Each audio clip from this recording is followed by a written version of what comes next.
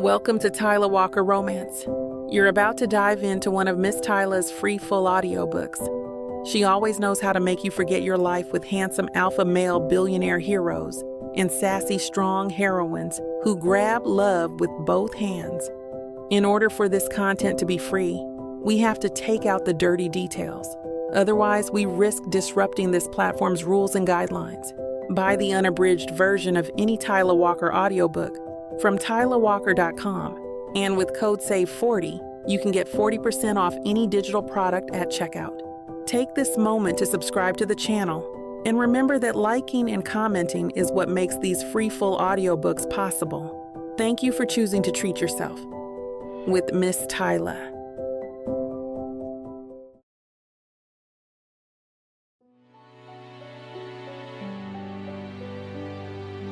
Chapter 1. Mandy. I was excellent at goodbye. I'd perfected the art when my parents divorced, refined it through college boyfriends, and mastered it in corporate law. But standing at Tara's graveside, I realized I've never learned how to say goodbye to the only person who'd ever loved me unconditionally. The October wind whips through Riverside Cemetery, and I adjust my grip on the baby in my arms while trying to keep my black dress from flying up. Emma whimpers against my chest, her tiny fist clutching the pearl necklace Nana Grace gave me for law school graduation. 6 months old, and already she has Tara's stubborn grip, though her eyes are pure Jake, that startling blue that seems to see right through you. She needs her bottle, a low voice says, from directly across the grave, and my spine stiffens automatically at the familiar timbre. Mason Cole stands there looking like he stepped out of a magazine spread on gorgeously grieving celebrity chefs, because apparently even funeral attire bends to his will. His black suit fits him perfectly, of course, emphasizing broad shoulders that I definitely don't notice.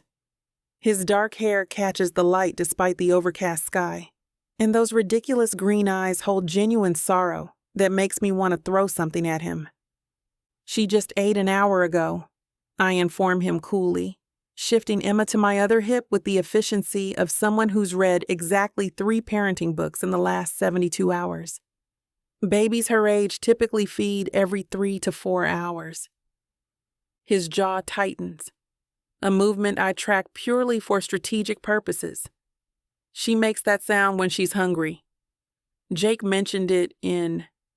He stops, swallowing hard, and for a moment, the mask of the cocky chef everyone adores slips. In what? The question bubbles up before I can stop it. In his letters?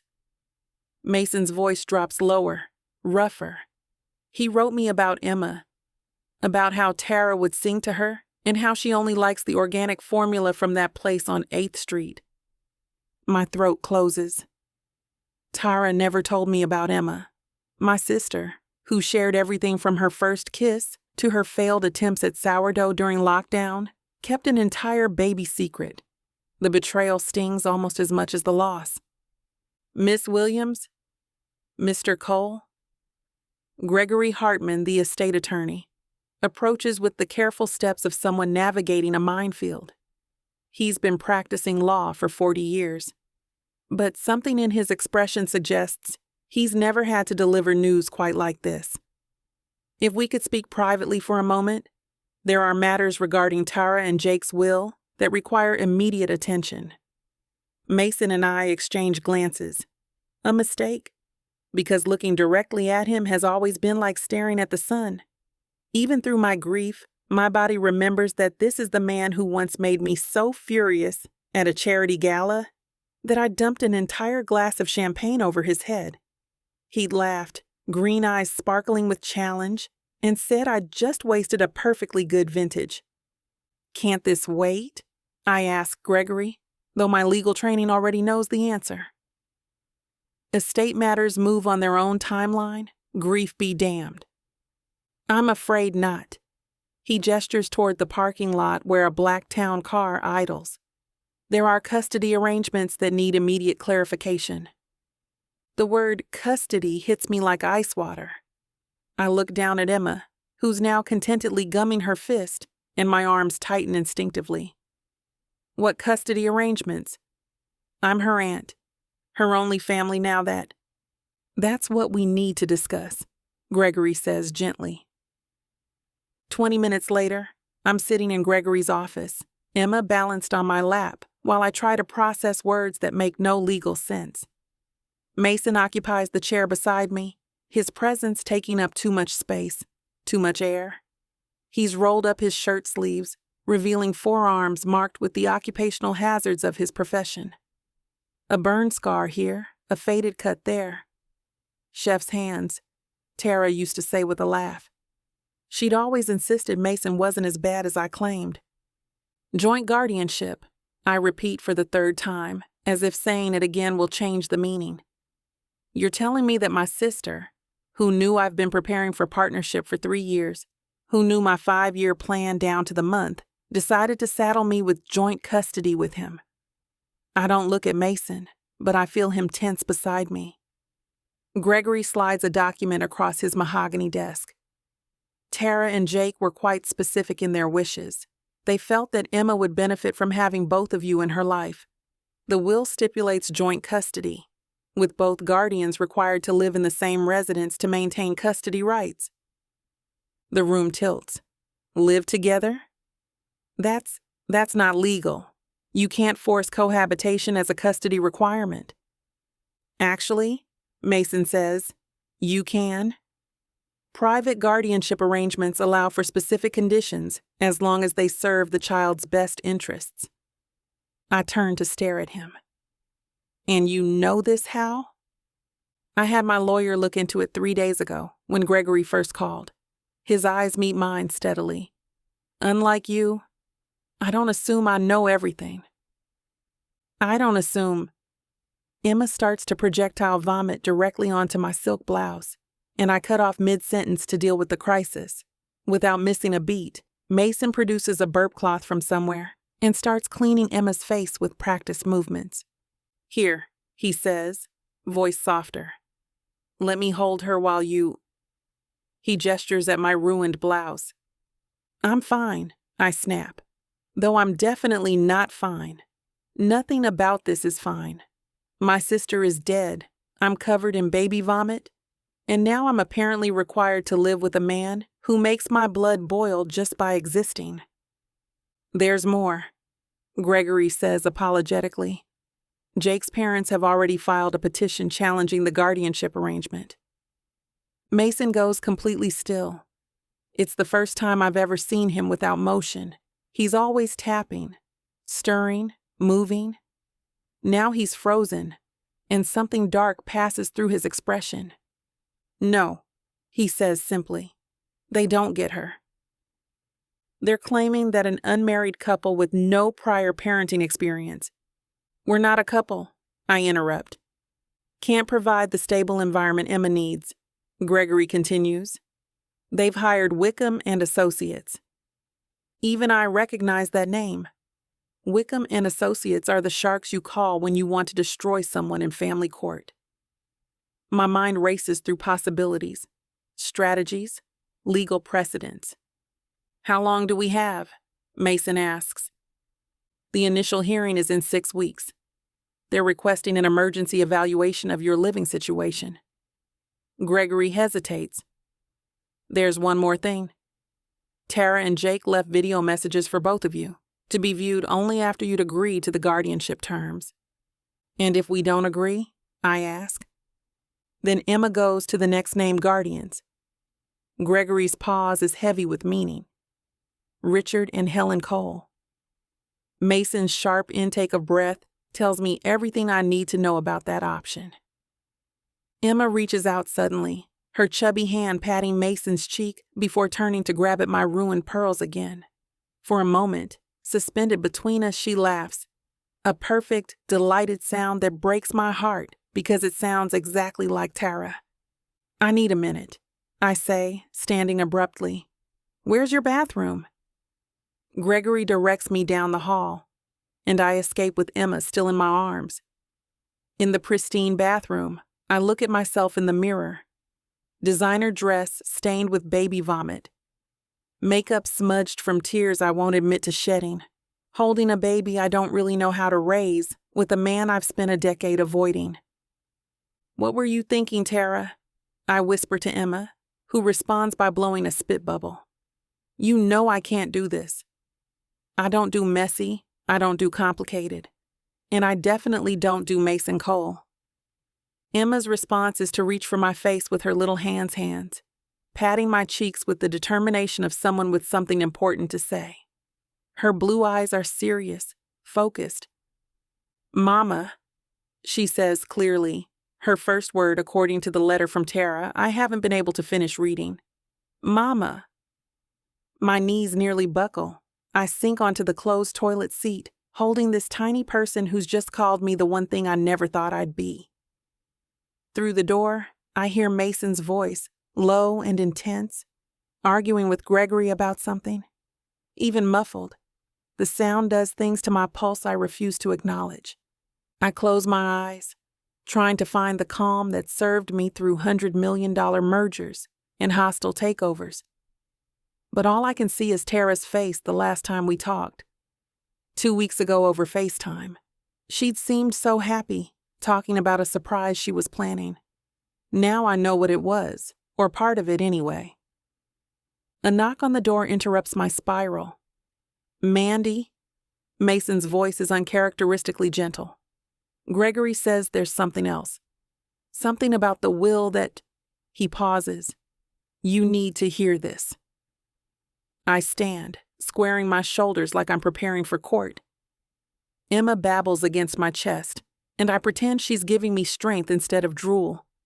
When I crack open the door, Mason's standing too close, and I catch the scent of his cologne, something expensive and subtle that absolutely doesn't make my stomach flip. "What now?" I ask, proud of how steady my voice sounds. His green eyes search mine for a moment before he speaks. There's a clause. If we want to keep Emma, we don't just have to live together. He rakes a hand through his hair, messing it up in a way that should look ridiculous, but doesn't. "We have to get married." The words hang suspended between us like a challenge, and I hear myself laugh. A sharp, disbelieving sound. "Married. To you. Within 6 months," he confirms. "Or custody automatically transfers to my parents." I look down at Emma, who's now contentedly playing with my ruined pearls, then back at Mason. His jaw is tight, his hands clenched at his sides, and for the entire time since I've known him, he looks genuinely afraid. "Your parents," I repeat slowly. "The ones Jake specifically didn't want raising his daughter. The ones who made his life hell," Mason confirms grimly. "The ones who..." He cuts himself off, shaking his head. "It doesn't matter. What matters is keeping Emma safe." Gregory appears behind Mason, holding a tablet. "Perhaps you should watch Tara's message now," he suggests gently. "It might help clarify their reasoning." But I'm still processing the marriage requirement, my legal mind spinning through the implications. This is insane. We can't just get married because a will says so. We can barely stand to be in the same room together. Mason's eyes flash with something I can't identify. "Can't we?" Before I can respond, Emma reaches out both arms, one toward Mason and one toward me, bringing us closer together. Her message is clear. She wants both of us. "Mama," she says again, then looks at Mason. "Dada." Mason's sharp exhale matches mine. "Well," he says roughly, "I guess that settles it." I look at him, really look at him. Past the magazine cover good looks and the cocky exterior, to the man underneath who's just lost his brother and is fighting to honor his wishes. The man who produced a burp cloth like magic and knew exactly which formula Emma prefers. "I guess it does," I hear myself say, even as my rational mind screams in protest. Gregory clears his throat. "Shall we review the full terms then?" There's quite a bit more to discuss, including the financial provisions and the requirements for the marriage itself. As we follow him back to the office, Mason's hand brushes the small of my back, a gesture so brief I might have imagined it, if not for the heat that lingers. "For what it's worth," he says quietly. "I know this isn't what either of us wanted. But for Emma, I agree, holding the baby tighter. Behind us, the October wind rattles the windows, and I swear I hear Tara's laughter in it, delighted and slightly wicked, like she's pulled off the ultimate prank. Trust my sister to manage my life from beyond the grave, and trust her to do it by tying me to the one man I've sworn I'd never need." Gregory's office door closes behind us with a decisive click, sealing our fate.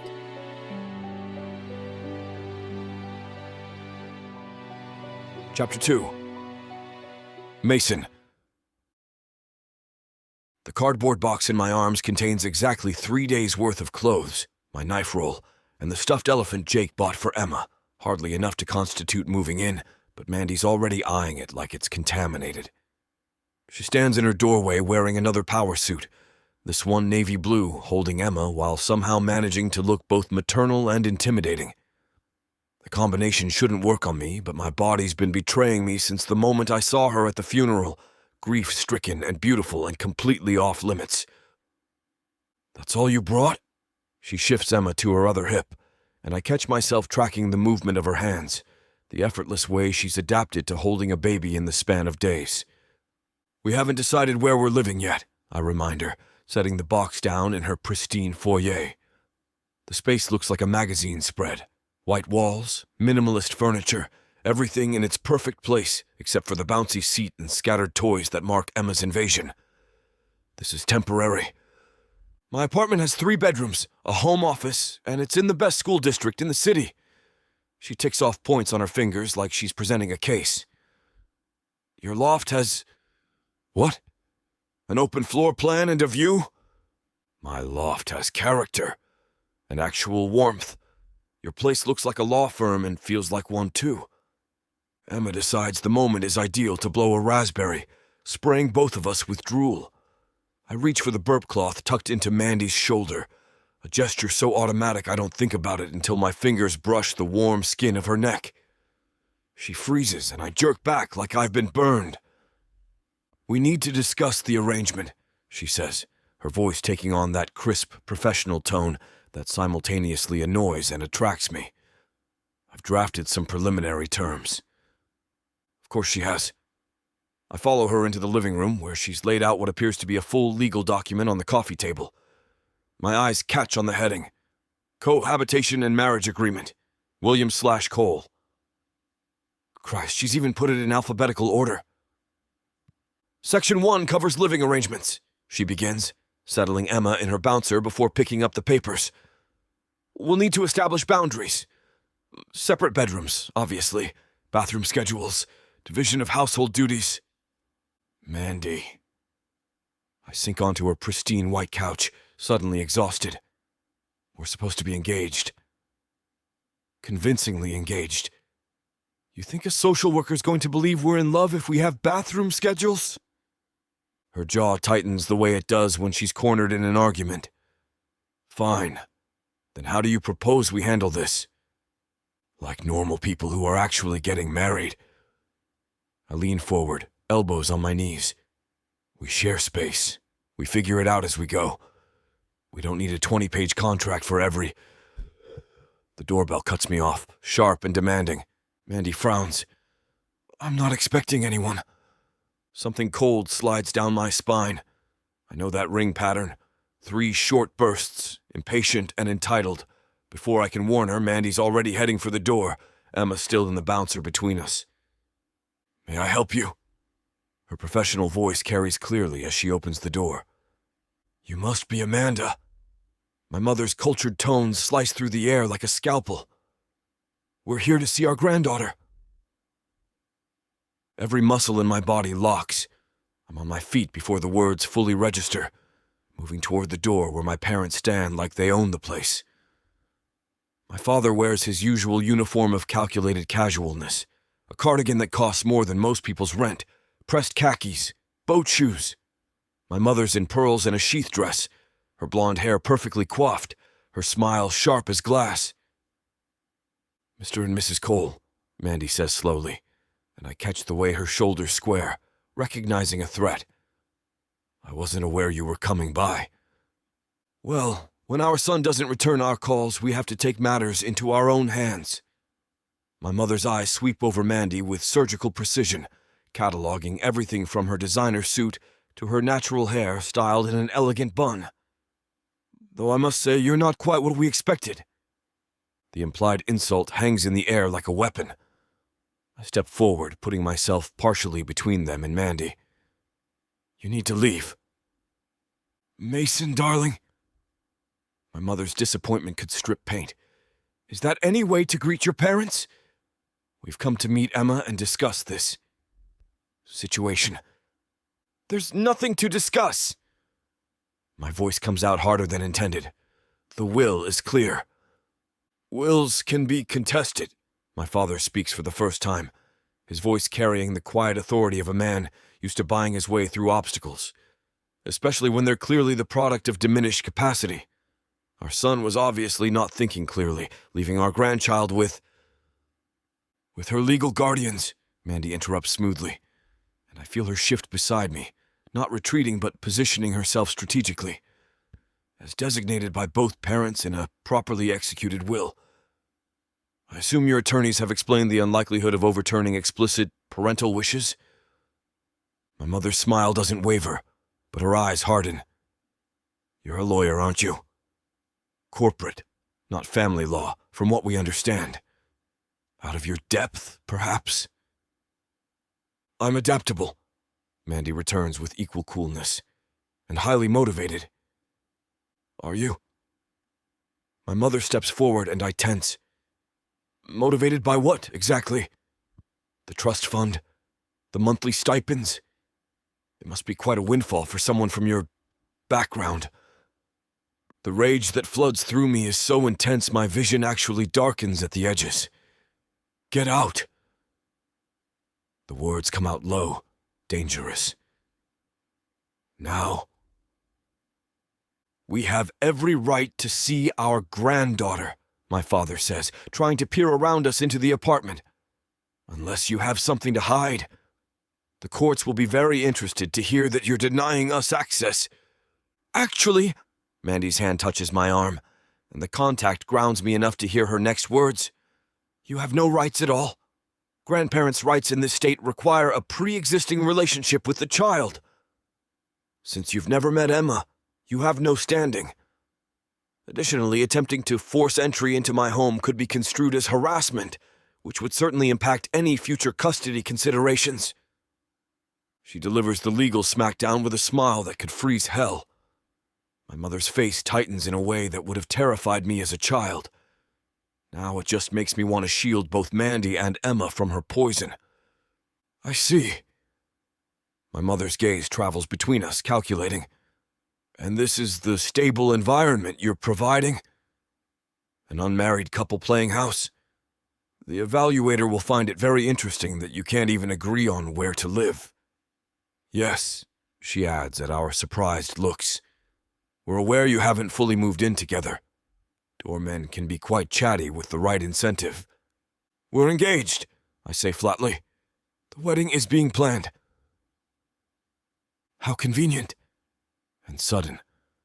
My father's tone suggests he's not buying it. I suppose you have proof of this engagement. A ring, perhaps? Mandy's hand is still on my arm, and I feel her fingers tighten almost imperceptibly.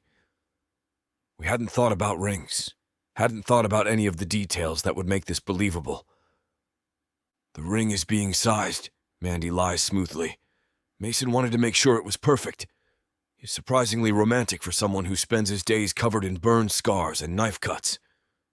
The casual way she references my scars, like she's cataloged them, like she knows me, makes something shift in my chest. My mother's lips purse at the reminder that I chose a profession she considers beneath our family. Emma decides to let out a wail from the living room. Mandy starts to turn, but I catch her hand. Let me, I say quietly, and something passes between us, an understanding that we need to present a united front.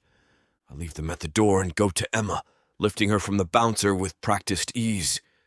She settles against my chest, tiny fingers gripping my shirt, and I breathe in her baby smell, formula and powder and something uniquely her. When I turn back, my parents have pushed their way into the foyer, but Mandy stands firm, blocking their path to the living room. "She looks like Jake," my mother says, and for just a moment, genuine emotion cracks her facade. Then it's gone, replaced by calculating coldness. "She deserves better than this arrangement." "What she deserves," I say, bouncing Emma gently as she fusses, "is to grow up without emotional manipulation, without being told she's not good enough, without having love weaponized against her. Everything you did to Jake and me." "We gave you everything," my father says, his control slipping. "The best schools, the best opportunities. You gave us conditional approval and a lifetime of therapy bills." I move closer to Mandy, close enough that our shoulders brush. "Emma will have better. She'll have unconditional love. She'll have choices. She'll have us." "Us?" My mother's laugh is like breaking glass. "You've known each other for what? A few days of forced proximity? You think that's enough to build a life on? To raise a child?" "We've known each other for almost 10 years, Mandy says quietly, and when I glance at her, she's looking at my parents with something like pity. "We know each other's worst qualities, which is more than most couples can say before marriage. We know how to fight. We know how to challenge each other. And we both know what it's like to protect the people we love from those who would hurt them." The threat in her words is subtle but clear. My mother catches it, her nostrils flaring slightly. "This isn't over," she says finally. "Our lawyers will be in touch. And the social worker will be very interested to hear about your living situation, your lack of preparation, your obvious incompatibility.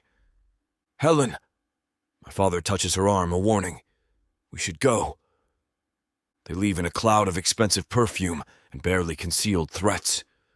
The moment the door closes, I slump against the wall, Emma still in my arms.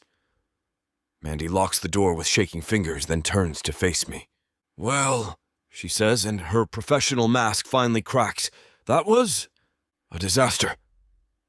I finish. "They're going to make this hell. They'll dig into everything. Your finances, your past relationships, that time you threw champagne in my face at the Gardner Gala. You deserved that," she says automatically, then pauses. "You remember that?" "I remember everything about you," I admit before I can stop myself. "Every fight, every eye roll, every time you've walked into a room and made me want to simultaneously argue with you and—" I cut myself off, aware I'm revealing too much. She's staring at me, something unreadable in her dark eyes. Emma patters my cheek, breaking the moment. "We need rings," Mandy says finally, voice back to business. "And a story. And we need to decide where we're living. Because your mother's right. The social worker won't believe we're engaged if we're maintaining separate residences." "Your place," I say immediately. "It's safer for Emma. Better neighborhood, more space. I'm not ready to stay at Jake and Tara's place. The memories are too fresh, too painful." She nods, agreeing with me. "But your loft is a bachelor pad with knives everywhere and a questionable heating system." I shift Emma to my other arm, meeting Mandy's gaze. "We do what's best for Emma. That's what this is about." She nods slowly, and I catch something like respect in her expression. "I'll clear out the guest room. You can have the office for your cooking things." "My cooking things?" Despite everything, I feel my lips twitch. "That's what we're calling my professional equipment now? Would you prefer your collection of unnecessarily sharp objects that could maim our child?" "Our child," I repeat, the word strange on my tongue. "She's ours now." "Ours," Mandy agrees softly, and the weight of that settles between us like a promise. Emma yawns, tiny fist rubbing her eye, and Mandy steps closer. She needs her nap. "Here, I'll take her." We fumble the handoff, our bodies pressing together for a moment as we transfer Emma between us.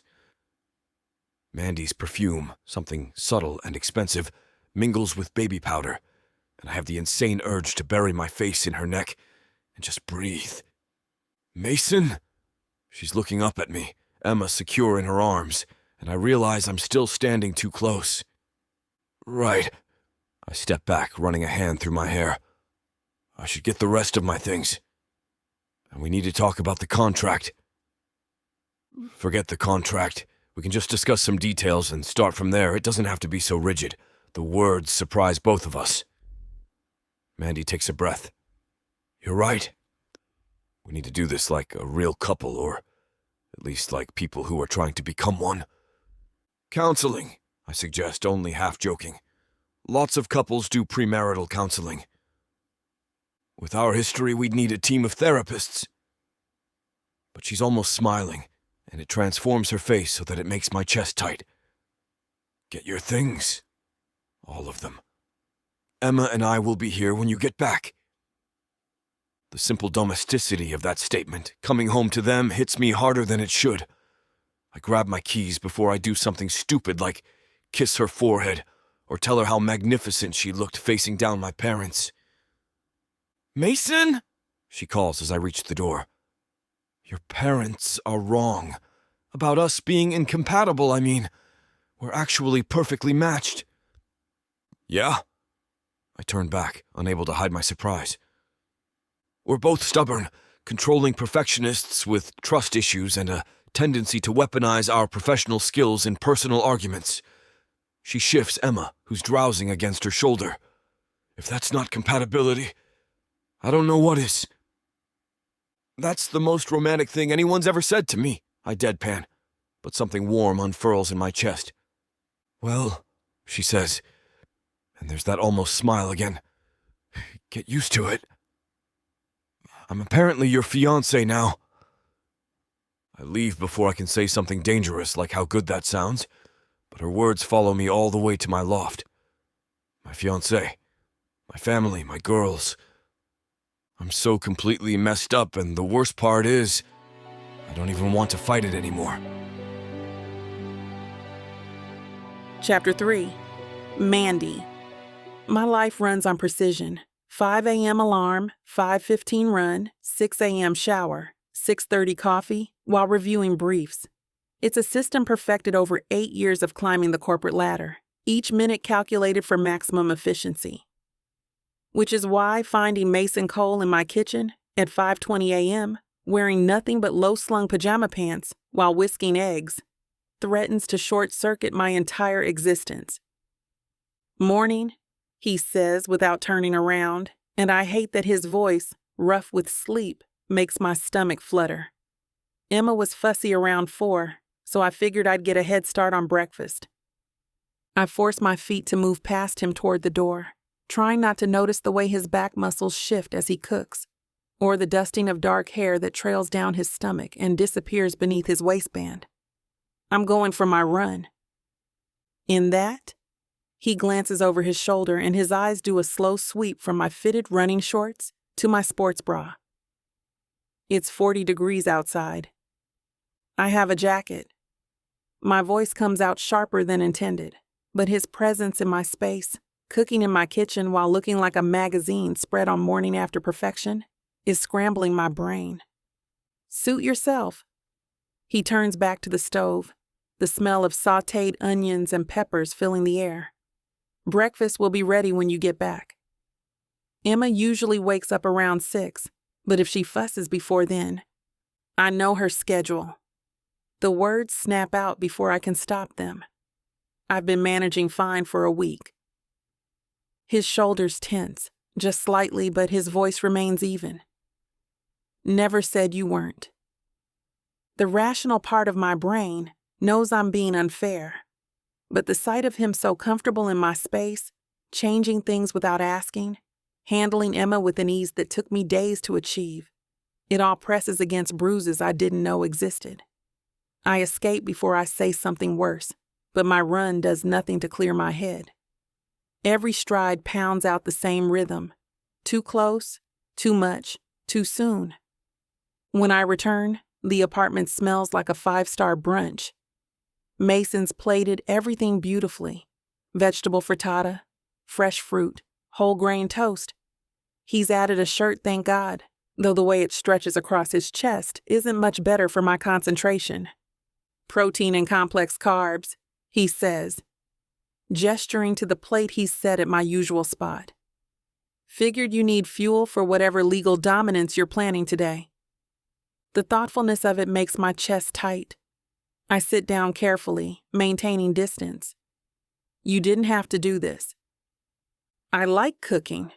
He settles across from me with his own plate, and I notice he's given me the bigger portion. Besides, we need to talk about routines. If we're going to make this work. Emma's cry cuts through the apartment like a siren. We both start to rise, then freeze, looking at each other. I've got her, I say. Your breakfast will get cold, he counters. So will yours. Mine's already half gone. He's not wrong. His plate is nearly empty while I've barely touched my food. Eat. I'll bring her out here. He disappears before I can argue, and I use the moment alone to steady myself. This is temporary, I remind myself. Just until the custody hearing, 6 months at most. I can handle Mason Cole in my space for 6 months. He returns with Emma, who's gnawing on her fist and eyeing my breakfast with interest. Someone's ready to start her day, he says, settling her in the high chair we bought 3 days ago. 3 days of him gradually infiltrating my space with baby gear and his personal items, though he's been careful to contain himself to the guest room and half of the hall closet. I have the Henderson deposition at 9. I tell him while cutting my frittata into precise squares. I'll be in my office most of the morning. No problem. Emma and I are hitting the farmer's market. He spoons cereal into her mouth with practiced ease. Then maybe the park if it warms up. The domesticity of this conversation jars against my reality. A week ago, I was having breakfast alone while reviewing contracts. Now I'm coordinating schedules with a man who makes my pulse race just by existing, while a baby squeals between us. About the partnership announcement, I start, but my phone buzzes with an incoming call. Richard Sterling's name flashes on the screen, the managing partner himself. I have to take this. I'm already standing, heading for my office. Mandy, wait, Mason calls, but I'm closing the door, switching to my professional voice. Richard, good morning. Amanda. His tone immediately sets off warning bells. I'm calling about the Henderson deposition. Tom Henderson specifically requested you handle it, but given your recent lifestyle changes, I wanted to confirm you're still able to maintain your usual standard. My spine stiffens. Of course. My personal situation won't affect my performance. I certainly hope not. We've invested considerable resources in your development. It would be disappointing if you couldn't balance your new responsibilities. The pause is weighted. The partnership vote is in 3 months. I trust you understand what's at stake. Perfectly. I manage through clenched teeth. Excellent. Oh, and Amanda? Perhaps consider whether bringing an infant to client calls is truly professional. Tom mentioned hearing crying during your Tuesday conference. The line goes dead before I can respond. I sink into my desk chair, fury and panic warring in my chest. Tuesday's call. Emma had been napping, but Mason was at his restaurant handling the closure paperwork. She'd woken up screaming just as I was explaining a crucial contract point. A knock interrupts my spiral. Mandy? Mason's voice through the door. Everything okay? Fine, I lie, pulling up the Henderson files. I need to prepare. Emma just spit up on your dry cleaning. My eyes close. Of course she did. Which suit? The gray one. But don't worry, I'll take it to the cleaners when we go out. I need that suit. I wrench open the door to find him holding Emma, who's sporting a satisfied smile and traces of breakfast on her chin. That's my lucky suit. My power suit, It's a suit, Mandy. His green eyes study me with uncomfortable perception. What's really wrong? Nothing's wrong except you letting her near my dry cleaning after feeding her. The accusation is unfair, and I know it, but the walls feel like they're closing in. This is exactly why I had systems, why I had order. Now there's spit up on my Armani and toys in my living room, and you're cooking elaborate breakfast when I just need coffee, and the managing partner just threatened your career because you have a life outside the office. His quiet words stopped my tirade cold. I heard enough through the door. Emma reaches for me, babbling, ma, and my arms move automatically to take her despite my frustration. She immediately grabs my hair, tugging it free from its careful bun. It's fine, I mutter, trying to salvage my hairstyle one-handed. I just need to be more careful. Keep better boundaries between work and this. This? Mason's voice carries an edge. Is that what we're calling it? What would you prefer? Our temporary arrangement? Our forced cohabitation? Emma pats my face with sticky hands, leaving what I'm sure are cereal fingerprints on my cheek. Perfect. Now I need to shower again. I'll take her. He reaches for Emma, and our hands brush in the transfer. Go get ready. I'll keep her quiet during your deposition. You can't keep a 6-month-old quiet for 3 hours, I point out, even as I appreciate the offer. Maybe we should look into daycare. Or a nanny. Someone who can raise her so we don't have to. The disappointment in his voice stings more than anger would. That's not what Jake and Tara wanted. Jake and Tara didn't have to balance partnership track with midnight feedings. I snap, then immediately hate myself for it. I'm sorry. That was honest. He shifts Emma to his hip with that natural ease that still surprises me. Look, I know this is hard. You went from single workaholic to instant mom overnight, but pushing us away isn't the answer. I'm not pushing. You are. He steps closer, and I catch his scent. Soap and coffee and something uniquely him that makes my brain stutter. You're doing what you always do when things get messy. You're building walls and hiding behind work. You don't know me well enough to... I've known you for 10 years, Mandy. His free hand gestures between us. I know you organize your closet by color and season. I know you make lists for your lists. I know you panic when things don't go according to plan. And right now, nothing in your life is going according to plan. The accuracy of his assessment makes me want to argue more, but Emma chooses that exact moment to sneeze directly onto his shirt. He doesn't even flinch, just reaches for a baby wipe with resigned acceptance. Go shower, he says gently. I'll handle the small human. We'll be quiet during your deposition. And afterward, we'll figure out a schedule that works for everyone, including you. I want to maintain my anger, but it's hard when he's standing there covered in baby snot, offering understanding I don't deserve. The blue suit should work, I concede. It's in the left side of the closet. Organized by color, I know. His smile is crooked, knowing. Go. You've got 20 minutes before you need to log in. I flee to the bathroom, stripping off my running clothes with shaking hands. Under the hot spray, I let myself admit what I've been fighting all week. This isn't just about losing control of my space or my schedule.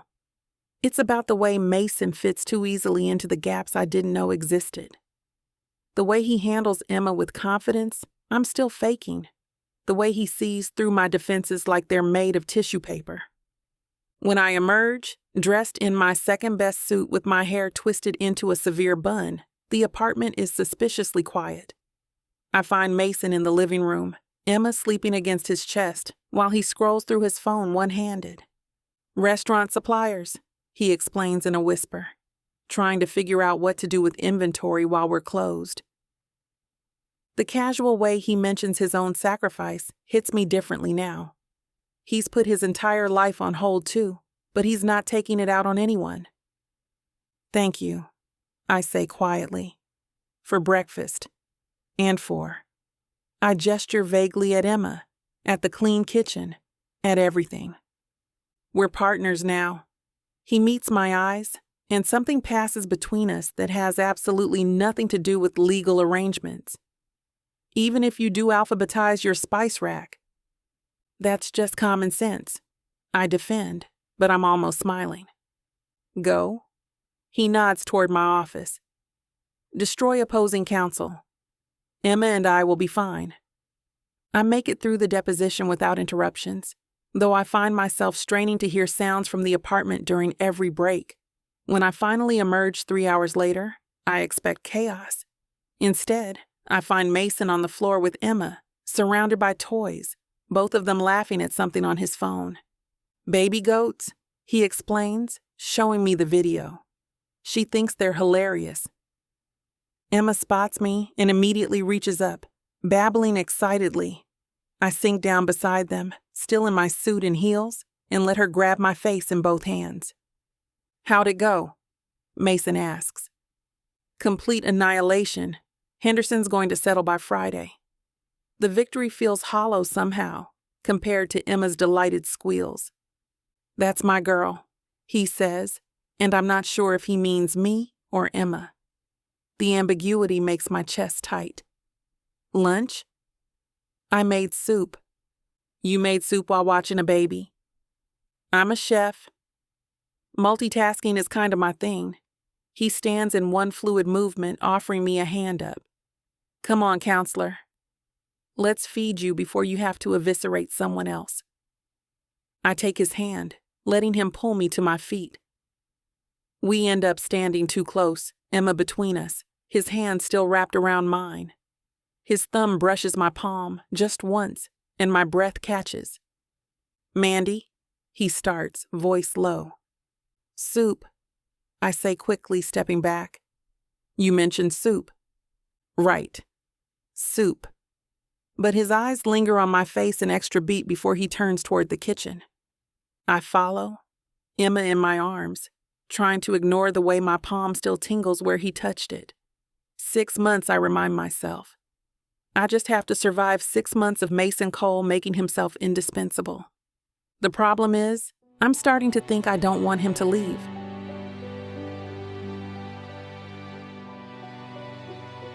Chapter 4. Mason. The rain hammers against the courthouse windows like it's trying to wash away what we're about to do. I shift Emma to my other arm, checking my phone for the 4th time in 10 minutes. Mandy's late, and the anxiety crawling up my spine has absolutely nothing to do with the weather. She'll be here, Diego says from beside me, dressed in his only suit, the one he saves for court appearances and funerals. You know how she is about being on time. That's exactly why I'm worried. Mandy Williams doesn't do late unless something's wrong. The ceremony is scheduled for 10:30, and it's already 10:20. The judge won't wait, not with a full docket. Maybe she changed her mind. The words taste bitter in my mouth. Realized marrying me, even temporarily, is insane. Diego snorts. Man, you've been hot for that woman since day one. You think I didn't notice how you always knew exactly when she appears? How you'd pick fights just to get her attention? I wasn't... But the denial dies because he's not wrong.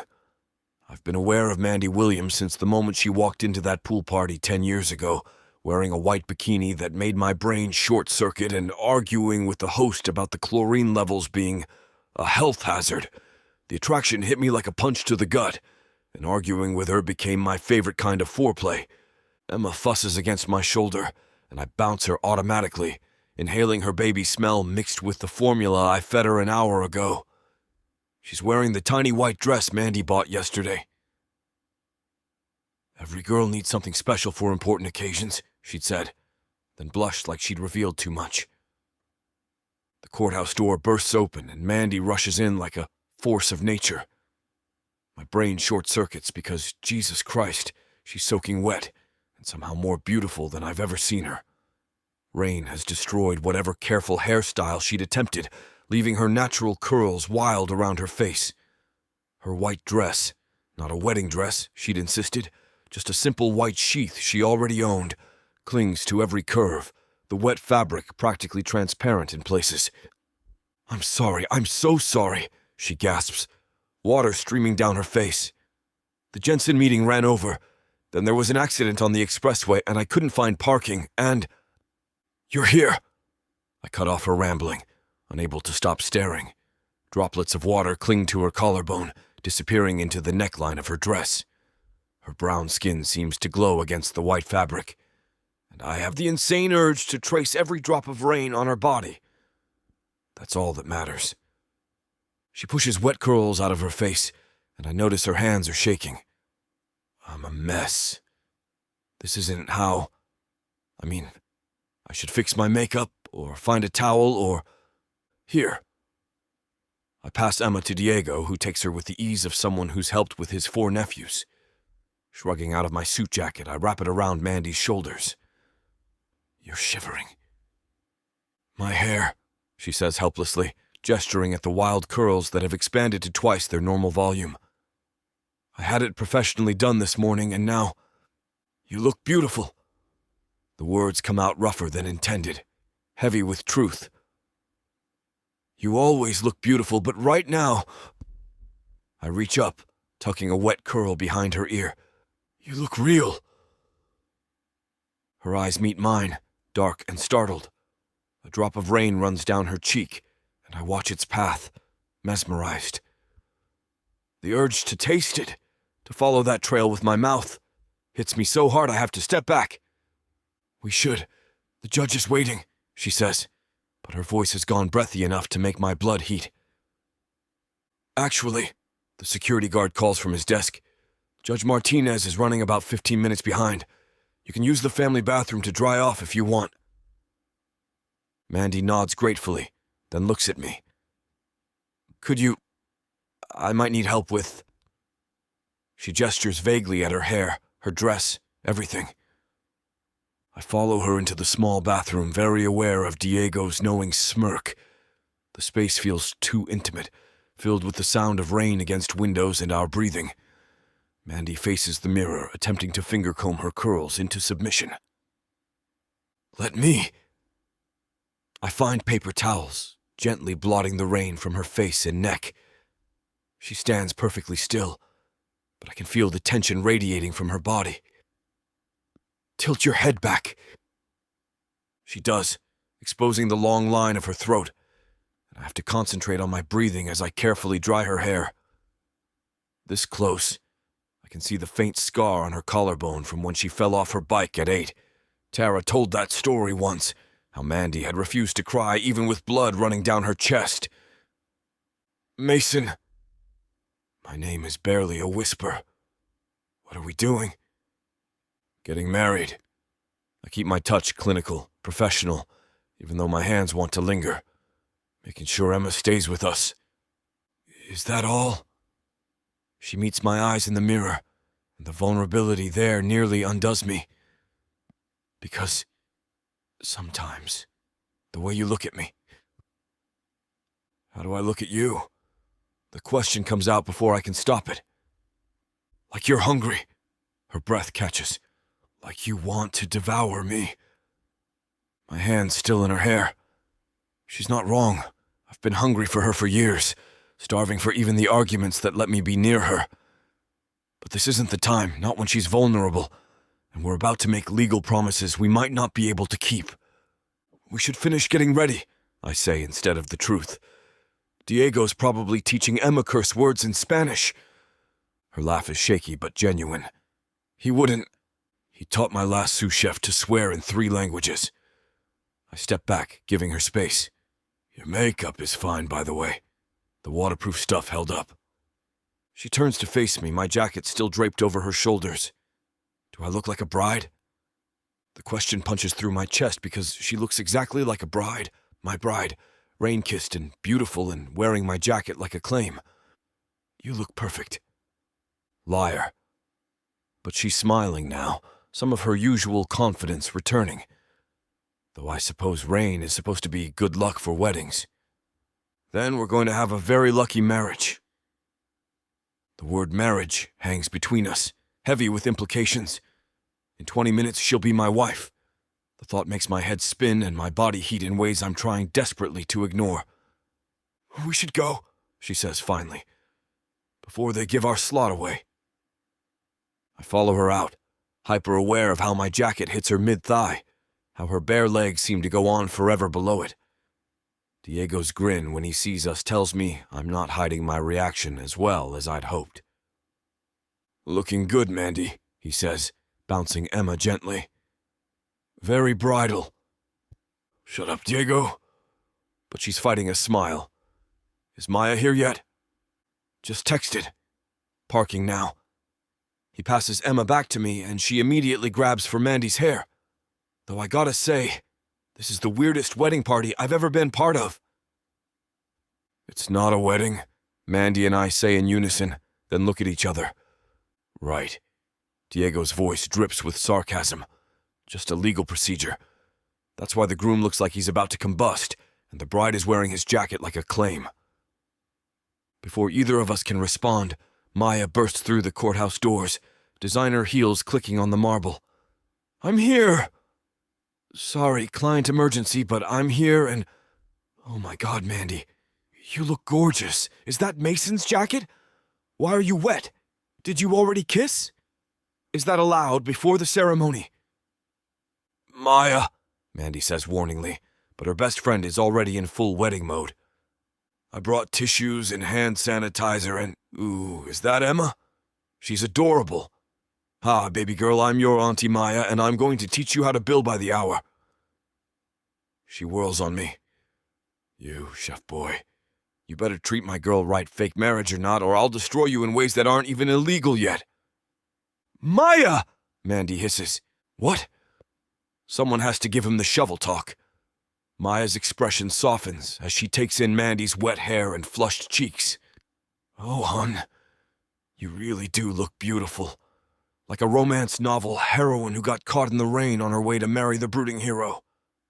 "It's not like that," Mandy protests, but the look she shoots me suggests otherwise. The bailiff appears in the doorway. "Williams and Cole, Judge Martinez is ready for you." My stomach flips like I'm about to bungee jump. This is it. In 10 minutes, Mandy Williams will be my wife, even if it's just on paper. The thought makes me dizzy with want and terror in equal measure. We file into the small courtroom, Diego and Maya flanking us like the world's most mismatched wedding party. Judge Martinez, a small woman with kind eyes and silver hair, smiles at our group. "Well," she says, taking in Mandy's wet hair and my missing jacket, "looks like someone got caught in the storm. Should we wait for you to dry off?"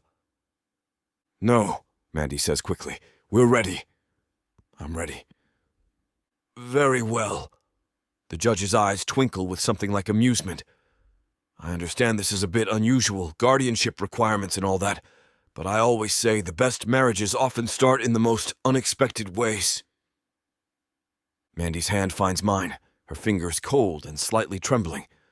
I squeeze gently, trying to offer reassurance, while my own heart pounds against my ribs. "Do you have rings?" Judge Martinez asks. "Yes." I pull out the simple bands we bought yesterday. Nothing fancy, just plain gold that we'll probably never wear after the custody hearing. But as I hold Mandy's ring, it feels heavier than it should, weighted with possibilities. "Then let's begin." The judge opens her book. "We are gathered here today to witness the joining of Amanda Williams and Mason Cole in matrimony." The words wash over me in a blur. I'm too focused on Mandy, the way her wet curls frame her face, how my jacket makes her look small in mine, the determined set of her jaw like she's arguing a case instead of getting married. When she turns to face me for the vows, her brown eyes are bright with unshed tears. "I, Amanda, take you, Mason, to be my lawfully wedded husband." Her voice starts strong, lawyer steady, but it cracks on husband. She swallows, tries again. To have and to hold from this day forward. I watch her mouth form the words, mesmerized by the fullness of her lips, the way they tremble slightly on, till death do us part. When it's my turn, my voice comes out rougher than intended, thick with emotions I can't afford to examine. I, Mason, take you, Amanda. I pause, struck by the weight of what we're doing. Fake or not, these are real vows, real promises. To be my lawfully wedded wife. To have and to hold. Emma babbles loudly, reaching for both of us with chubby hands. Mandy laughs, a watery sound, and suddenly I'm fighting my own tears, because this feels like everything I never knew I wanted. The rings, Judge Martinez prompts gently. My hands tremble as I slide the band onto Mandy's finger. Her skin is still damp from the rain, and the ring catches slightly on her knuckle before sliding home. She looks down at it like she's never seen a wedding ring before. When she puts my ring on, her touch is butterfly-light, careful. With this ring, she whispers, I thee wed. By the power vested in me by the state of New York, Judge Martinez says, smiling now, I pronounce you husband and wife. You may kiss the bride. Time stops. Mandy looks up at me, lips parted, rain-damp curls wild around her face. My jacket has slipped off one shoulder, revealing the elegant line of her collarbone. She's never looked more beautiful, more touchable, more mine. We don't have to, she breathes, but she's already swaying toward me. Yes, I say roughly, we do. I cup her face in my hands, thumbs brushing her cheekbones, and kiss her like I've wanted to for 10 years. She makes a soft sound of surprise, then melts into me, her hands gripping my shirt. She tastes like rain and coffee and possibility, and I'm drowning, burning, coming alive all at once. Emma shrieks with delight, and we break apart, breathing hard. Mandy's eyes are wide, pupils blown, and I know mine must look the same. Well, Judge Martinez says with barely concealed amusement, that was certainly convincing. Congratulations, Mr. and Mrs. Cole. Mrs. Cole, Mandy Cole, my wife. Maya insists on photos, positioning us by the window where the rain has finally stopped, leaving everything clean and shining.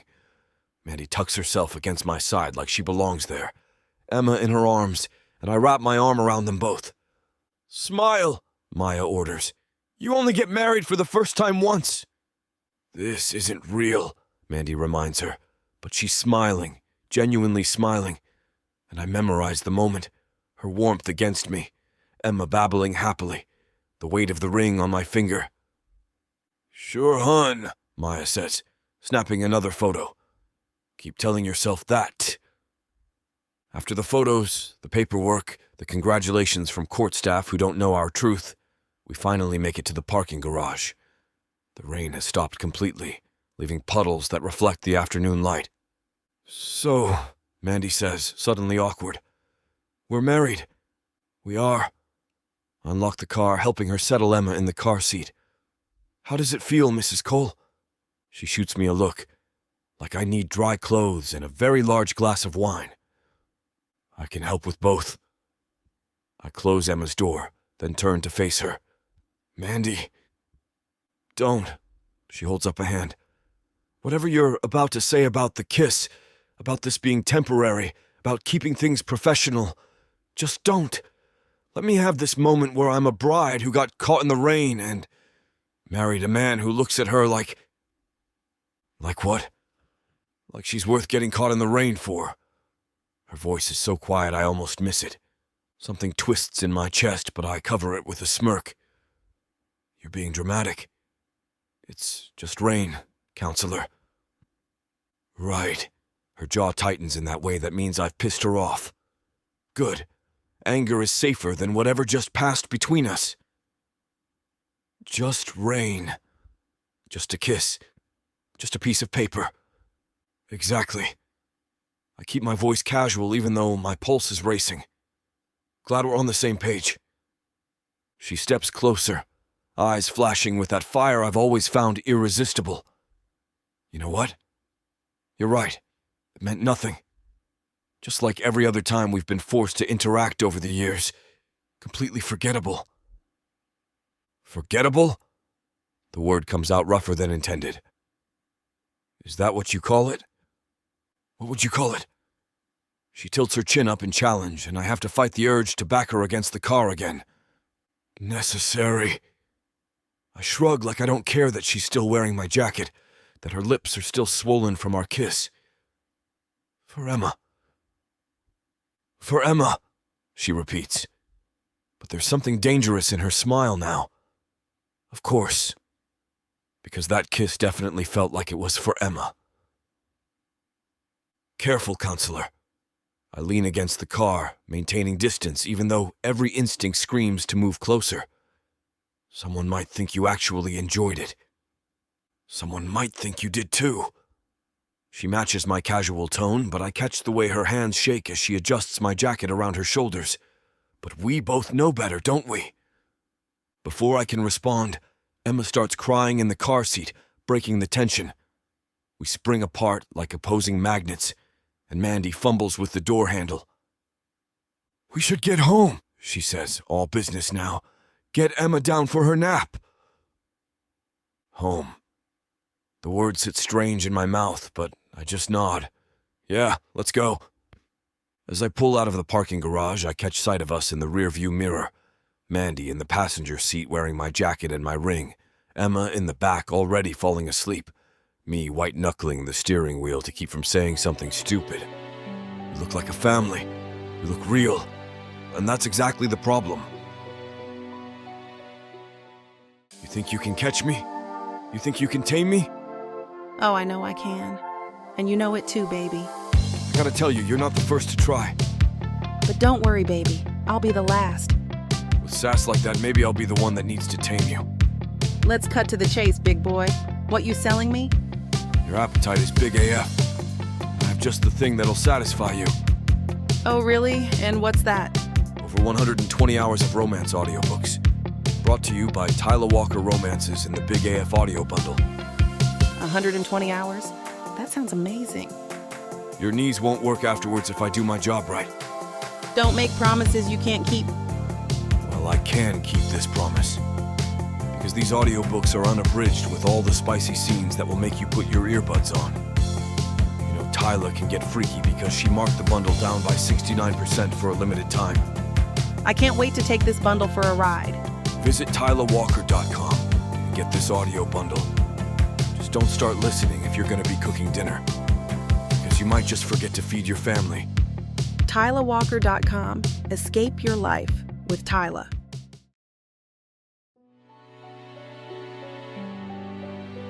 Chapter 5. Mandy. The knock at the door comes at exactly the wrong moment. Emma's covered in strained peas. I'm still in my work clothes after a brutal deposition. And Mason's been at the restaurant since noon, dealing with some crisis involving spoiled inventory and a broken freezer. Just a minute, I call, frantically wiping Emma's face while she protests by blowing green bubbles at me. The knock comes again, more insistent. When I push open the door holding a squirming pea-decorated baby, I find a woman with sharp eyes and a tablet computer. My stomach drops. Mrs. Cole? I'm Patricia Winters from Child Protective Services. I'm here for your home evaluation. The words hit like ice water. Our lawyer mentioned there would be visits, but I'd assumed we'd get notice. Schedule it. Prepare. My hands start trembling as I force a smile. Of course. Please come in. I shift Emma on my hip, acutely aware of the green stain spreading across my silk blouse. I wasn't expecting. That is, we didn't receive notice about today's visit. These assessments are more accurate when they're unscheduled, she says, already scanning the living room with calculating eyes. It gives us a better picture of the child's actual living situation. My legal mind races through everything that could go wrong. Mason's not here. His things are barely here. We're supposed to be newlyweds, but the apartment still screams single woman with baby accessories. Would you like some coffee? Tea? I offer. stalling while my brain catalogs every problematic detail she might notice. No, thank you. She pulls out her tablet, fingers poised to type. Let's start with a tour of Emma's living space. I'd like to see where she sleeps, plays, and eats. Of course. I lead her to Emma's nursery, proud of at least this room. We'd spent an entire weekend assembling furniture and arguing over paint colors. Mason wanted sunny yellow. I insisted on calming sage green. We compromised on a soft buttercream that makes the room glow. Very nice, Patricia murmurs, noting the safety latches, covered outlets, and secured furniture. And where do you and Mr. Cole sleep? My heart pounds as I walk her past the master bedroom, my bedroom, with its king bed and distinctly feminine touches. This is our room, I say, the lie sticking in my throat. She peers inside, and I watch her note the lack of men's clothing visible through the open closet door, the single water glass on the nightstand, the romance novel I'd forgotten to put away. And does Mr. Cole use another room as well? Her tone is neutral, but I catch the implication. He has a home office, I say quickly, leading her to Mason's room. He works odd hours with the restaurant, so sometimes he sleeps here to avoid waking Emma and me. The explanation sounds weak even to my ears, but I barrel forward. Would you like to see it? Mason's room is suspiciously tidy. A hastily made bed, one small dresser with a few drawers half open, revealing folded t-shirts, his chef's jacket hanging on the back of the door. It looks exactly like what it is. A guest room with minimal male presence. I see. Patricia makes notes on her tablet. And where are the rest of Mr. Cole's belongings? He's been transitioning from his loft, I explain, Emma starting to fuss in my arms. The restaurant has been incredibly demanding lately. They're dealing with some equipment failures, so he hasn't had time to move everything. We decided Emma's needs came first. More typing. How long have you been married? 2 days. The admission makes me cringe. But we've known each other almost a decade. And living together? 3 weeks. Emma chooses this moment to grab a handful of my hair and yank, sending pins scattering.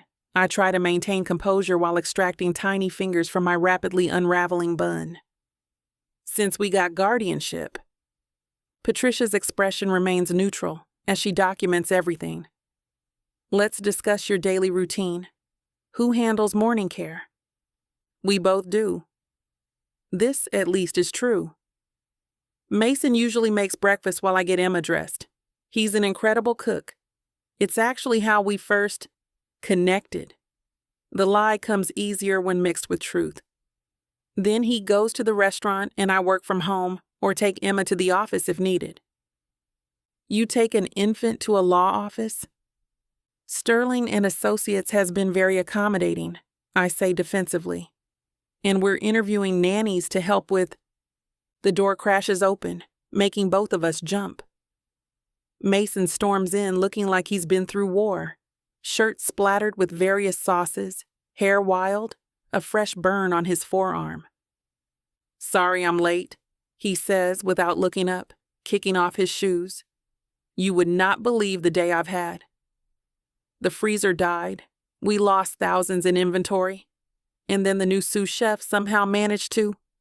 He stops mid-rant, finally noticing Patricia, his eyes widen, darting between us. Mason.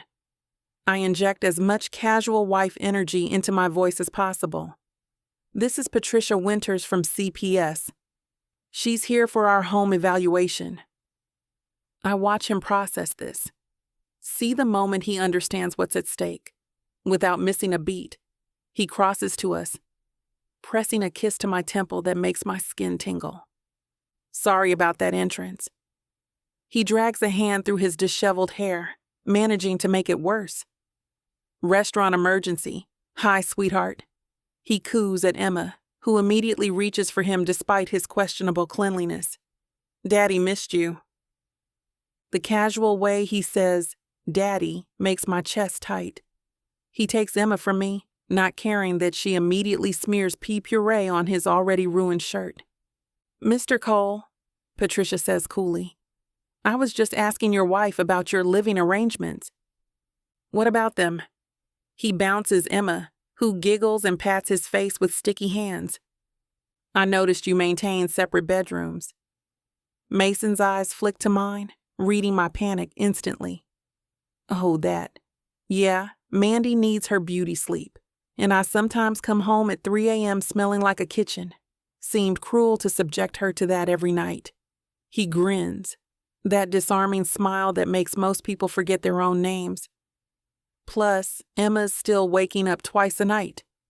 We take shifts, and it's easier if one of us can actually sleep. I see. Patricia doesn't look entirely convinced. And your belongings? Still mostly at my loft, he admits easily. Have you tried moving while managing a restaurant and a baby? I'm lucky I remembered to bring underwear. He winks at me, though Mandy doesn't seem to mind when I forget. Mason.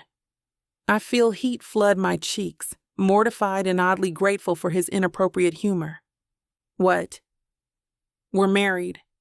I'm allowed to flirt with my wife.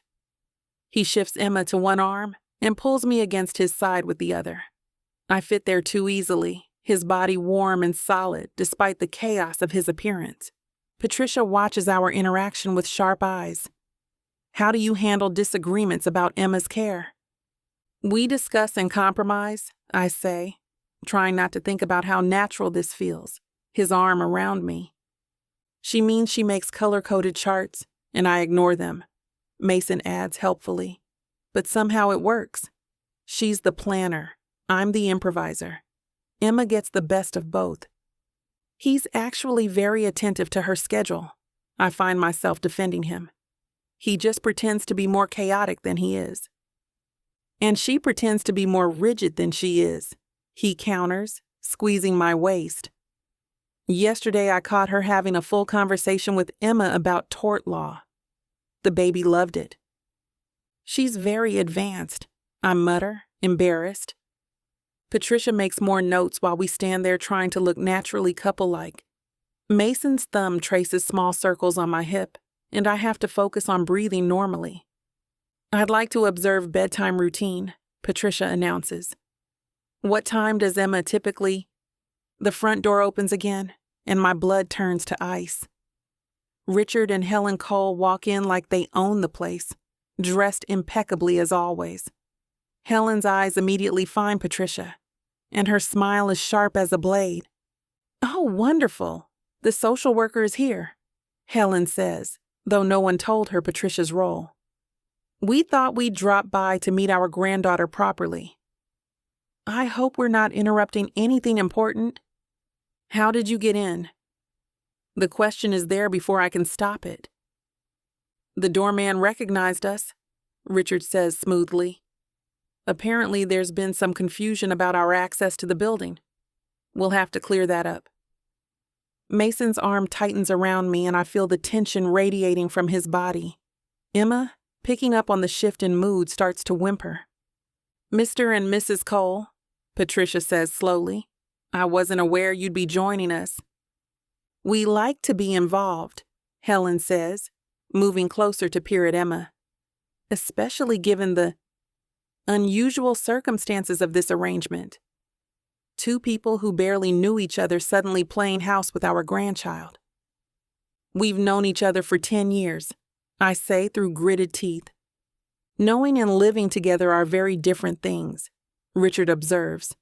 For instance, did you know Mason is severely allergic to shellfish? Or that he sleepwalks when stressed? Important things for a wife to know. I didn't know either of those things. And the panic must show on my face because Helen's smile widens. Of course, we could share so much about our son, Helen continues. His history, his patterns, his difficulties with commitment, all relevant to Emma's welfare, don't you think, Ms. Winters? That's enough. Mason's voice is low, dangerous. You need to leave. We have every right to ensure our granddaughter is safe, Richard says, especially when her guardians can't even manage to fully move in together after 3 weeks. Patricia is typing furiously now, documenting every word. Emma starts crying in earnest, and I reach for her instinctively. Mason passes her to me, then positions himself between us and his parents. Get out, he says simply. Now. Or what? Helen challenges. You'll call security? Make a scene in front of the social worker? That will certainly help your case. I'll do whatever it takes to protect my family, Mason says, and the way he says family includes me, includes us, makes my throat tight. Your family? Richard laughs coldly. This pretense?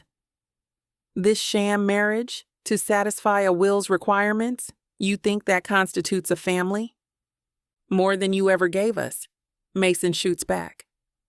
Patricia clears her throat. I think it would be best if we scheduled a separate meeting with the grandparents. This environment is becoming distressing for the child. Emma is indeed crying harder now, her face red and splotchy. I bounce her, whispering soothing nonsense, while my mind races through damage control options. Of course, Helen says sweetly. We'll be in touch to schedule something. Patricia, it was lovely meeting you. I do hope you'll consider all factors in your evaluation. Some people are simply better equipped to provide a stable home. They leave with the same dramatic flair they arrived with, and the apartment feels smaller in their wake. Emma's cries have shifted to hiccuping sobs, and I realize I'm shaking. Hey, Mason says softly, his hand finding the small of my back. It's okay. They're gone. The separate rooms, I whisper. They knew about the separate rooms. We'll fix it, he promises, but I can see his own concern. Patricia watches us for a long moment, then closes her tablet. I think I have enough for today's evaluation. Please, I say, hating how desperate I sound. We're doing our best. Emma is loved. She's cared for. She's clearly bonded with both of you, Patricia interrupts gently. That's evident. However, there are concerns I need to document. The living arrangement, the newness of your marriage, the family dynamics at play. We'll do whatever it takes, Mason says. Move the rest of my things tomorrow. Hell, I'll sleep in the bathtub if that's what. That won't be necessary. Patricia almost smiles. But I do recommend you consider what's best for Emma. Children thrive on stability and consistency. Whatever arrangement you choose, make sure it's one you can maintain. She moves toward the door, then pauses. For what it's worth, I've seen a lot of families in this job. Love comes in many forms. What matters is that it's genuine. Her eyes meet mine. Something to consider for my follow-up visit next week. After she leaves, Mason and I stand in the sudden silence. Emma has calmed against my chest, her breathing evening out. That was a disaster, I say unnecessarily. Yeah? He runs a hand in his already wild hair. My parents have impeccable timing. They knew she was here. They had to have known. I sink onto the couch exhausted. The separate rooms, Mason. She noticed everything. He sits beside me, close enough that our knees touch. So we share a room. Starting tonight. We can't just... Can't we? He looks at me steadily. Mandy, we just stood in front of a judge and promised to do whatever it takes to keep Emma. This is what it takes. I know he's right, but the thought of sharing a bed with Mason, of that enforced intimacy on top of everything else, makes my carefully constructed walls feel paper thin. Okay, I whisper. Okay. Hey. His fingers find my chin, tipping my face up to meet his eyes. We're going to figure this out. Together. The word hangs between us, loaded with promise and complication. Emma sighs peacefully in her sleep, one tiny hand clutching my ruined blouse, the other reaching out to rest on Mason's leg. Together. For better or worse, that's what we are now. A family under scrutiny, held together by love for a baby, and a marriage that's becoming harder to pretend isn't real with each passing day.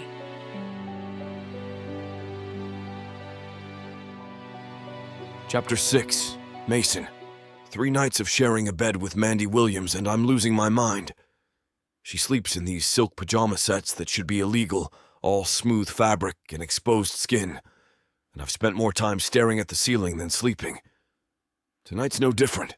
She's curled on her side facing away from me, close enough that I can smell her shampoo, but far enough that we're maintaining the fiction of boundaries. My phone buzzes on the nightstand, a reminder about tomorrow's dinner with the Hartfords. Charles and Elizabeth Hartford own one of the largest restaurant groups in the Northeast, and they're considering Harvest for their new, chef-driven concept expansion. It's the opportunity I've been working toward for 5 years, the chance to take my vision beyond this city. Mandy shifts in her sleep, rolling closer, and her hand lands on my chest. I freeze, not wanting to wake her, but hyper-aware of her touch through my t-shirt. In the moonlight filtering through the curtains, she looks softer, younger, all her sharp edges smoothed by sleep. Mason? Her voice is drowsy, confused. What time is it? Just after 2. Go back to sleep. She blinks, seeming to realize where her hand is, but doesn't move it. You're thinking too loud. What's wrong? Hartford dinner tomorrow. I keep my voice low, aware of Emma sleeping in the next room. They're traditional, old money, very family-oriented. So? She props herself up on an elbow, and I try not to notice how her pajama top gaps slightly.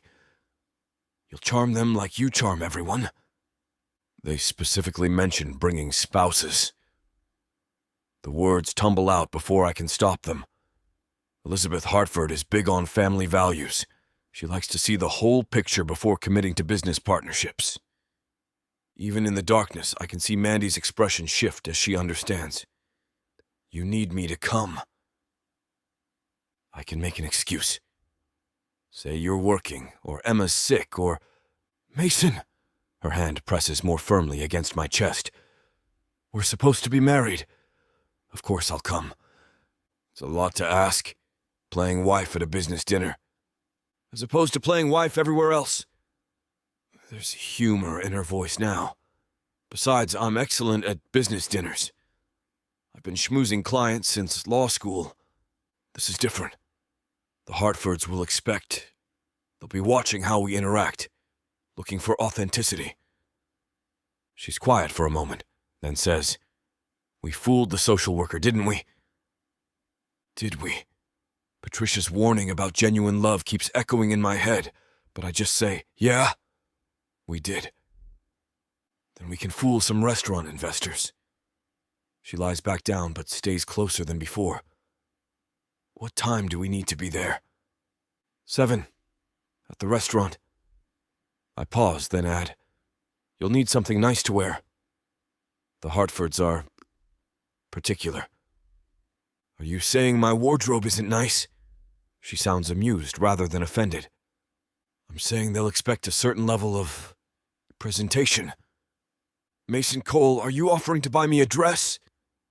If necessary. The thought of Mandy in something I chose, something specifically for being my wife at my restaurant, sends heat through me that has very little to do with business. I have appropriate attire, thank you. She yawns, burrowing deeper into the pillows. Though, if you're that concerned about my appearance... That's not what I... Relax. I know how to play the part. Her voice is getting sleepy again. Corporate lawyer, remember? I speak fluent Upper East Side.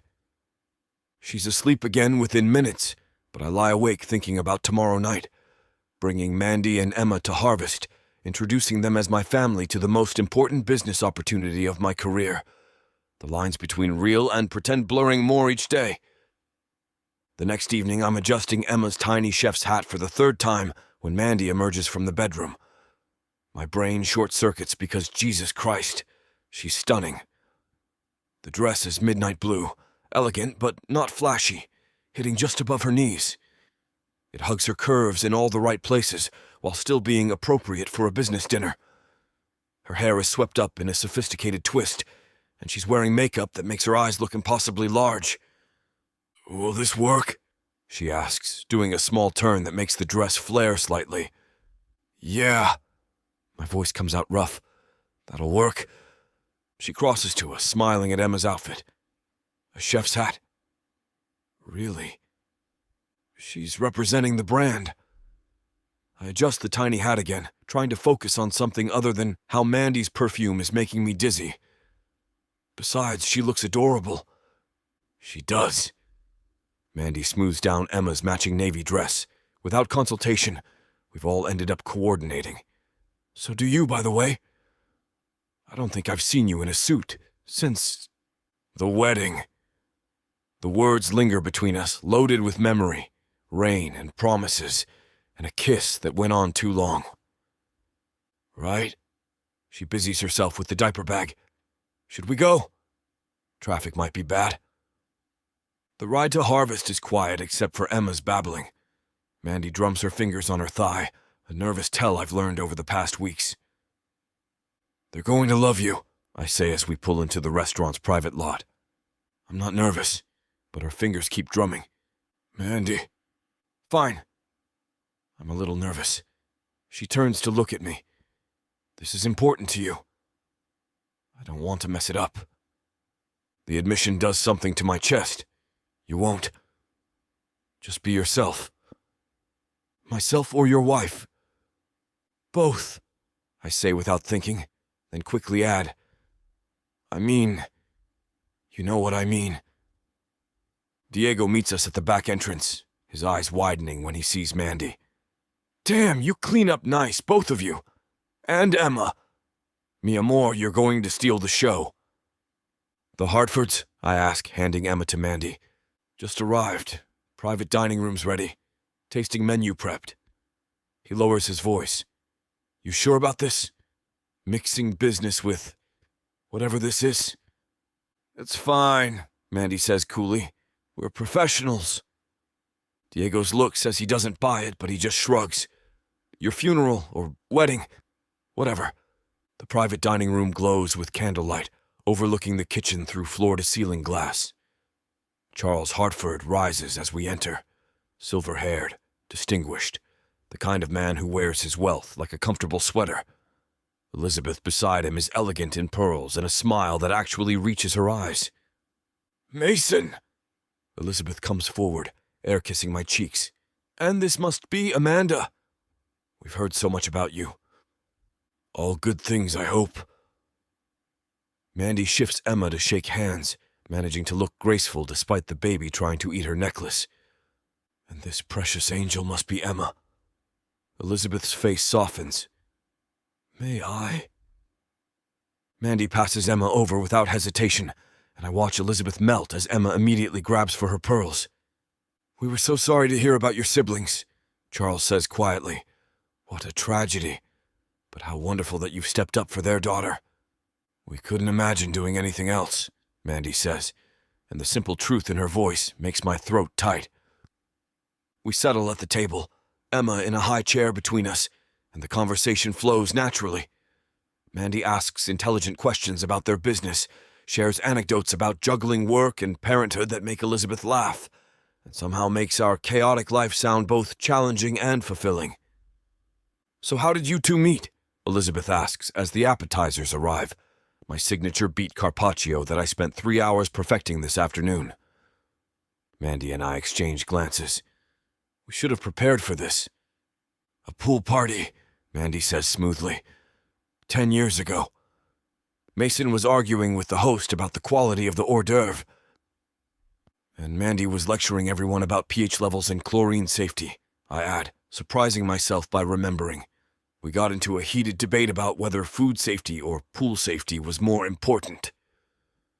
I won, Mandy says. You threw me in the pool, I correct. You pulled me in with you, she counters, and suddenly I can see it clearly. Her laughing and sputtering, makeup running, still arguing even while treading water.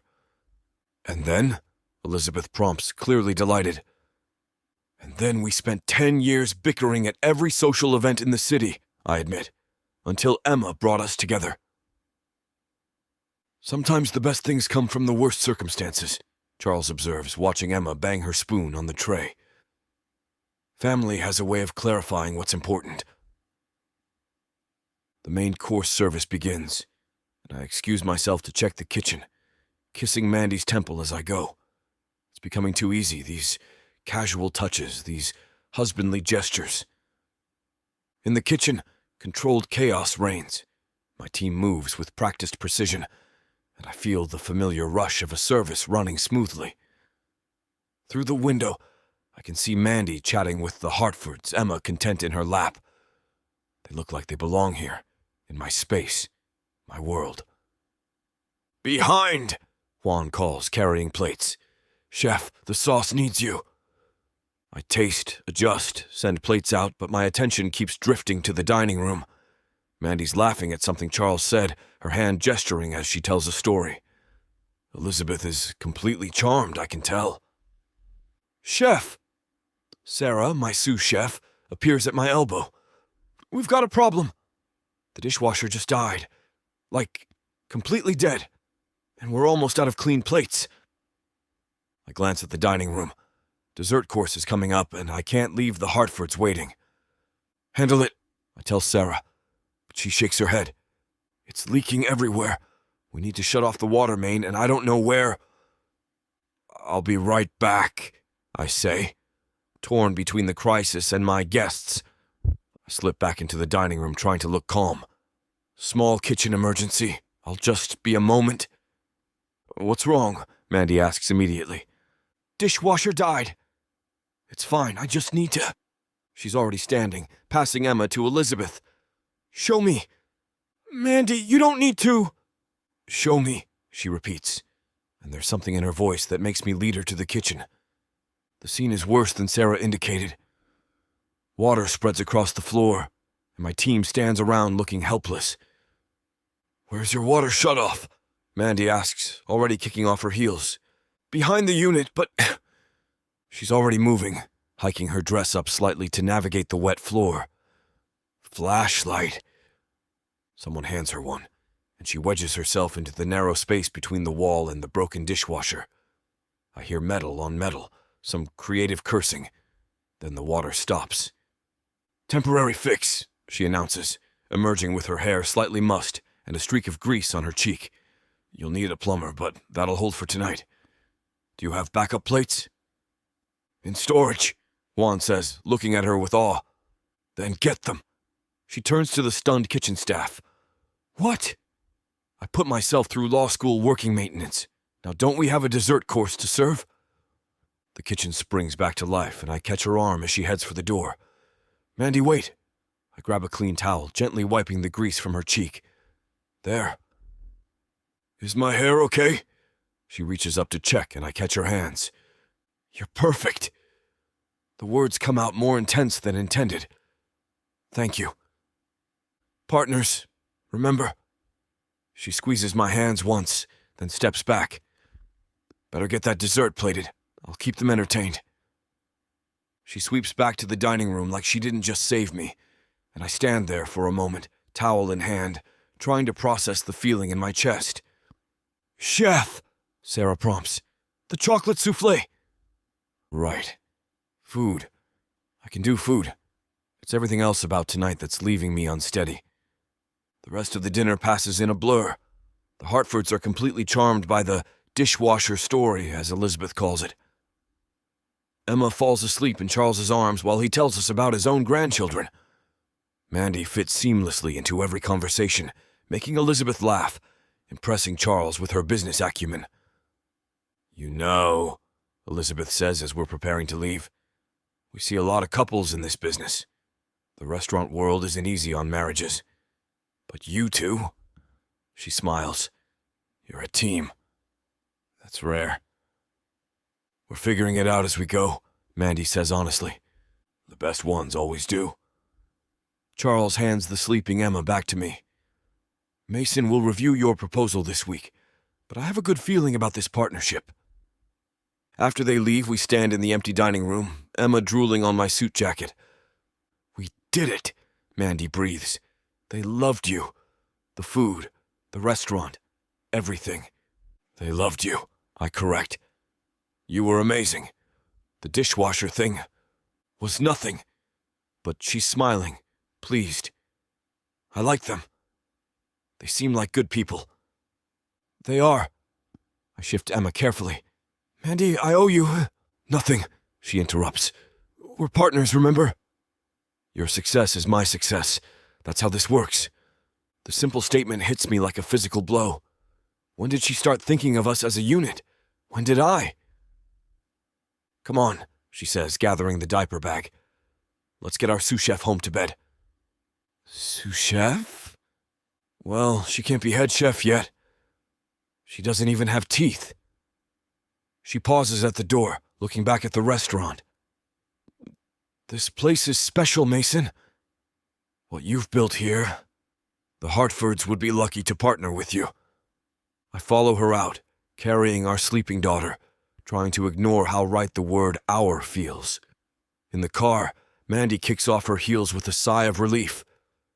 Next time warn me if I'm going to be crawling around kitchen floors, she says. I would have worn different underwear. The image of Mandy crawling around my kitchen in her dress slams into me, and I grip the steering wheel tighter. Noted for next time. Next time? She repeats softly, and I wonder if she's thinking what I'm thinking, that we're getting too good at pretending this is real. At home, we work in synchronized silence, getting Emma changed and into her crib. In our bedroom, and when did I start thinking of it as ours? Mandy sits at the vanity removing her makeup while I hang up my suit. Thank you, I say quietly. For tonight. For everything. She meets my eyes in the mirror. We're going to make this work, aren't we? All of it. Emma, the custody, your restaurant, my partnership. Yeah, I say, watching her reflection. We are. Later, lying in bed with careful space between us, I replay the evening. Elizabeth calling us a team. Mandy saving the day in my kitchen, the way she said, our sous chef like Emma belonged to both of us. Mason, Mandy whispers in the darkness. The Hartfords are going to say yes, she says with lawyer certainty. I could see it in their faces. How do you know? Because they saw what I saw. She turns toward me, barely visible in the moonlight.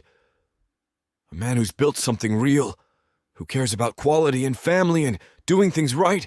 They'd be idiots not to invest in that. My throat closes up. Mandy. Good night, Mason.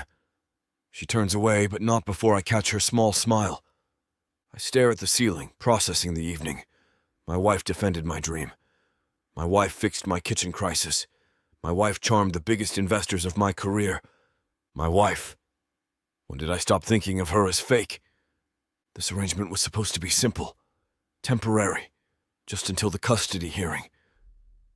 But lying here with Mandy sleeping beside me, our daughter down the hall, my restaurant's future looking bright, I'm forced to admit the truth. Nothing about this feels temporary anymore. Chapter 7. Mandy. The Ito Industries contract sits on the conference table like a golden ticket. 40 million in billable hours over 3 years, the kind of deal that makes careers. I've spent 6 months courting them, learning enough Japanese to show respect, memorizing their CEO's golf handicap, and his daughter's acceptance to Yale. Every detail perfectly orchestrated for this moment. As you can see, our proposed structure provides maximum tax efficiency while maintaining compliance across all jurisdictions. I clicked through my presentation, noting Mr. Ito's approving nod. Around the table, 12 senior partners watch with hungry eyes. This is it, my proof that motherhood hasn't dulled my edge. My phone buzzes against my thigh. I've silenced it, but the vibration persists. Mason knows I'm in the Ito meeting. He wouldn't call unless... Miss Williams? Mr. Ito raises an eyebrow. Shall we continue? Of course. My apologies. I force my attention back to the screen. The subsidiary structure we're proposing. The phone buzzes again. And again. A pattern that screams emergency. If you'll excuse me for just one moment. I maintain my professional smile while my heart pounds. Please continue reviewing Section 4. I'll be right back. I step into the hallway, hands trembling as I check my phone. 6 missed calls. 3 texts, Emma's burning up. Something's wrong. Heading to St. Patrick ERNOW. The words blur as I dial Mason, my fingers clumsy with sudden fear. Thank God. He answers on the first ring, and I can hear Emma screaming in the background. Not her normal cry, something primal and terrifying. She woke up from her nap burning hot. The thermometer says 104.2, and she's... His voice cracks. Mandy, she had some kind of seizure, just for a few seconds, but... I'm coming. I'm already moving toward the elevator, my heels clicking against marble. Which hospital? St. Patrick. We're in the ambulance now. She's awake, but... I'll be there in 15 minutes. Mandy. Richard Sterling's voice cuts through the hallway like a blade. Where exactly do you think you're going? I turn to find him standing with arms crossed, his expression glacial. Behind him, I can see the conference room through glass walls, all eyes on us.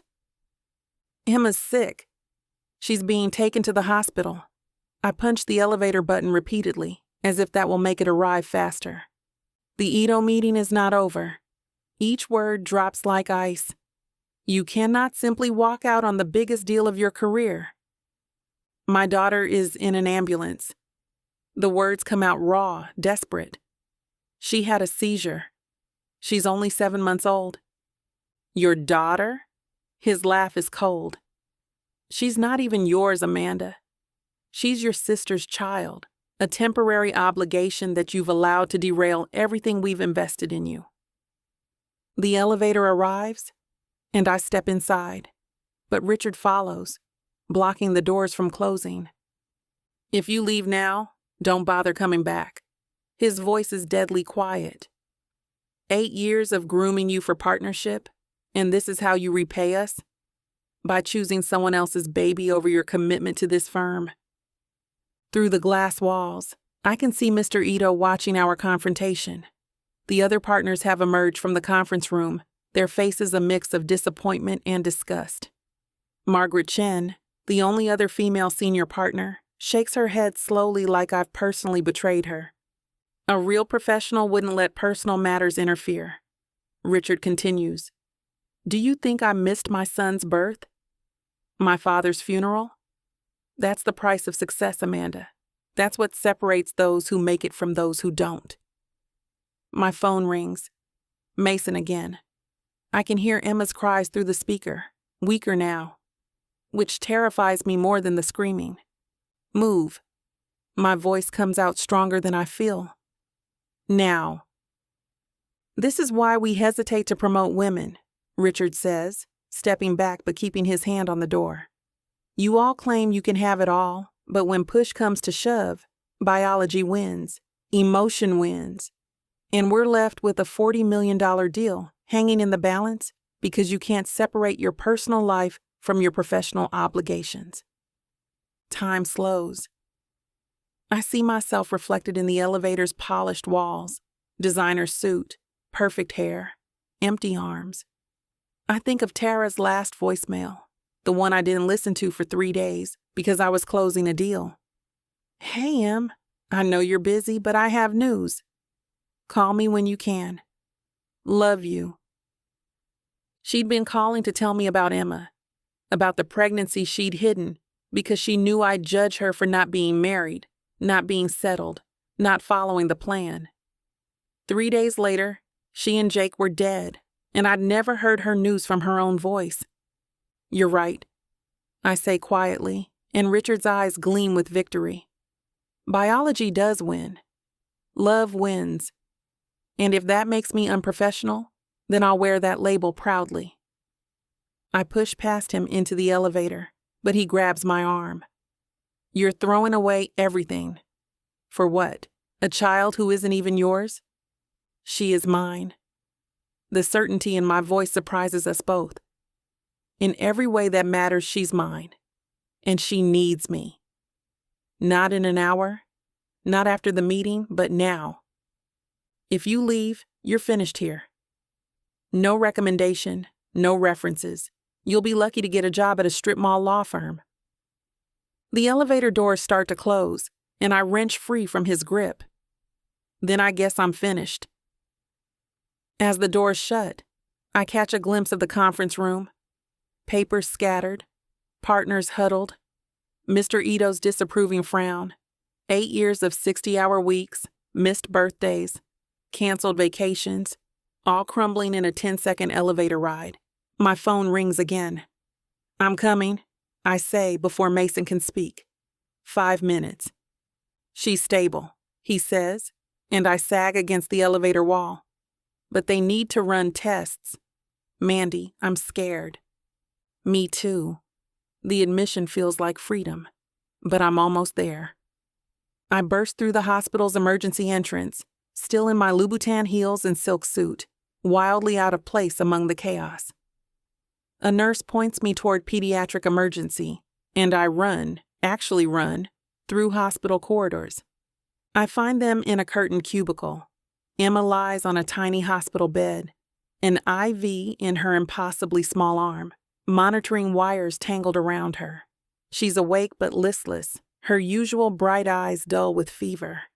Mason sits beside her, still in his chef's whites from morning prep, holding her hand and humming softly. "Mama," Emma whimpers when she sees me, reaching out weakly. The word breaks something inside me. I gather her carefully against my chest, mindful of the wires and tubes. She's burning hot even through my suit jacket, but she settles against me with a sigh that sounds too old for her tiny body.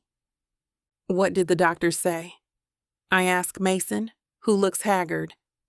"Febrile seizure probably. Common in babies with high fevers, but they're running tests to be sure." He runs a hand through his already disheveled hair. "Blood work, urinalysis, maybe a spinal tap if—" "No." The word comes out fierce. "No spinal tap unless absolutely necessary." That's what I said. He manages a weak smile. Guess we're on the same page. A doctor enters, young, kind-faced, with tired eyes. "Mrs. Cole?" "I'm Dr. Martinez. Your husband filled me in on Emma's history. The good news is her fever's already dropping with medication. The seizure was likely febrile, which is scary but generally harmless." "Generally?" I tighten my hold on Emma. "We'll monitor her for the next few hours. Run some tests to rule out infection. But kids are resilient. She'll probably be running around again in a day or two."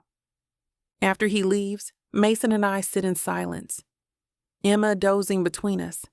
The hospital sounds, beeping machines, distant crying, squeaking wheels, create a strange cocoon around our little family. "The meeting?" Mason asks quietly. "Gone." I stroke Emma's damp curls.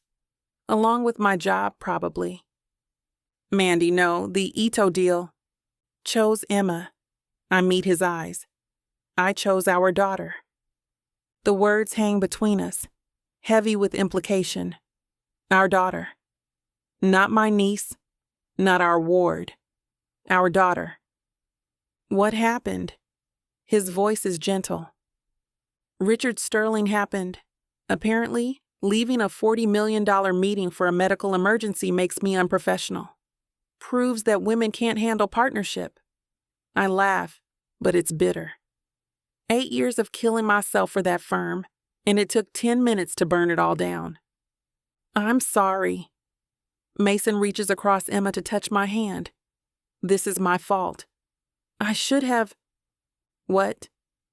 "Not called me when our baby was being rushed to the hospital." I shake my head. "Mason, When I was in that elevator, all I could think about was Tara. How I was too busy to take her calls, too focused on work to see her. I missed so much because I thought success meant billable hours in corner offices. Emma stirs, whimpering, and I adjust her against my chest. She's cooler now, the medication working. You know what the worst part is? I continue. When Richard said Emma wasn't really mine, for a second, I felt relief. Like I had an out, a reason to choose work. My voice breaks. What kind of person feels relief at that?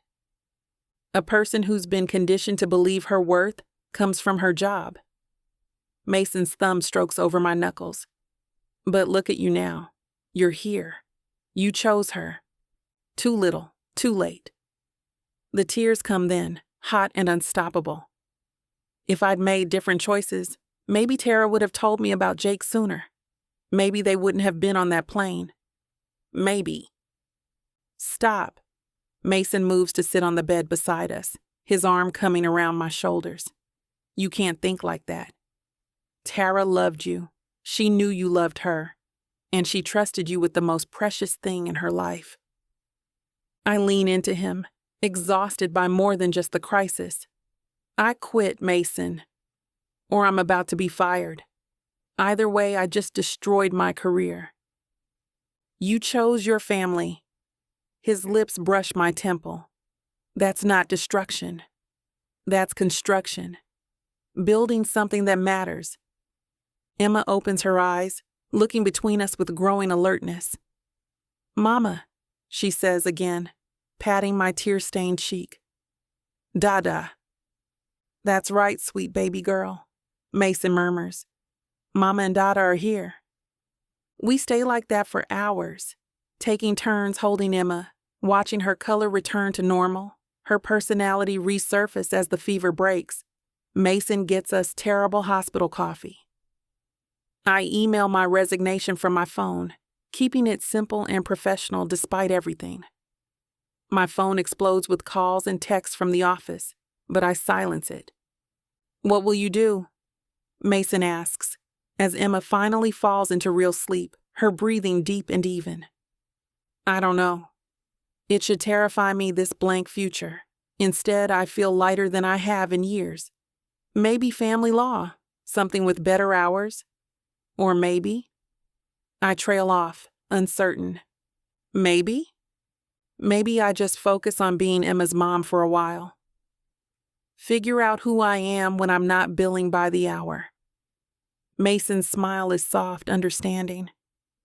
That sounds like a good plan. Dr. Martinez returns with test results. All normal, just a virus causing the high fever. We can go home tomorrow morning if Emma's temperature stays down. Relief makes me dizzy.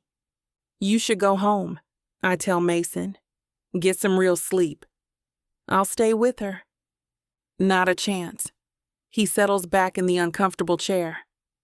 We're in this together, remember? Together. The word that's defined us for weeks now, but somehow feels bigger tonight. In the harsh hospital lighting, with Emma safe between us and my career in ruins, I realized something profound. I've spent 8 years building a life that looked perfect from the outside. Prestigious job, luxury apartment, designer clothes.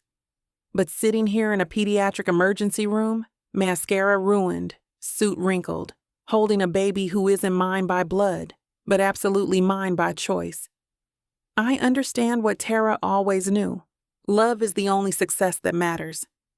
Mason, I whisper, not wanting to wake Emma. Yeah. Thank you for calling me, for not trying to handle this alone. He looks at me with those green eyes that have always seen too much. You're her mother. Of course I called you. Her mother. The title I never thought I'd want, earned not in a boardroom, but in a moment of choosing her over everything else. Richard Sterling was wrong. Biology doesn't make you a parent. Love does. Showing up does. Choosing them over and over, even when it costs everything. We should probably talk about money, I say, ever practical even in crisis. Without my salary? I have money. You might not know, but I'm a famous chef. We'll figure it out. Mason's voice is certain. The Hartford deal will help. If worse comes to shove, maybe we downsize. Maybe you take some time to figure out what's next. But Mandy? He waits until I meet his eyes. You made the right choice. The only choice. And I'm proud of you. The tears come again, but these are different. Cleaner somehow. Like grief finally breaking into acceptance. Emma sighs softly in her sleep, one hand clutching my silk blouse, the other holding Mason's finger. We might not have planned this life, but sitting here in the uncomfortable hospital chairs, keeping vigil over our daughter, I can't imagine wanting any other. My phone buzzes one last time. An email from Richard Sterling, the subject line visible.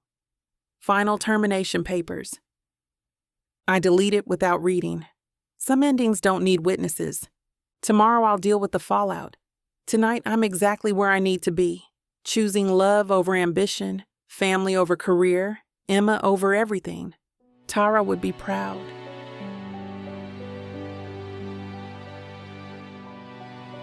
Chapter 8. Mason. The apartment feels different with Mandy home for the day. She's been sitting at the kitchen counter for the past hour, still in her pajamas at dinner time, staring at her laptop like it holds the secrets of the universe.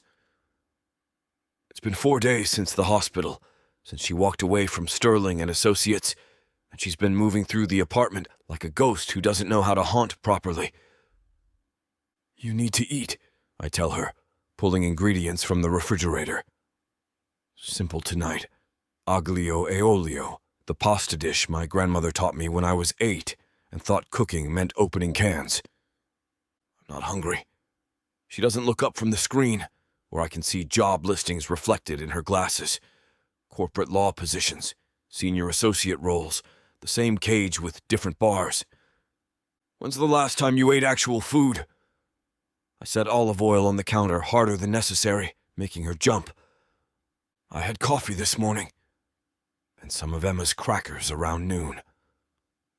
She finally meets my eyes, and the lost look there makes my chest tight. Did you know there are 73 corporate law positions posted in Manhattan right now? 73 chances to get back to... To what? I interrupt, bringing water to boil. To missing Emma's first words?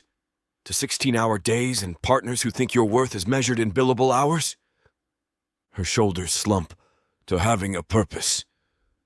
To knowing who I am when I wake up. I want to shake her, to make her see what's so clear to me.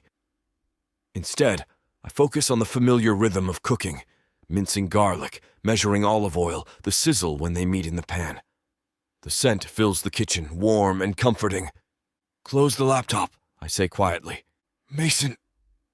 Close it, Mandy. Give me 30 minutes without job listings and self-doubt. Just dinner and conversation like normal people. She laughs, but it's hollow. When have we ever been normal people? Fair point. I slide the laptop away from her, ignoring her protest. But we can pretend. Starting with you telling me what you actually want, not what you think you should want. I don't know what I want. The admission seems to break something in her. I've wanted to be a lawyer since I was 12. Watched my parents' divorce attorney protect my interests when they were too busy hating each other to remember they had kids. I thought if I became successful enough, controlled enough, I'd never be that vulnerable again. I add pasta to the boiling water, letting her words settle between us. And now? Now I'm 28 years old with no job, no plan, and no idea who I am outside of contracts and case law. She traces patterns on the counter with her finger. Do you know how terrifying that is? To realize your entire identity was built on something that let you go without a second thought. I turn from the stove, studying her. She looks younger without her armor of suits and schedules, softer in worn yoga pants and an old Columbia law sweatshirt. Her hair is in a messy bun, curls escaping everywhere, and there's a smear of something that looks like applesauce on her shoulder, probably from Emma's lunch. Come here, I say, pulling her off the stool. What are you... Teaching you something. I position her at the stove, standing behind her to guide her hands. Hold the pan like this. We're going to toss the pasta when it's ready. Mason, I don't cook. I order. I reheat. I don't... You didn't parent either until Emma. My chest presses against her back as I adjust her grip. You adapted. You learned. You became brilliant at it. She's tense against me, but I feel the moment she decides to play along. Fine. But when I burn your dinner, you can't complain. Deal. I stay close, probably closer than necessary, inhaling the scent of her shampoo mixed with baby powder. The secret to aglio e olio is timing. Too long and the garlic burns. Too short and it's raw. You have to trust your instincts. I don't have cooking instincts. You have human instincts. Smell when it's ready. Listen to how it sounds. I step back slightly, letting her feel the heat. Watch the garlic turn golden. There. What do you think? She tilts her head, considering. It smells like your restaurant on Sunday nights. Family meal, I confirm. Simple food for the staff before service. Nothing fancy, just nourishing. The pasta timer goes off, and I reach around her to test a strand. Almost. Another minute. I'm about to move away when she leans back slightly, her body fitting against mine in a way that makes my brain stutter. I'm scared, she whispers, so quiet I almost miss it. What if I'm not good at anything else? What if law was all I had? I turn her in my arms, forcing her to face me. You're brilliant at loving Emma, at protecting her, at making hard choices when they matter. Those aren't marketable skills, aren't they? I brush a curl away from her face, letting my fingers linger. Mandy, do you know what my net worth is? She blinks at the subject change. What? Between the restaurant, the Hartford deal that's about to close, and investments I made when Food and Wine named me chef to watch 5 years ago, I'm worth about $3 million. Liquid. Not counting the restaurant's value. Her mouth opens, closes, opens again. Mason, I'm not telling you to brag. I'm telling you because you need to know that money isn't a concern. Not now, not in a year, not in 5 years. I cup her face gently. You don't have to rush back to a job you hate because you're worried about bills.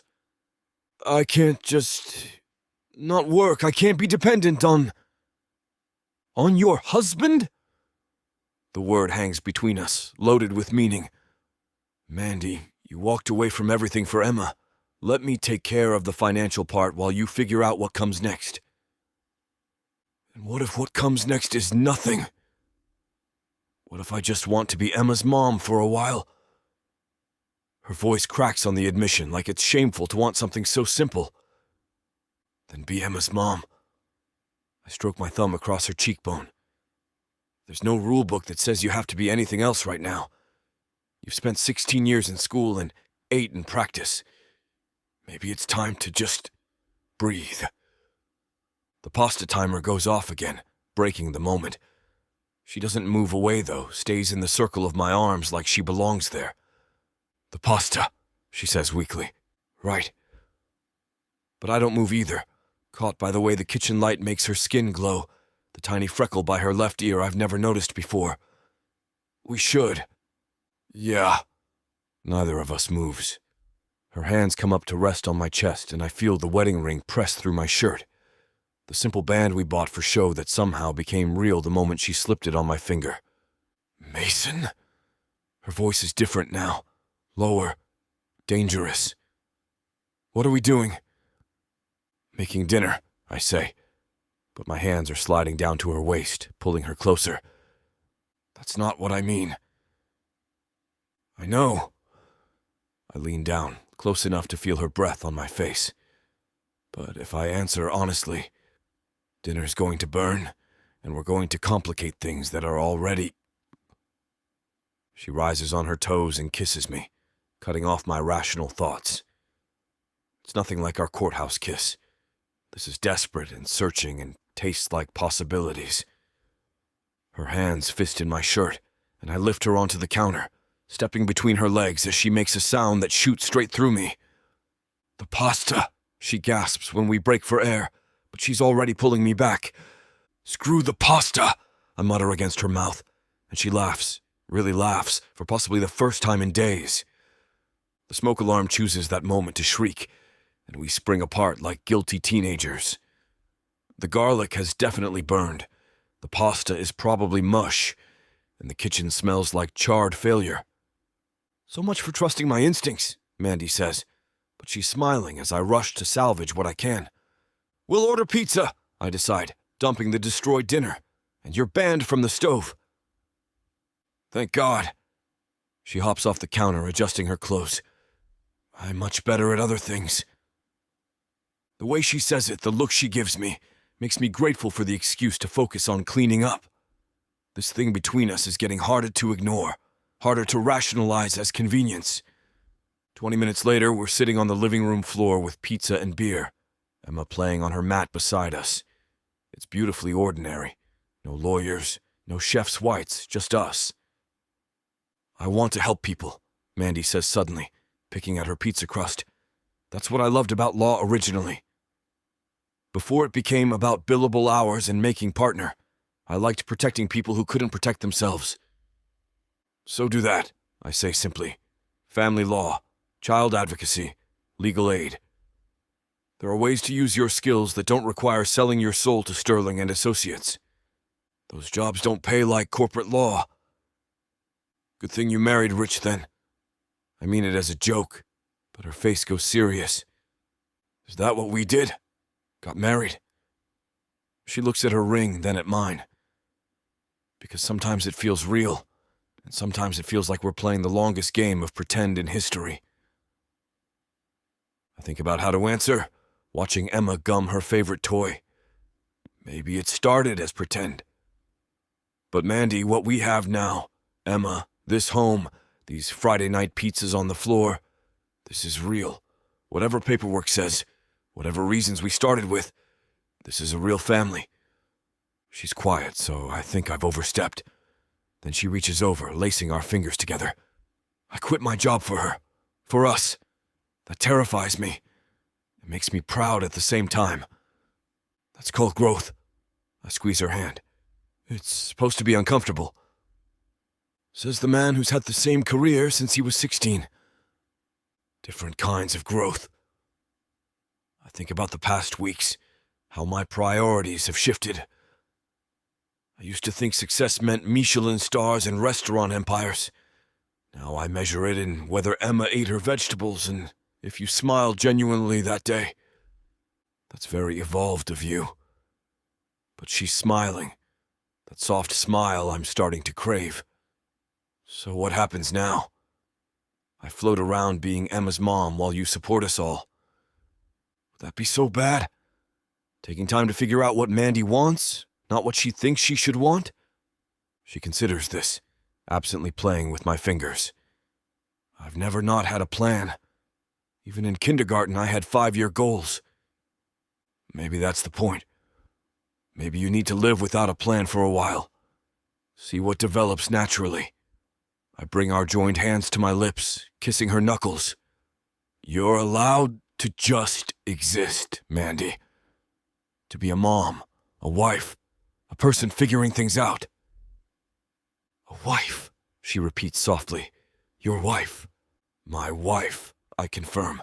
And the words feel heavier than they should, weighted with everything we're not saying. Emma crawls over, pulling herself up on my leg with a drooly smile. Dada, she says clearly, then turns to Mandy. Mama! That's right, baby girl. Mandy scoops her up, settling her in her lap. Mama needs to figure out what she wants to be when she grows up. Besides, perfect, I add. You've already got that covered. She rolls her eyes, but there's color in her cheeks. Flattery will get you nowhere, Cole. It got me a kiss earlier. That was heat of the moment. Probably just reaction to stress and life changes, and I lean over Emma to kiss her again, soft and sure. And that That was... She touches her lips, looking dazed. Unfair. All's fair in love and dinner, I misquote, making her laugh. We finish the pizza talking about everything and nothing. She tells me about the partner's shocked faces when she didn't beg for her job back. I tell her about the Hartford contract details, how it'll mean longer hours initially, but more stability long-term. Emma falls asleep between us, milk-drunk and content. I should put her down, Mandy says, but doesn't move. In a minute. I'm not ready for this bubble to break, this perfect ordinary moment where she's not panicking about the future, and I'm not pretending I don't want to kiss her again. Mason? She's looking at me with those deep brown eyes that see too much. Thank you. For dinner, even if we destroyed it. For the financial security. For not making me feel weak for being lost. You're not weak. You're the strongest person I know. I trace Emma's sleeping face with one finger. You chose love over logic. That takes incredible courage. Or incredible stupidity. Sometimes they're the same thing. I stand, offering her a hand up. Come on, let's put our daughter to bed. She takes my hand, lets me pull her up, but doesn't let go once she's standing. We're close again, Emma between us, and the air feels charged with possibility. This is getting complicated, she whispers. It was always complicated, I counter. We're just admitting it now. She nods slowly, then surprises me by rising up to kiss my cheek. Good night, Mason. Thank you for believing I'll figure this out. I'll always believe in you, I say, meaning it more than she knows. As she carries Emma to the nursery, I clean up our dinner mess, thinking about transitions and transformations. A month ago, Mandy Williams was a corporate shark in designer suits. Tonight she's in pizza-stained pajamas, figuring out who she is beyond her resume. I've never found her more beautiful. The fake marriage might have started as necessity, but what we're building now, this family, this trust, this slow-burning attraction we can't keep ignoring, this is choice. And maybe that's what real love is. Choosing each other again and again, even when you're scared, even when you're lost, even when the pasta burns. Especially when the pasta burns. Chapter 9. Mandy. The restaurant's glass doors feel heavier than they should, probably because I'm second-guessing this surprise visit with every step. Emma bounces in her carrier against my chest, babbling at the bustling street, blissfully unaware that her mother has no idea what she's doing anymore. It's been 2 weeks since I left Sterling and Associates. 2 weeks of pajamas and playground visits, and pretending I'm not slowly losing my mind without a schedule to follow. Ready to see Daddy? I ask Emma, who responds by blowing a spit bubble. I'll take that as a yes. The moment we step inside Harvest, the lunch rush hits me like a wave.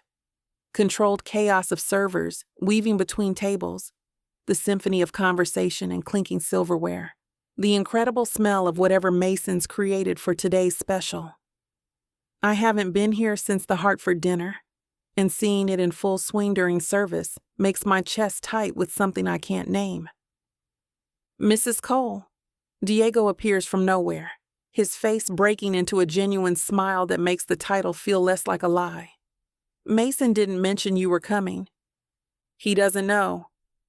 I shift Emma's carrier, suddenly aware that I'm wearing yoga pants and a milk-stained t-shirt in a room full of business lunches. Is this a bad time? We can... Are you kidding? He'll be thrilled. Come on, let me show you to the kitchen. He's already leading us through the dining room, and I catch servers nudging each other, whispers of, "That's the wife," and "Look, she brought the baby." The kitchen viewing window gives me a perfect vantage point before Mason sees us. He's in his element, chef's whites pristine despite the chaos, moving between stations with an economy of motion that speaks to years of practice. He tastes something from a pan, adjusts seasoning, then calls out corrections to a line cook in a voice that carries authority without cruelty. "Behind," he calls, sliding past another chef, and I watch the unconscious grace of it. How his hand briefly touches the young cook's shoulder in acknowledgement. How he manages to check 6 different dishes while plating his own creation. "Chef, your wife's here," someone calls out, and Mason's head snaps up. Our eyes meet through the window and his face transforms, surprise melting into something warm and private that makes my stomach flip. He says something to his sous chef, then moves toward us, wiping his hands on his apron. Through the kitchen door, he's suddenly there, smelling like garlic and herbs and that cologne that's been driving me crazy every night in our shared bed. "Hey," he says softly, leaning in to kiss Emma's head. Then, to my surprise, my cheek. "What are you doing here?" "We were in the neighborhood," I lie, hyper aware of his hand on my lower back. "Emma wanted to see where Daddy works." "Did she now?" His eyes crinkle with amusement, seeing through my excuse. "Well, we can't disappoint Emma. Come on, let me show you around properly." He guides us to a quiet corner booth with a view of both the kitchen and dining room. "Have you eaten?" "We're fine." That's not what I asked. He's already signaling a server. 2 of today's specials. And Sophie? "Can you bring some of those pureed carrots from the walk-in? The ones I made this morning?" "You made baby food?" The surprise in my voice makes him grin. "I own a restaurant." "You think I'm feeding my daughter jarred food?" He reaches for Emma, lifting her from the carrier with practiced ease. "Besides, have you read the sodium content in commercial baby food? It's criminal." Emma immediately grabs for his chef's hat, and he lets her, unconcerned about his appearance. That's my girl, already trying to steal my job. The server returns with plates that look like art, seared scallops with cauliflower puree, and microgreens arranged with mathematical precision. My stomach growls, reminding me that coffee doesn't count as breakfast. "Eat," Mason orders gently. "I need to check on the kitchen, but I'll be back." "Sophie will take care of you." I watch him return to his domain, Emma secure in my lap now, fascinated by the bustling dining room. At the table next to us, a large family has pushed several tables together, balloons proclaiming, "Happy 85th birthday, Grandma." The elderly woman at the head glows with joy as her grandchildren present a cake clearly made with more love than skill. "First time visiting?" Sophie asks, refilling my water glass. "During service, yes." I take a bite of scallop and nearly moan. It's perfection, sweet and briny with a caramelized crust. "He's been different since you 2 got married," Sophie confides, lowering her voice. "Happier. More patient with the new cooks. He even remembered my birthday last week." Before I can respond, she's gliding away to another table. I feed Emma her carrots, which she attacks with enthusiasm, while watching the birthday celebration unfold. The grandmother opens gifts, tears streaming as she reads cards from grandchildren, and something twists in my chest. I'm 10 years old again, sitting at our kitchen table with Tara, colored pencils scattered everywhere as we plan her 13th birthday party. It has to be perfect, I'm saying, drawing elaborate decorations in my party planning notebook. Backyard movie night with fairy lights and those cupcakes Mom makes with the strawberry filling. "You should be a party planner when you grow up," Tara says, adding her own touches to my design. "Make everything magical for people." "We'll do it together, I promise. William's sister's party planning. We'll make sure everyone gets their perfect day." The memory hits so hard I have to close my eyes. That party never happened. Our parents announced their separation 2 days before Tara's birthday. The notebook got shoved in a drawer, the dreams of magical celebrations replaced with custody schedules and lawyer visits. "You okay?" Mason's voice pulls me back. He's sliding into the booth across from us, concern creasing his forehead. "Fine." I manage a smile, gesturing to the birthday table, just watching the celebration. They seem like a lovely family. He follows my gaze, expression softening. The Morettis. They've been coming here for every major celebration for 5 years. First communions, graduations, birthdays. Mrs. Moretti, the grandmother, she taught me her secret marinara recipe. You know all your regulars like that? The ones who matter. He reaches across to wipe carrot from Emma's chin. Food is about more than sustenance. It's about marking moments, creating memories. That's why I do this. A young server approaches nervously. Chef? Table 12 is asking about modifications to the tasting menu. Severe nut allergy. Mason doesn't hesitate. Tell Sarah to prep Station 3 for allergy protocol. I'll handle it personally. He looks at me apologetically. I need to go. I wave him off, surprised to find I mean it. We're enjoying the show. He squeezes my hand before leaving. A quick gesture, probably unconscious, but my skin tingles where he touched me. I watch him navigate his kitchen with confident authority, adjusting the menu on the fly, teaching the younger cooks as he goes. This is who he is at his core, competent, caring, making magic out of chaos. He's something, isn't he? An older woman at the Moretti table leans toward me. Your husband. We've watched him build this place from nothing. Never seen him as happy as he's been lately, though. Oh, we're not. I stop, realizing I can't finish that sentence. We are married, legally, officially, with matching rings and a shared bed. Thank you. That baby's lucky, she continues, nodding at Emma. Growing up in all this love and good food. You're building something special. She returns to her family before I can respond, leaving me reeling. Building something special. Is that what we're doing? It started as necessity, a solution to keep Emma, but somewhere between shared morning coffees and whispered goodnights, it became more. Mason reappears with a dessert plate, chocolate lava cake with fresh berries. For the birthday table, he explains, but there's an extra spoon. Thought you might want a taste test. Quality control. Very professional. I accept the spoon, our fingers brushing in the transfer. The cake is warm, decadent, with the perfect balance of sweet and tart from the berries. Oh my God. Good? He's watching my face with an intensity that makes me warm. Beyond good. I take another bite, closing my eyes to savor it.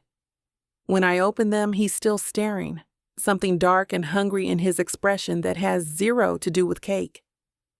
Mandy. My name comes out rough, loaded. Emma needs. I fumble for an excuse, for distance, for something to break this tension that's been building for weeks. Chef? Another interruption, this time his sous chef looking harried. The new server just dropped an entire tray of the short rib special. Mason sighs, the moment broken. I should get back. We should go anyway. I'm already reaching for the carrier, needing escape from the intensity of his presence, from the way Mrs. Cole is starting to feel like a title I've earned rather than stolen.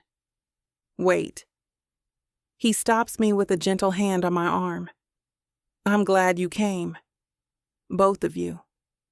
It's good having you here. The sincerity in his voice undoes me.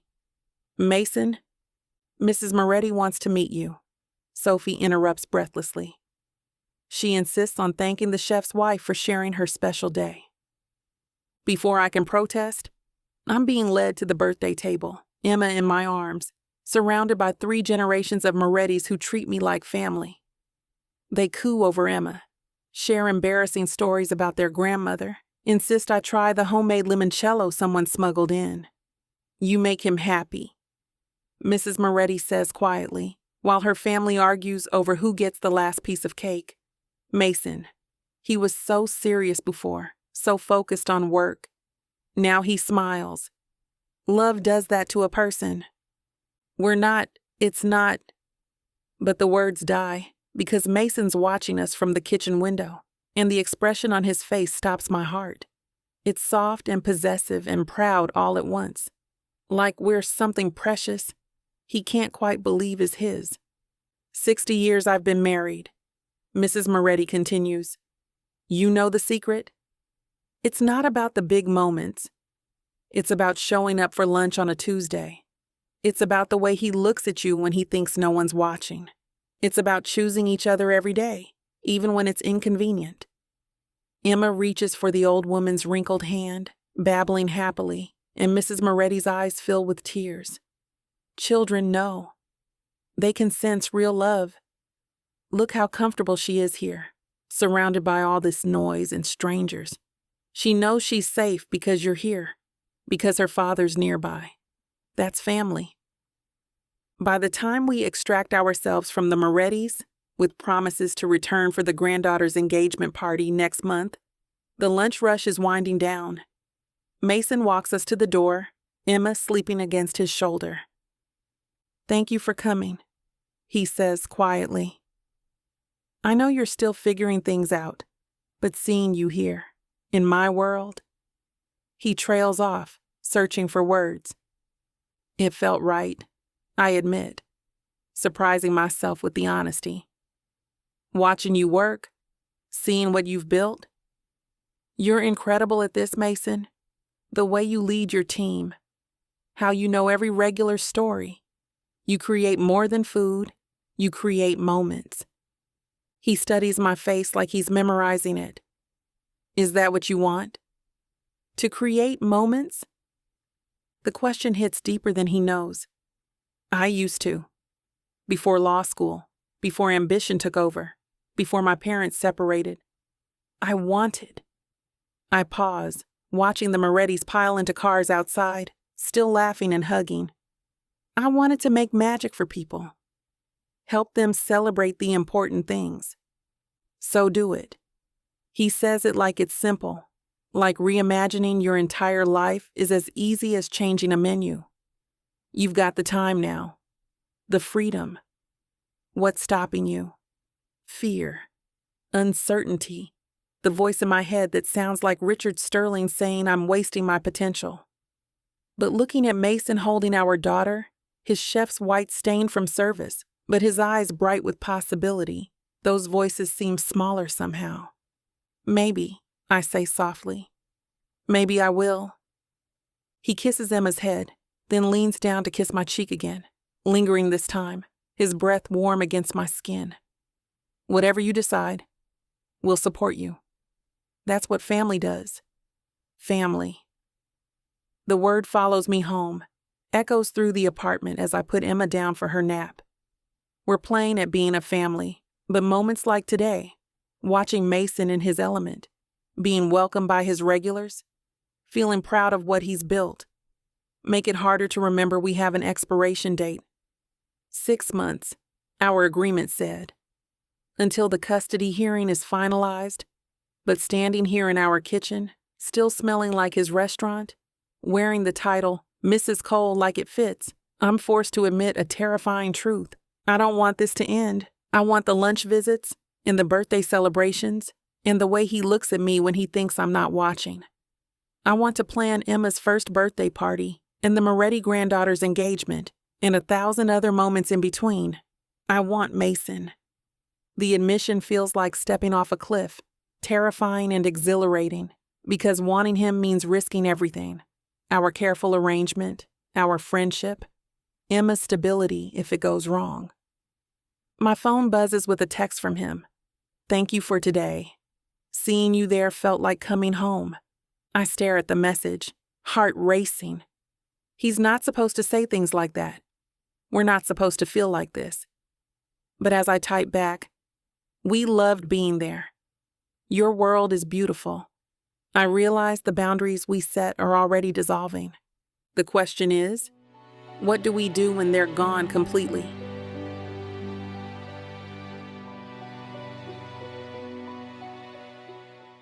He's the mysterious man I had a fling with last night, and it turns out he's my dad's new boss. I was getting IVF, but the donor came in and wanted his stuff back. It was too late. Now we're stuck together and I'm having his baby. Ready to dive into a world where passion meets intrigue, where love knows no bounds. If I don't find a woman to marry in the next 24 hours, then my entire company is going to be taken from me. There's only one woman I can ask, but she hates me because I ruined her father. Introducing the Escape Your Life with Romance Book Bundle by Amazon best-selling author Tyler Walker, a collection of 100 standalone romances that promised to sweep you off your feet. And the best part? Get 90% off on the whole bundle, baby. For $99.99, you'll get over 800 hours of pure romance with strong alpha males and sassy women who don't back down. They can pass all the tariffs they want, ladies. But you won't find this deal for 100 audiobooks for less than $1 each anywhere else. 90 cents per book for all the dirty fun I can handle? How could I say no to that? Visit TylerWalker.com to grab this bundle today. Get ready to escape your life With Miss Tyler.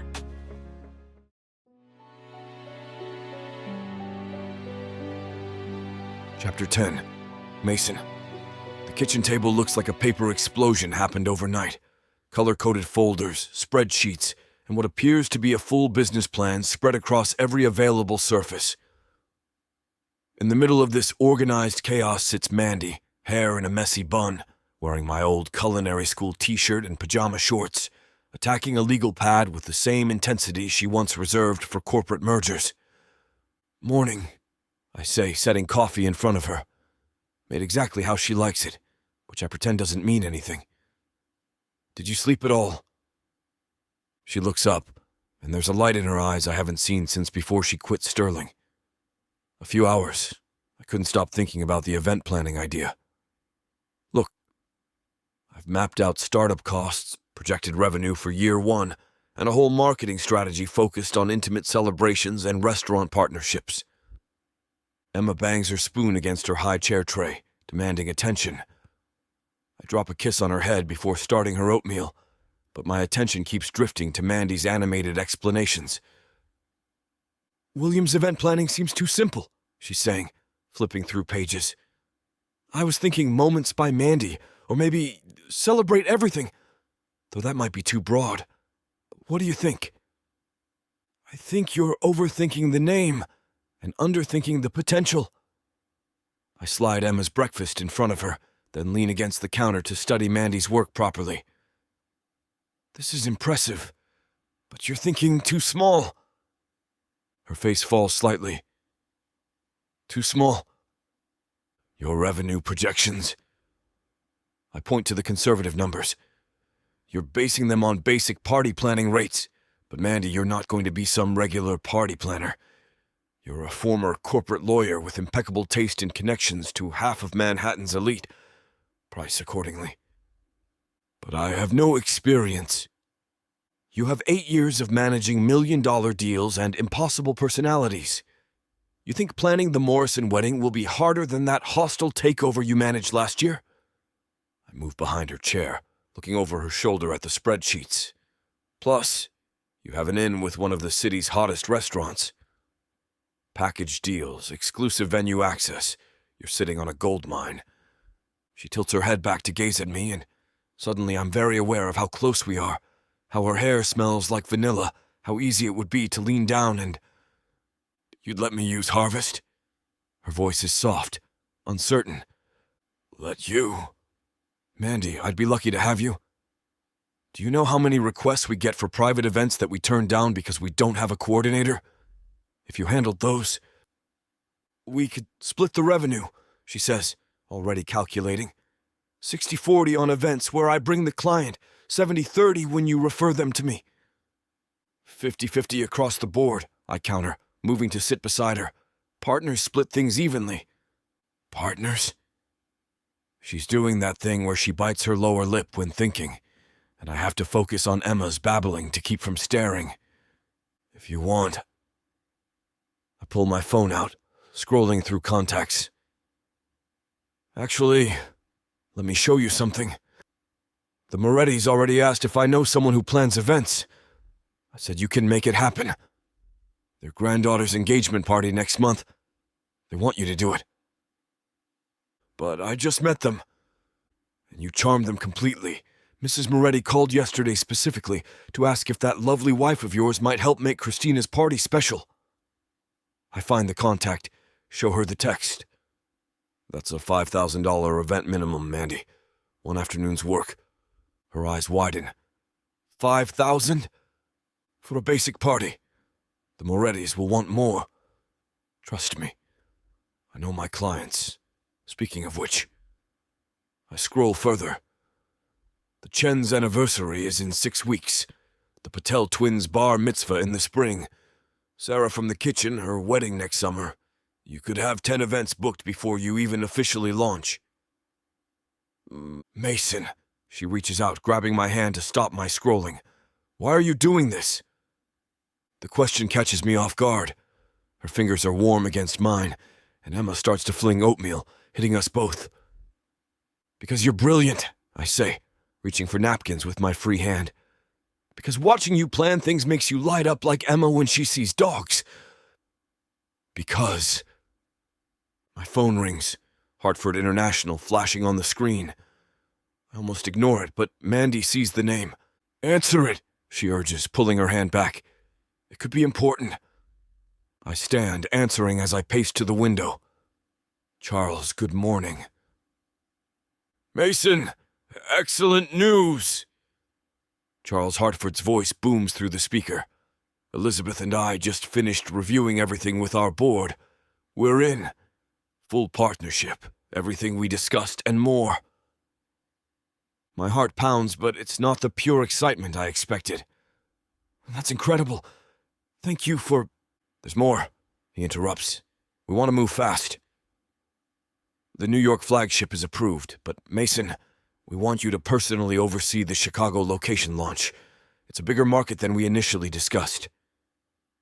We're thinking 6 months on site to establish the concept, train the team, ensure standards. Chicago. The word feels heavy in my mouth.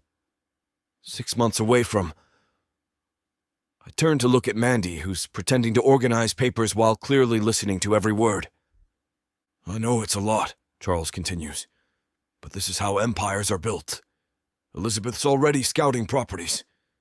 We could have you there by New Year, open by spring. Imagine it, Mason. Harvest Chicago, then Los Angeles, then... Who knows? This is your moment. I need to review everything with my team, I manage. And my family. This affects more than just me now. Of course! Take the weekend. But Mason, this is the kind of opportunity that defines a career. Don't let it slip away.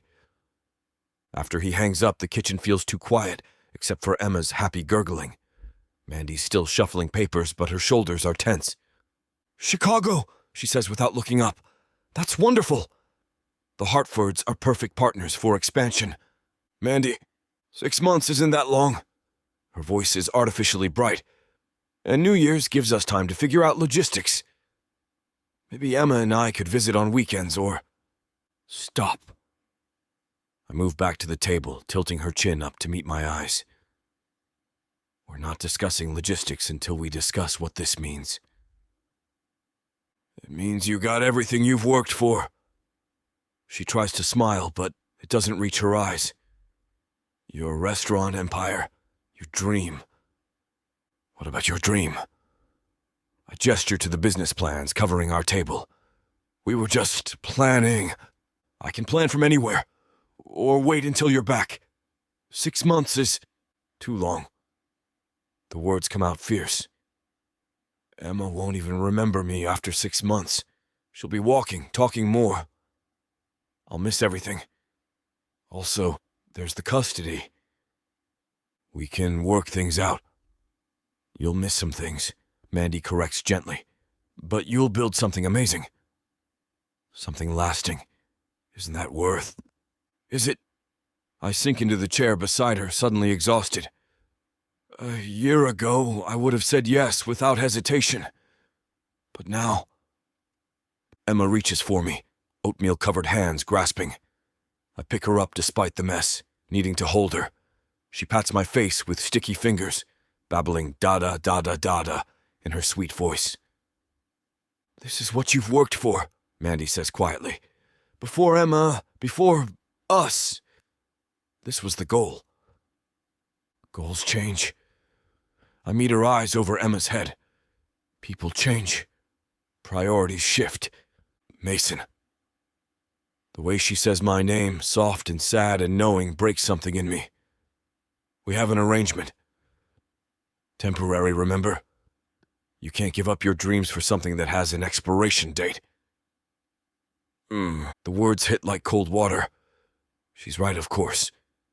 We've been playing house so well I'd forgotten we're on borrowed time. The custody hearing is in 3 months. After that...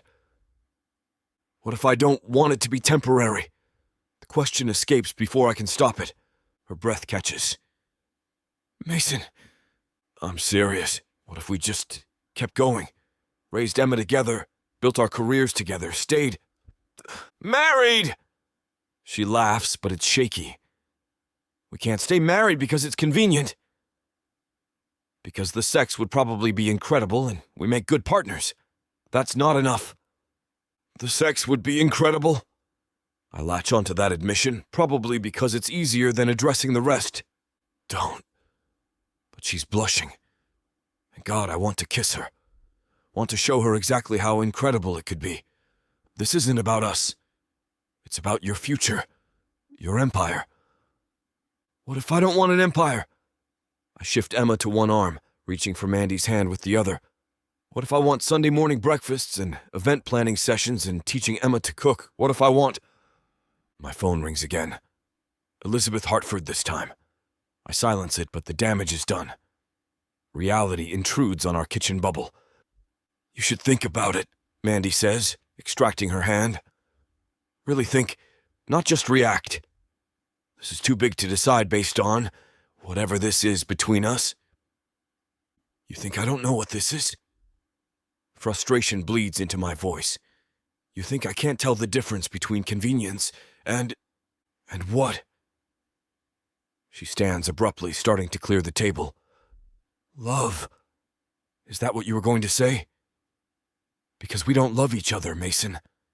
We're attracted to each other. We're good partners. We both love Emma, but that's not... I'm on my feet before she finishes. Emma still in one arm, using the other to turn Mandy to face me. Don't tell me what I feel. Then what do you feel? Her eyes are bright, challenging. Tell me exactly what you think this is. Emma squirms between us, and I realize we're standing too close, breathing too hard, about to either fight or do something that will change everything. I force myself to step back, to think past the hurt and want and confusion. I feel like my life finally makes sense, I say quietly. Like everything I built before was just practice for this. For us. And maybe that's not love yet, but it's heading there faster than either of us expected. She closes her eyes, and when she opens them, tears threaten. Mason, I'm scared. I just blew up my entire career. I'm starting over at almost 30. And now you're telling me our fake marriage feels real while standing here with an opportunity to leave for 6 months. I can't. I have no idea how to process all of this. Hey. I set Emma in her high chair, then pull Mandy into my arms. She resists for a moment before melting against me. We'll figure it out. All of it. The Hartford deal, your business, us. Whatever we are, we'll figure it out together. Together, she repeats against my chest. For how long? I don't have an answer for that. The custody hearing looms, the Chicago opportunity beckons, and we're still dancing around the truth of what's happening between us. But standing right here in our kitchen, holding her while Emma babbles happily beside us, I know one thing for certain. Whatever time we have, it won't be enough. Let's take it one day at a time, I murmur into her hair. Today we plan your business. Tomorrow I'll call Charles about Chicago. We'll make decisions as partners, okay? She nods, pulling back to peer at me. Partners. Equal partners, I confirm. Your dreams matter just as much as mine. Even if my dream is just to plan beautiful parties and raise Emma. Especially then. I brush a tear from her cheek, though I have a feeling you're going to build something amazing. Moments by Mandy is going to be booked solid within 6 months. You really think so? I know so. I move back to the table, gathering her scattered plans. Now, let's refine these projections, and I want to see your ideas for the Moretti party. Christina mentioned wanting something with an Italian garden theme. We spend the rest of the morning planning, the Hartford opportunity hovering unspoken between us. Emma naps in her high chair, occasionally waking to contribute babbled opinions. By lunch, Mandy has a solid business plan, 3 potential clients, and a spark in her eyes that makes my chest cavity tight. Thank you, she says, as we clean up the dishes. Her washing, me drying, moving in synchronized rhythm. For believing in this. For offering your contacts. For not making me feel silly for wanting something so different from law. You could never be silly. I hip-check her gently. Intense? Yes. Overthinking? Always. But never silly. She flicks water at me, laughing when I yelp. Intense? This from the man who spent 3 hours perfecting a sauce last week. That was art. Completely different. She passes me another plate, our fingers brushing in the transfer. Mason? Whatever you decide about Chicago, I'll support you. We'll make it work. The faith in her voice nearly undoes me. And if I decide to stay... She's quiet for such a long time that I think she won't answer. Then softly, then we'll make that work too. It's not a declaration of love. It's not a promise of forever. But standing in our kitchen, planning dreams and washing dishes while our daughter sleeps, it feels like the beginning of something neither of us quite knows how to name.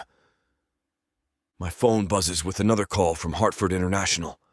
This time, I let it go to voicemail. Some decisions can wait. Right now, I'm exactly where I want to be, building something real with the woman who's turned my carefully planned life into beautiful chaos. Chicago will still be there tomorrow. But this moment, Mandy laughing as Emma wakes up demanding attention, her business plans spread across our table like promises of the future. This is irreplaceable. Ready to conquer the event planning world? I ask, lifting Emma from her chair. Mandy grins, that fierce competitive smile I remember from years of arguments. Ready to help me? Always, I promise, meaning it more than she knows. Partners? Partners, she agrees, and seals it with a kiss on Emma's cheek that lands dangerously close to my mouth. Whatever comes next, Chicago, custody hearings, the complicated feelings neither of us will name, we'll face it together. For now, that's enough. It has to be.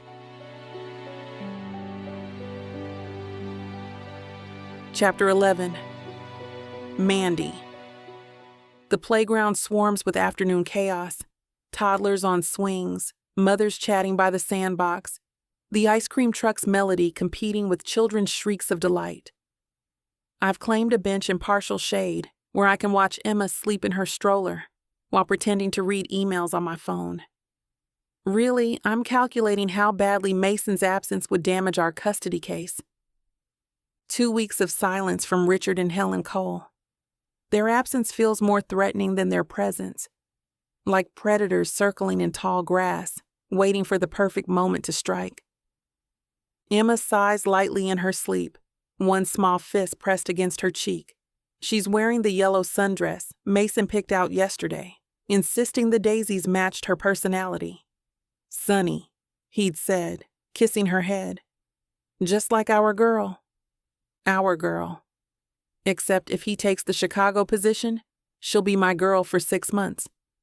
Solo parenting while launching a business, maintaining the fiction that our marriage is stable and strong for the courts. The legal side of my brain runs through precedents, custody challenges based on absent spouses. the weight given to two-parent households versus single caregivers. None of the case law favors my position. Beautiful day, isn't it? A woman settles on the opposite end of my bench, her twins racing toward the slide. I haven't seen you here before. We usually come in the mornings. I force a polite smile, not wanting to engage, but aware that unfriendliness at the playground marks you as suspicious. Taking advantage of the nice weather. Oh, are you new to the neighborhood? I'm Sarah. Those terrors are mine, Jack and Lily. She gestures toward the twins now arguing over swing positions. That's your daughter? She's precious. Emma, she's 8 months. The automatic response feels hollow. Is she my daughter if I might lose her? If Mason's parents convince a judge that a single woman starting a new business can't provide stability? Sarah chatters about playground politics and naptime schedules, while I nod appropriately, my mind elsewhere. The Hartfords want Mason in Chicago. That's 6 weeks away. 6 weeks to figure out how to protect Emma, launch my business, and maintain the illusion of a perfect marriage while my supposed husband builds his empire 1,000 miles away. And the mom group meets Wednesdays if you're interested, Sarah concludes. We're very welcoming to new families. New families. The phrase sticks like a splinter. We're not new. We're temporary, conditional, built on legal requirements rather than love. Although lately, the way Mason looks at me across the breakfast table, the way his hand finds mine during Emma's bedtime stories. Mommy, I'm thirsty. One of Sarah's twins races over, face flushed from playing. Water fountain's right there, sweetheart. Take your brother. She turns back to me. The joys of the newly independent. Your little one's still at the easy stage. Easy. I think about Emma's hospital visit, the seizure that stopped my world, Mason's hand steady in mine while we waited for test results. Nothing about loving a child feels easy when you might lose them. My throat feels suddenly parched, the afternoon sun beating down despite the shade. The water fountain is maybe 15 feet away, close enough to keep the stroller in sight, far enough that I'll have to leave Emma for a moment. She's sleeping so peacefully, and the playground is full of witnesses. Nothing can happen in 30 seconds. I check the stroller brake twice before walking to the fountain. The water is lukewarm and tastes like metal, but I drink deeply, trying to wash away the anxiety clogging my throat. Behind me, children's laughter mingles with parents' conversations, the ordinary soundtrack of a Thursday afternoon. When I turn back, the bench is empty. For a heartbeat, my brain refuses to process what I'm seeing. The bench is there. Sarah is there, now focused on her phone, but the space where Emma's stroller sat 30 seconds ago is vacant, like it never existed at all. Where? The word comes out strangled. I'm at the bench in 3 strides, touching the empty space as if the stroller might materialize. Where is she? Sarah looks up confused. Where's who? Emma, my baby. She was right here. My voice rises, panic clawing at my chest. Her stroller was right here. I didn't see, I was just... Sarah stands, looking around. She was just here? I'm spinning in circles now, scanning the playground with desperate eyes. Navy blue stroller, yellow sundress, my entire world contained in 40 pounds of baby and equipment. Emma! Emma!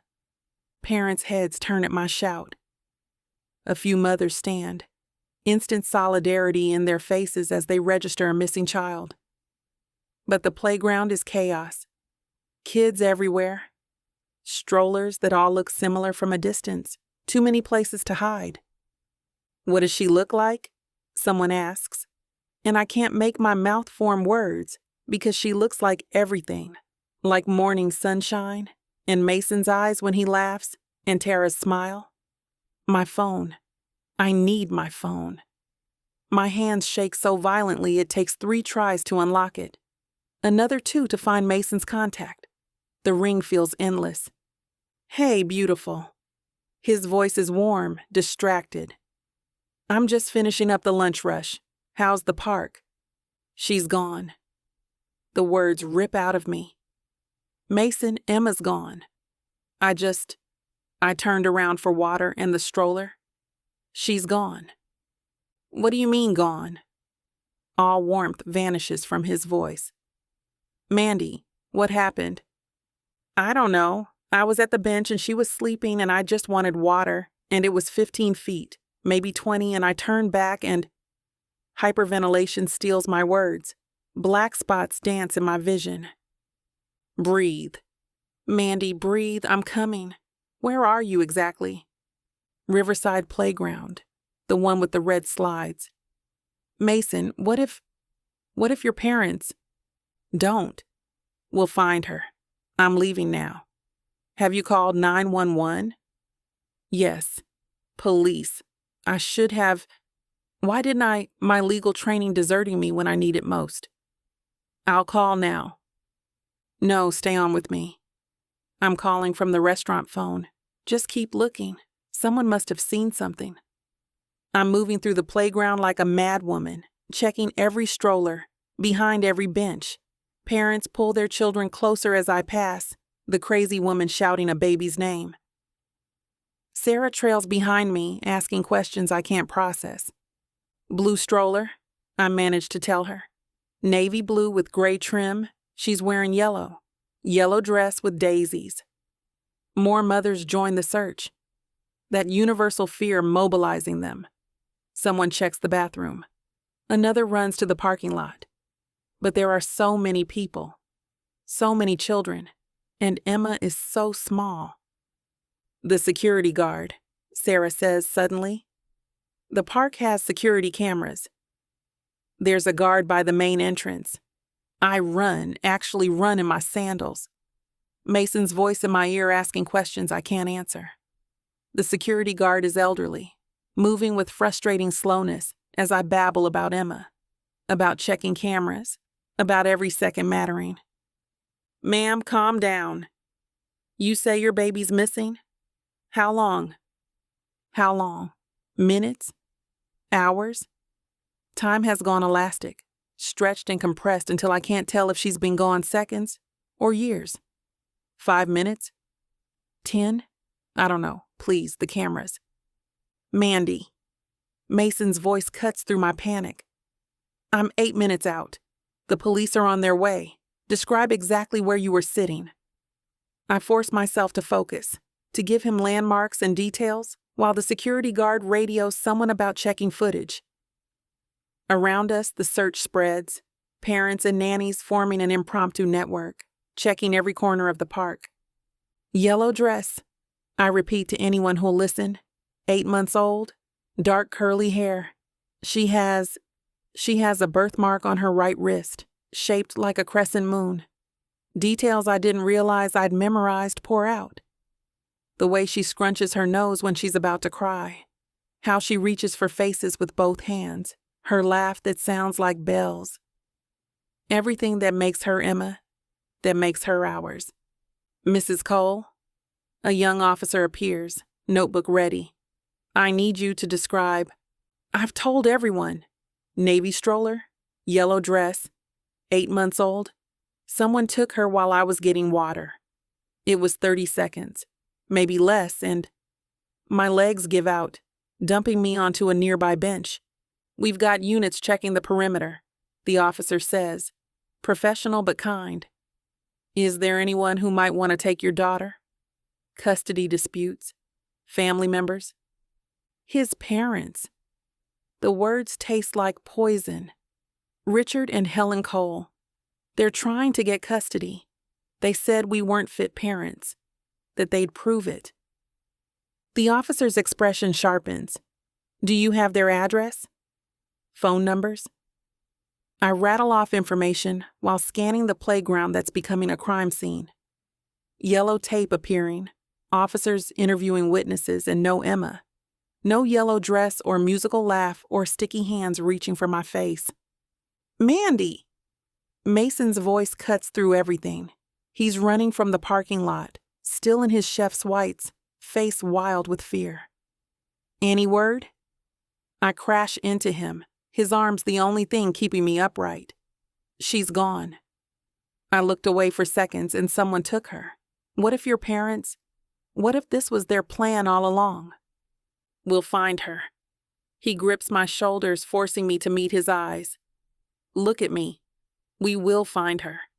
She's going to be okay. You don't know that. The words come out broken. I lost her. I was supposed to protect her and I... Stop!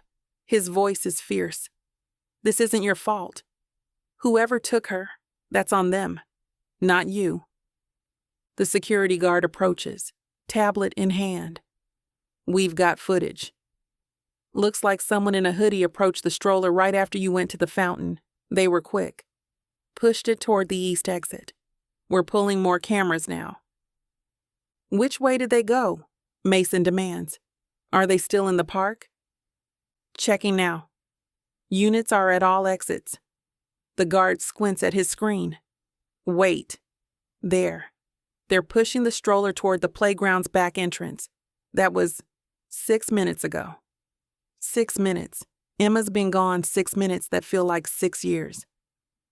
Around us, the search intensifies. Officers on radios, parents forming search lines. The playground transformed into controlled chaos. I should have watched her.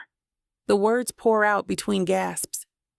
I was worried about you leaving, about doing this alone, about the custody case. I was distracted, and now we focus on finding her. Mason's hand finds mine, squeezing tight. Everything else can wait. But my mind won't stop spinning scenarios. Richard and Helen hiring someone to take Emma. Proving we're unfit by showing we can't even keep her safe in a playground. Or worse, a stranger who saw an opportunity, who wanted a beautiful baby in a yellow dress. Mrs. Cole, a different officer approaches. We found something. Can you come with me? Mason and I follow on unsteady legs, his arm around my waist, the only thing keeping me moving. They lead us toward the park's back section, where more officers cluster around, something I can't see past their bodies. Did you find... I can't finish the questions, too terrified of the answers. The officers part, and there it is. Emma's stroller, abandoned by a maintenance shed, empty. The yellow dress she was wearing lies on the seat, discarded like it meant nothing. My knees hit the ground hard, gravel biting through my jeans. She's gone. Someone took our baby and left her dressed like a calling card, like a taunt. The sound that tears from my throat doesn't sound human. Mandy. Mason's on the ground beside me, pulling me against him. This is good. The stroller's here, which means they're on foot. They can't have gotten far. Her dress. They took off her dress. Why would they? What are they? I can't breathe past the images flooding my mind. Every worst-case scenario I've ever read about missing children. We need more units. Someone's saying into a radio. Expand the perimeter. Check every vehicle leaving the area. Around us, the search explodes outward.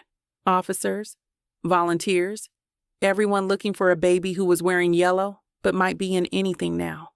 My baby. Tara's baby. The child who made us a family, now vanished like morning mist. She's scared, I whisper into Mason's shoulder. She doesn't like strangers. She'll be crying for us and we're not there. His arms tighten around me, and I feel him shaking too. All his strength, his competence, his ability to fix any crisis, useless now. We're just two people on their knees in the dirt, praying for a miracle while our world disappears. We'll find her, he says again, but his voice cracks on the words. We have to. But as minutes tick by and radios crackle with negative reports, as the yellow dress flutters in my shaking hands, I'm not sure belief is enough. Emma is gone, and with her, every dream we'd started to build. The park fills with sirens and searchlights, as afternoon fades toward evening, but all I can see is empty space where our daughter should be.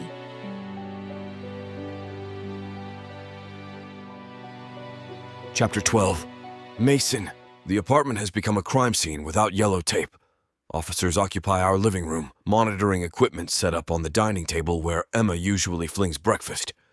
One detective sits by our landline, who knew we even had one, waiting for a ransom call that hasn't come. 6 hours since Emma vanished. 6 hours of Mandy shaking like she's standing in a blizzard only she can feel. "Mrs. Cole, you should eat something," Detective Martinez says gently, gesturing to the untouched sandwiches someone ordered. "It's going to be a long night." Mandy doesn't respond, doesn't even acknowledge she heard. She's been on the couch for the past 2 hours, knees drawn to her chest, staring at Emma's favorite toy, a stuffed elephant that plays Twinkle, Twinkle, Little Star when squeezed. Every few minutes, she winds the music box, letting the tinny melody fill the silence until it slows to nothing. "Tea," I announce to no one, needing to move, to do something with hands that won't stop trembling. "I'll make tea." The kitchen feels wrong without Emma's high chair, which the police took for evidence. Fingerprints, they said, though we all know whoever took her wore gloves. Professionals don't make amateur mistakes, and everything about this screams professional. The speed, the planning, the abandoned stroller placed just so. My hands are shaking as I fill the kettle. Through the pass-through, I can see Mandy rewinding the elephant again.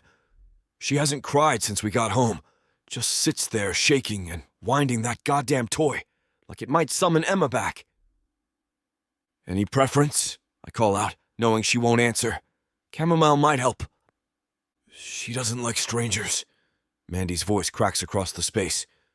She cries when people she doesn't know hold her. She's probably screaming right now, and they won't know that she likes to be bounced, not rocked. They won't know she needs her giraffe to sleep, or that she only takes her bottle at exactly 98.6 degrees. "Mandy, what if they don't have formula? What if they're giving her regular milk? She can't digest that yet. Her stomach will hurt, and she won't understand why we're not there to fix it." I abandon the tea, moving to sit beside her. When I try to take her hand, she flinches away. "Don't." The word comes out sharp. I know what you're going to say. That it's not my fault. That I couldn't have known. But, Mason, I looked away. 30 seconds, maybe 40, and I looked away because I was worried about Chicago and custody battles and stupid things that don't matter if she's... Stop! I pull her against me despite her resistance. Emma is coming home. Someone took her for a reason, which means she's valuable to them. They'll call. They'll make demands. We'll meet them. What if it's not about money? What if someone just wanted a baby? There are people who take children, and that's not what this is. I force conviction into my voice I don't feel. The empty stroller, her dress left behind, that's a message. Someone wants us to know they have her. That means negotiation. That means she comes home. The elephant plays its song again, and I want to throw it across the room. Instead, I hold Mandy tighter, feeling her shake against my chest. 6 hours. At 7 months old, Emma's been gone almost as long as some of her naps. She'll be hungry. Scared. Missing the routines we've built around her needs. "Mr. Cole?" Detective Martinez approaches carefully. We've pulled traffic cameras from every route out of the park. 3 vans match the time frame, and we're tracking them now. We'll find her. I nod because what else can I do? Mandy burrows deeper into my chest, and I rest my chin on her hair, breathing in her shampoo mixed with the lingering scent of playground sand. This morning we were planning her business. This morning Emma wore her yellow dress and smiled at everything. This morning our biggest problem was a job offer in Chicago. I stand abruptly, the weight of pretending to be strong suddenly unbearable. "Bathroom. I'll be right back." I make it to our bedroom, closing the door before my knees give out. The bathroom door locks behind me, and I turn on the faucet to mask the sound as everything I've been holding back erupts. My baby is gone. Someone took her while she slept, trusting us to keep her safe. The sob that tears from my throat sounds alien, primitive. I press a towel to my face, muffling the sound as my body shakes with the effort of silent breakdown. Emma's bath toys mock me from the tub edge, rubber ducks and plastic boats she splashes with every night. Last night, she laughed so hard at the bubbles that Mandy and I got soaked, trying to contain her joy. 24 hours ago, our biggest concern was getting shampoo in her eyes. A soft knock interrupts. "Mason!" Mandy's voice small and worried.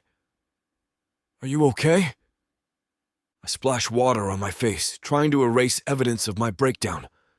When I open the door, she's standing there, my strong, brilliant wife reduced to someone I barely recognize. Her eyes are swollen. Her usual perfect posture collapsed into something fragile. "I'm sorry," she whispers. "I know you're trying to be strong for me, but you don't have to. She's your daughter, too." The permission breaks something in me. I pull her into the bathroom, closing the door on the apartment full of strangers, and we hold each other while the faucet runs. Her tears soak my shirt while mine disappear into her hair. Two people drowning on dry land. What if my parents did this? The question I've been avoiding speaks itself. They have the resources, the connections. They threatened to prove we're unfit. We don't know that. But Mandy's voice says she's thought it too. We can't accuse them without proof. They've been silent for 2 weeks. No lawyers, no calls, nothing. What if they were planning? Stop. She pulls back, looking at me. We can't go down that road. Not yet. We focus on Emma coming home. Then we deal with whoever took her. We return to the living room, presenting united front to the officers who pretend not to notice our red eyes. The waiting continues. Phone silent, radios crackling with negative updates, hope dying by degrees as afternoon becomes evening becomes night. I make tea no one drinks. Mandy winds the elephant until I think the mechanism might break. Officers rotate shifts, fresh faces replacing tired ones. Diego texts every hour, updating me on the restaurant I can't think about. The world continues spinning while ours has stopped. At 8:47, Mandy finally eats half a sandwich under my insistence. At 9:15, she falls asleep against my shoulder, exhaustion winning over terror. At 9:38, she jerks awake, Emma's name on her lips, and the cycle of despair begins again. No news is good news, Detective Martinez says for the 4th time. If something bad had happened, we'd know. Someone would have found. He stops, recognizing the horror of what he almost said. At 10:27, I'm staring at Emma's photo on my phone, taken yesterday, yogurt smeared on her cheeks, pure joy radiating from every pixel, when Martinez's radio explodes with chatter. Unit 47 has eyes on suspect vehicle. White van, license plate partial match, pulling over now. Everything happens in fragments. Officers moving with sudden purpose, Mandy gripping my hand hard enough to bruise, radio voices overlapping. 2 suspects in custody, an infant recovered, and requesting ambulance for wellness check. They found her. Martinez's professional mask cracks into a genuine smile. They found Emma. She appears unharmed, but they're taking her to Mount Sinai for examination. Mandy makes a sound I've never heard before, part sob, part prayer, part primal relief. I'm pulling her toward the door before Martinez finishes talking, car keys somehow in my hand, though I don't remember grabbing them. "We'll drive you," an officer says, but I'm already moving. The drive happens in flashes. Mandy chanting, "Please, please, please," under her breath. My hands white-knuckled on the wheel, running red lights with police escort. The hospital appearing like salvation, same emergency entrance where we brought Emma weeks ago for her fever. We're running through doors, following signs and uniforms and hope, A nurse leads us to a curtained area where the most beautiful sound in the world greets us. Emma crying. Not hurt crying or scared crying, but her angry, indignant wail that means she's pissed off about something. Emma! Mandy crashes through the curtain, and there she is. Our baby wearing only a diaper and hospital bracelet, screaming her displeasure at the doctor trying to examine her. Alive, whole, perfect. Mama! Dada. She reaches for us with both arms, tears streaming down her furious little face. Mandy scoops her up, and I wrap around them both, Emma sandwiched between us where she belongs. She smells different, wrong soap, unfamiliar laundry detergent, but she's warm and breathing and here. We need to finish examining her, the doctor says gently. But initial assessment shows no signs of harm. She's upset, but uninjured. Who took her? I manage to ask while Mandy rocks Emma, both of them crying. Where did they find her? Detective Martinez appears with 2 officers. Mark and Jennifer Lawson, both with records for theft and fraud. They claim someone hired them through an encrypted app. $20,000 up front, 20 more on delivery. Delivery where? My voice sounds dangerous even to me. They say they don't know. The instructions were to take the baby and wait for further contact. When we pulled them over, they were parked at a rest stop, waiting for the next message. Did they say who hired them? Though I already know what the answer will be. No names. Payment was cryptocurrency, untraceable. But Mrs. Lawson mentioned something interesting. The person who contacted them knew specific details. What time you'd be at the park, which bench you favored, how long you typically stayed. Someone had been watching us, studying our patterns. The violation of it makes my skin crawl. We'll need full statements tomorrow, Martinez continues. For now, take your daughter home. We'll have units watching your building tonight. Mandy hasn't let go of Emma since we arrived, but now she turns to face the detective. They said someone hired them? Specifically to take Emma? That's their claim. We're verifying, but they seem more like hired help than masterminds. He pauses. Is there anyone who might want to take your daughter? Anyone with resources to arrange something like this? Mandy's eyes meet mine. We both know, but without proof. We'll make a list, I say carefully. There are some people who've challenged our custody. Martinez nods like he expected this answer. We'll need those names first thing tomorrow. Emma has calmed in Mandy's arms, exhaustion overtaking indignation. She pats Mandy's face with one hand while the other clutches my finger, making sure we're both there. The hospital wants to keep her for observation. Standard protocol, but she's pink and breathing and perfect. Her clothes, Mandy says suddenly. Did they find her clothes? In the van. Along with formula, diapers, even a car seat. Whoever hired them made sure they had supplies. Martinez's expression darkens. This wasn't a random snatch. Someone wanted your daughter taken care of until... whatever they plan next. Until they could claim her legally. Until they could prove we're unfit parents who can't even keep her safe at a playground. The plan unfolds in my mind with sickening clarity, and I know with absolute certainty that my parents orchestrated this. Can we go home? Mandy asked quietly. Please. I just want to take her home. The doctor clears Emma for discharge with instructions to watch for any unusual behavior. She falls asleep in her car seat on the way home, tiny chest rising and falling with each breath. Mandy sits in the back with her, not willing to let her out of reach. It was them, I say into the silence. My parents. This is exactly the kind of thing they do. Hire someone else to do the dirty work. Create a crisis to prove their point. We can't prove it, Mandy reminds me, but her voice holds the same conviction. The Lawsons will probably lawyer up. The money trail's already cold. Your parents have alibis guaranteed. So they just get away with it? They terrorize us, traumatize Emma, and walk away clean? For now. Her hand finds mine between the seats. But Mason, we have her back. That's what matters tonight. Tomorrow we figure out how to protect her, how to end this before they try again. Because they will try again. My parents don't accept defeat, don't acknowledge when they've lost. This was just the opening move in a longer game, and next time we might not be so lucky. At home, Emma wakes only briefly as we change her into her own pajamas, her own crib, her own world.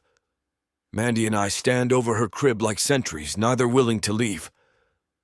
I'm not going to Chicago, I say quietly. I don't care what the Hartfords offer. I'm not leaving you two for 6 months. Not after today. Mason, no. Some things matter more than restaurant empires. You and Emma, this family we're building. That's what matters. She leans into me and we watch our daughter sleep, safe in her own bed.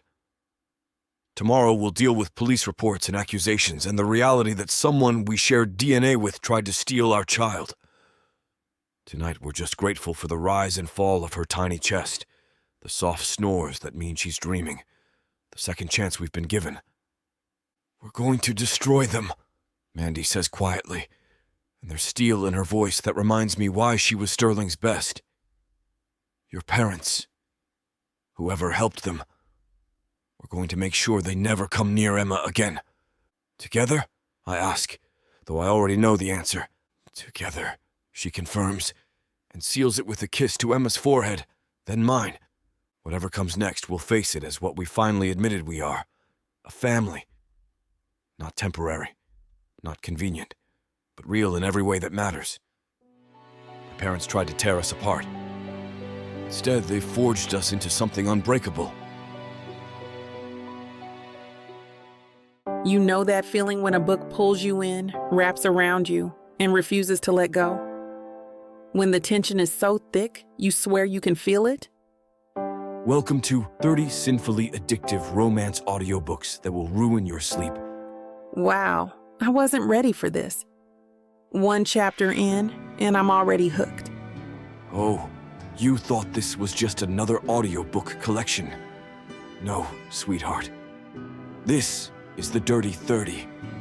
Forbidden love, dangerous desires, billionaires with secrets, bad boys who bite back. And every last word is dripped in temptation. I thought I could just listen to 1 chapter before bed. Now it's 2 a.m. and I need answers. Need. So what are you waiting for? Click the link. Start listening. Let the Dirty 30 ruin you in the best way possible. Escape your life with Miss Tyla.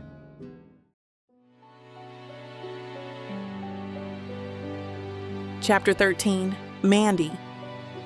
Sleep feels impossible, like trying to hold water in cupped hands. Every time I close my eyes, I see empty strollers and yellow dresses, hear Emma's absence like a scream. Mason's given up pretending too. We've been sitting on the couch for the past hour, Emma's portable crib pulled close enough to touch, watching her chest rise and fall with each precious breath. I keep thinking I'll wake up and she'll be gone again. I whisper into the darkness, my fingers wrapped around the crib's edge, that this is the dream and the playground was real. I know. Mason shifts beside me, close enough that our thighs touch through pajama fabric. I've checked her breathing 12 times in the past 20 minutes. The living room feels different at 2 a.m, shadows softening edges that daylight makes sharp. Emma makes a small sound in her sleep, and we both lean forward before settling back, nervous laughter breaking the tension.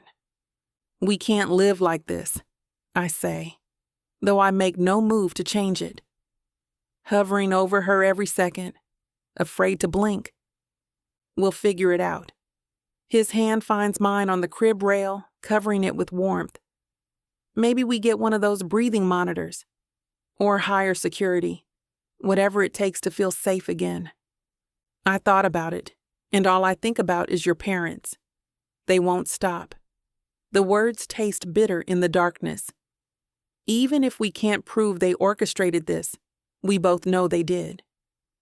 They'll try again, find another way to prove we're unfit.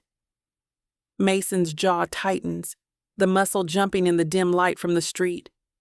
Let them try. After today, I'm done playing defense. We'll hire the best family lawyer in the city, document everything, make it clear that any contact will be considered harassment. With what money? You're already supporting all of us, and if you're not taking the Chicago deal, stop. He turns to face me fully, and even in the shadows I can see the intensity in his expression.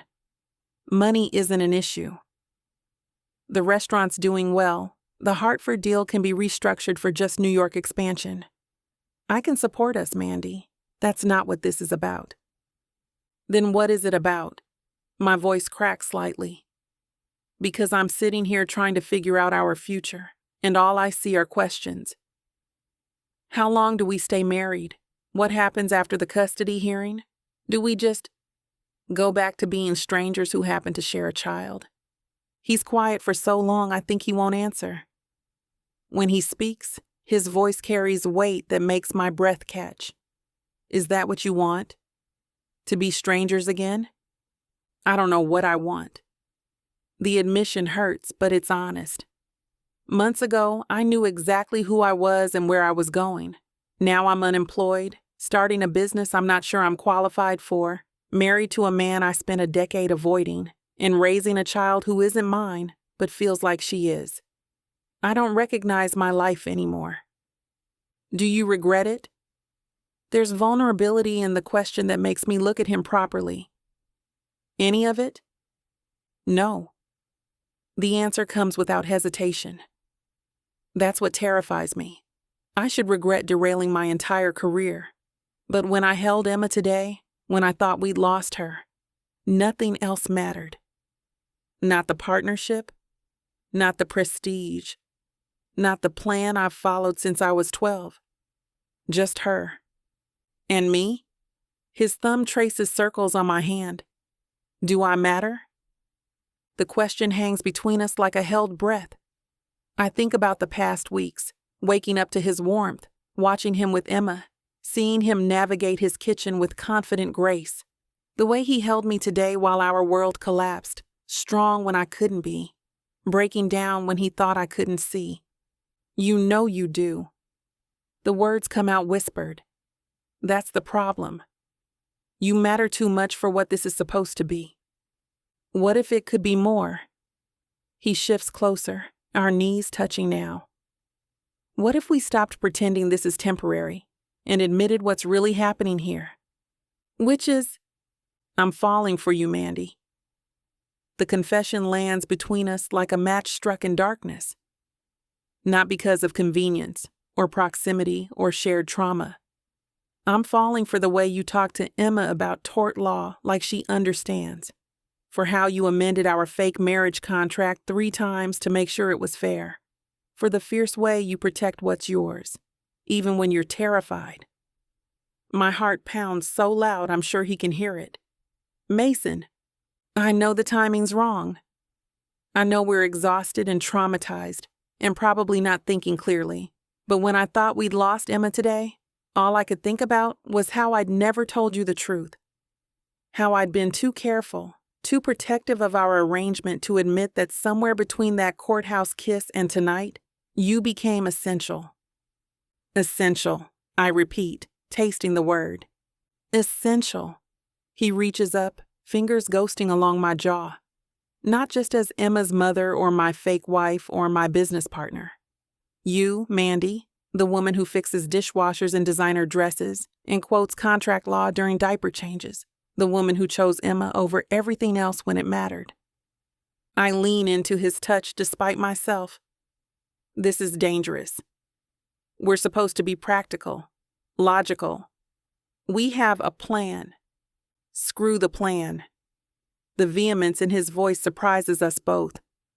The plan didn't account for Emma getting sick, for your job imploding, for my parents being monsters. And it definitely didn't account for me wanting you so badly I can't think straight when you're in the room. Heat floods through me at his words, at the raw honesty in his voice. You want me? His laugh is dark, self-deprecating. Christ, Mandy. I've wanted you since you walked into that pool party 10 years ago, lecturing everyone about chemical safety. I've wanted you through every argument, every event where we circled each other like wary cats. But this, he gestures between us. This is different. This is knowing you, seeing you with Emma, watching you rebuild yourself into something even more incredible. This is want, mixed with need, mixed with something that might be love if we let it. My breath catches. You can't say things like that. Why not? Because I might believe them. I turn to face him fully, our faces inches apart now. Because I'm not strong enough to resist if you mean them. Then don't resist. His forehead rests against mine. We've spent weeks being careful, being appropriate, being what we thought we needed to be. But today showed me life's too short and too fragile for that kind of caution. Emma sighs in her sleep, and we both glance at her before returning to each other. The apartment feels suspended in time. The city noise faded to nothing, just us and our sleeping daughter, and the truth finally spoken aloud. I'm scared, I admit.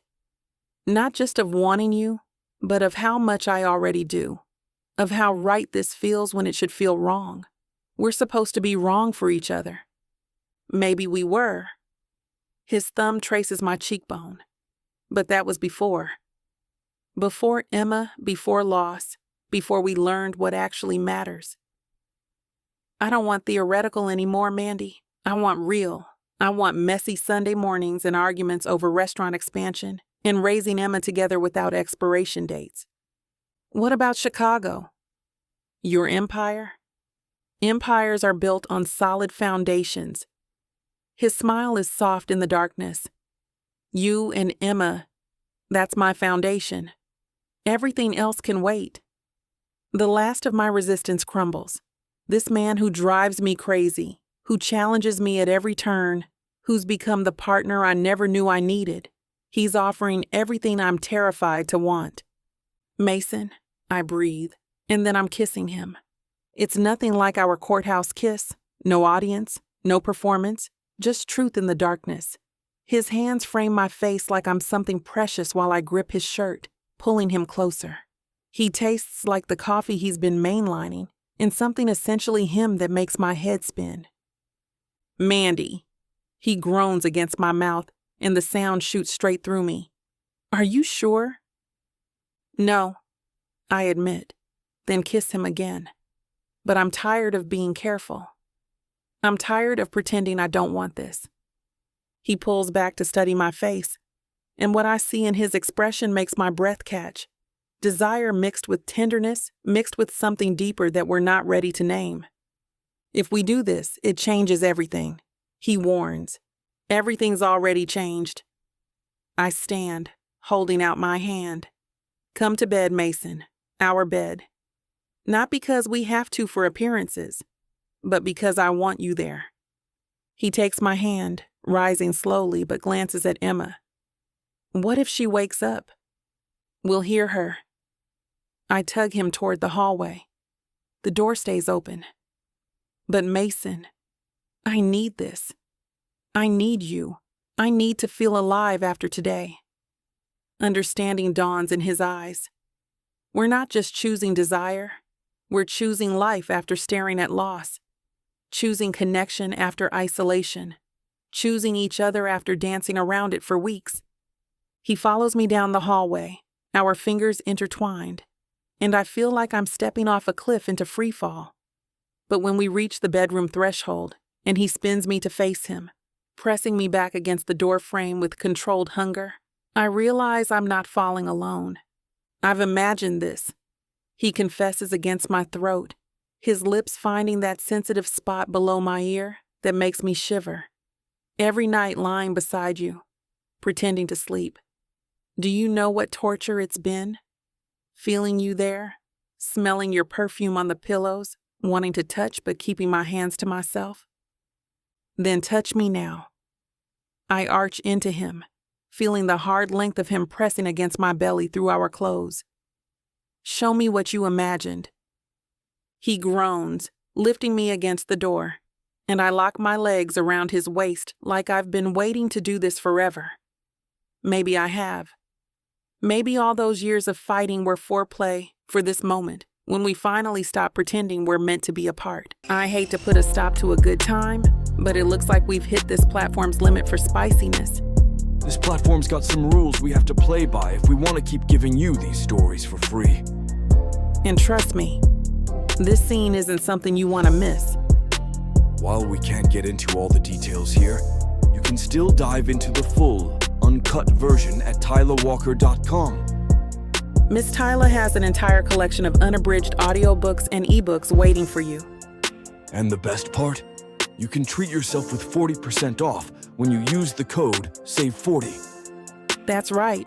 You'll save on any digital product, even bundles that are already discounted. Miss Tyla would never let anyone feel the kind of disappointment you must be feeling right now. So why wait? Treat yourself with Miss Tyla.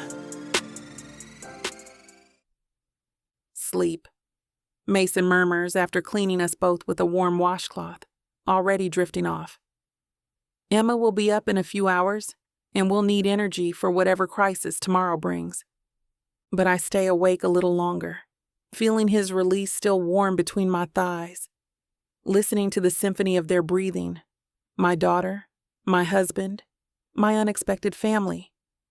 Tomorrow we'll deal with police reports and parent threats, and all the complications of our unconventional life. Tonight we're just us, broken and healing, careful and reckless. Fake that's become real in all the ways that matter. It's enough, it's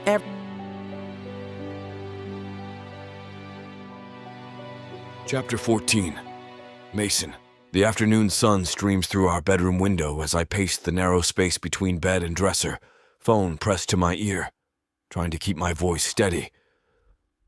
In the living room, I can hear Mandy talking to herself, or maybe to Emma, about table linen options for the Moretti party. She's been buried in event planning details all morning, color swatches and vendor catalogs spreading across our coffee table like beautiful chaos. Mason, I'll be direct, Charles Hartford says, his voice carrying the weight of decades in business.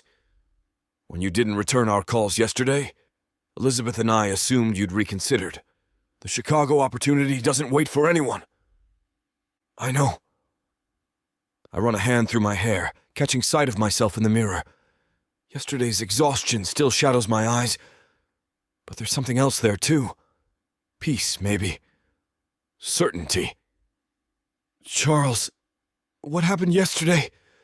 Emma was taken. Just for a few hours, but those hours changed everything.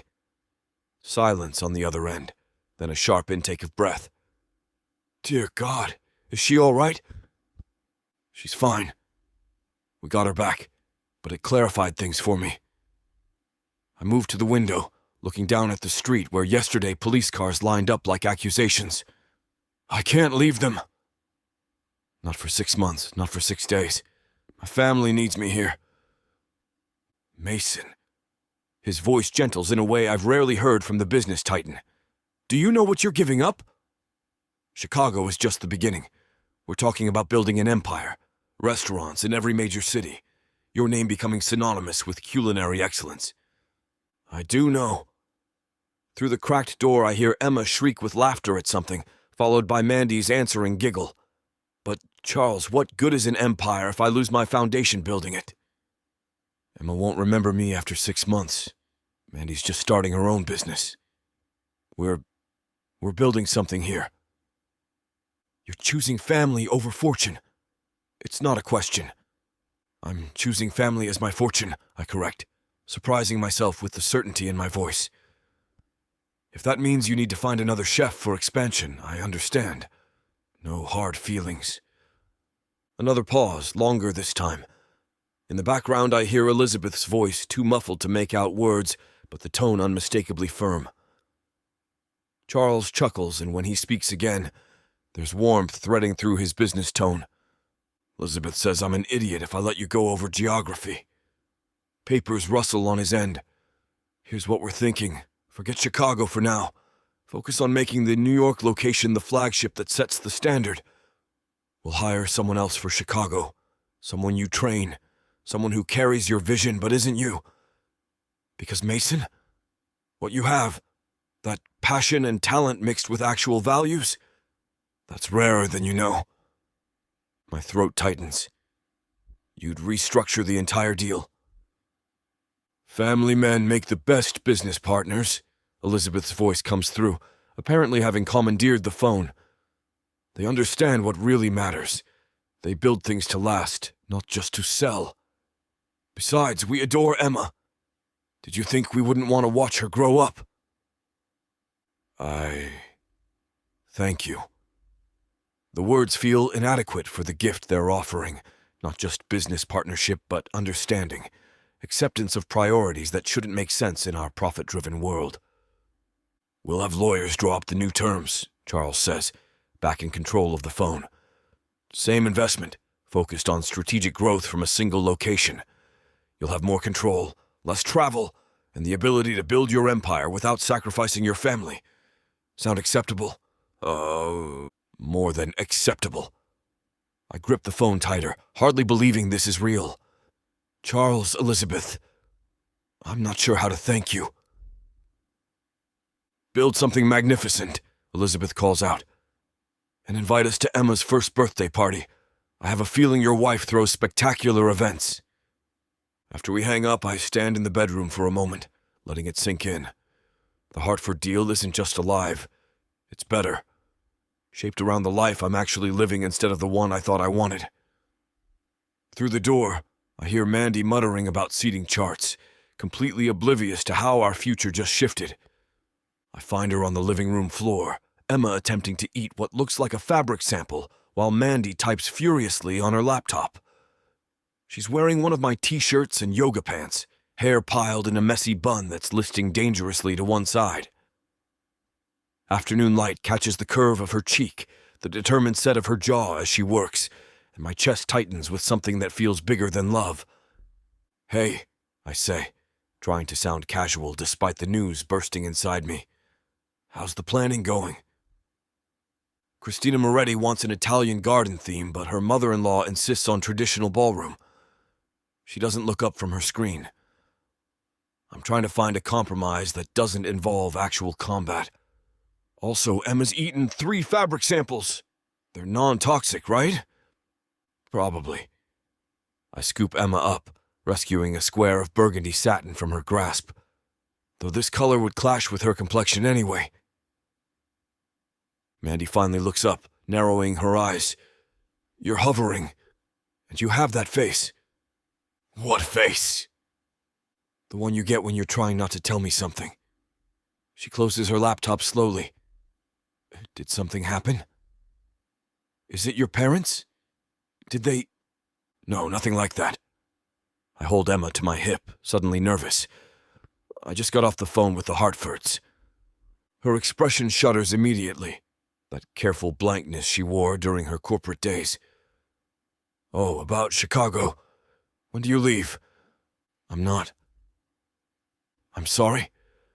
She stands, fabric samples cascading from her lap like confetti.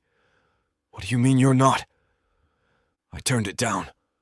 Told them I couldn't leave you and Emma, not after yesterday. Not ever, really.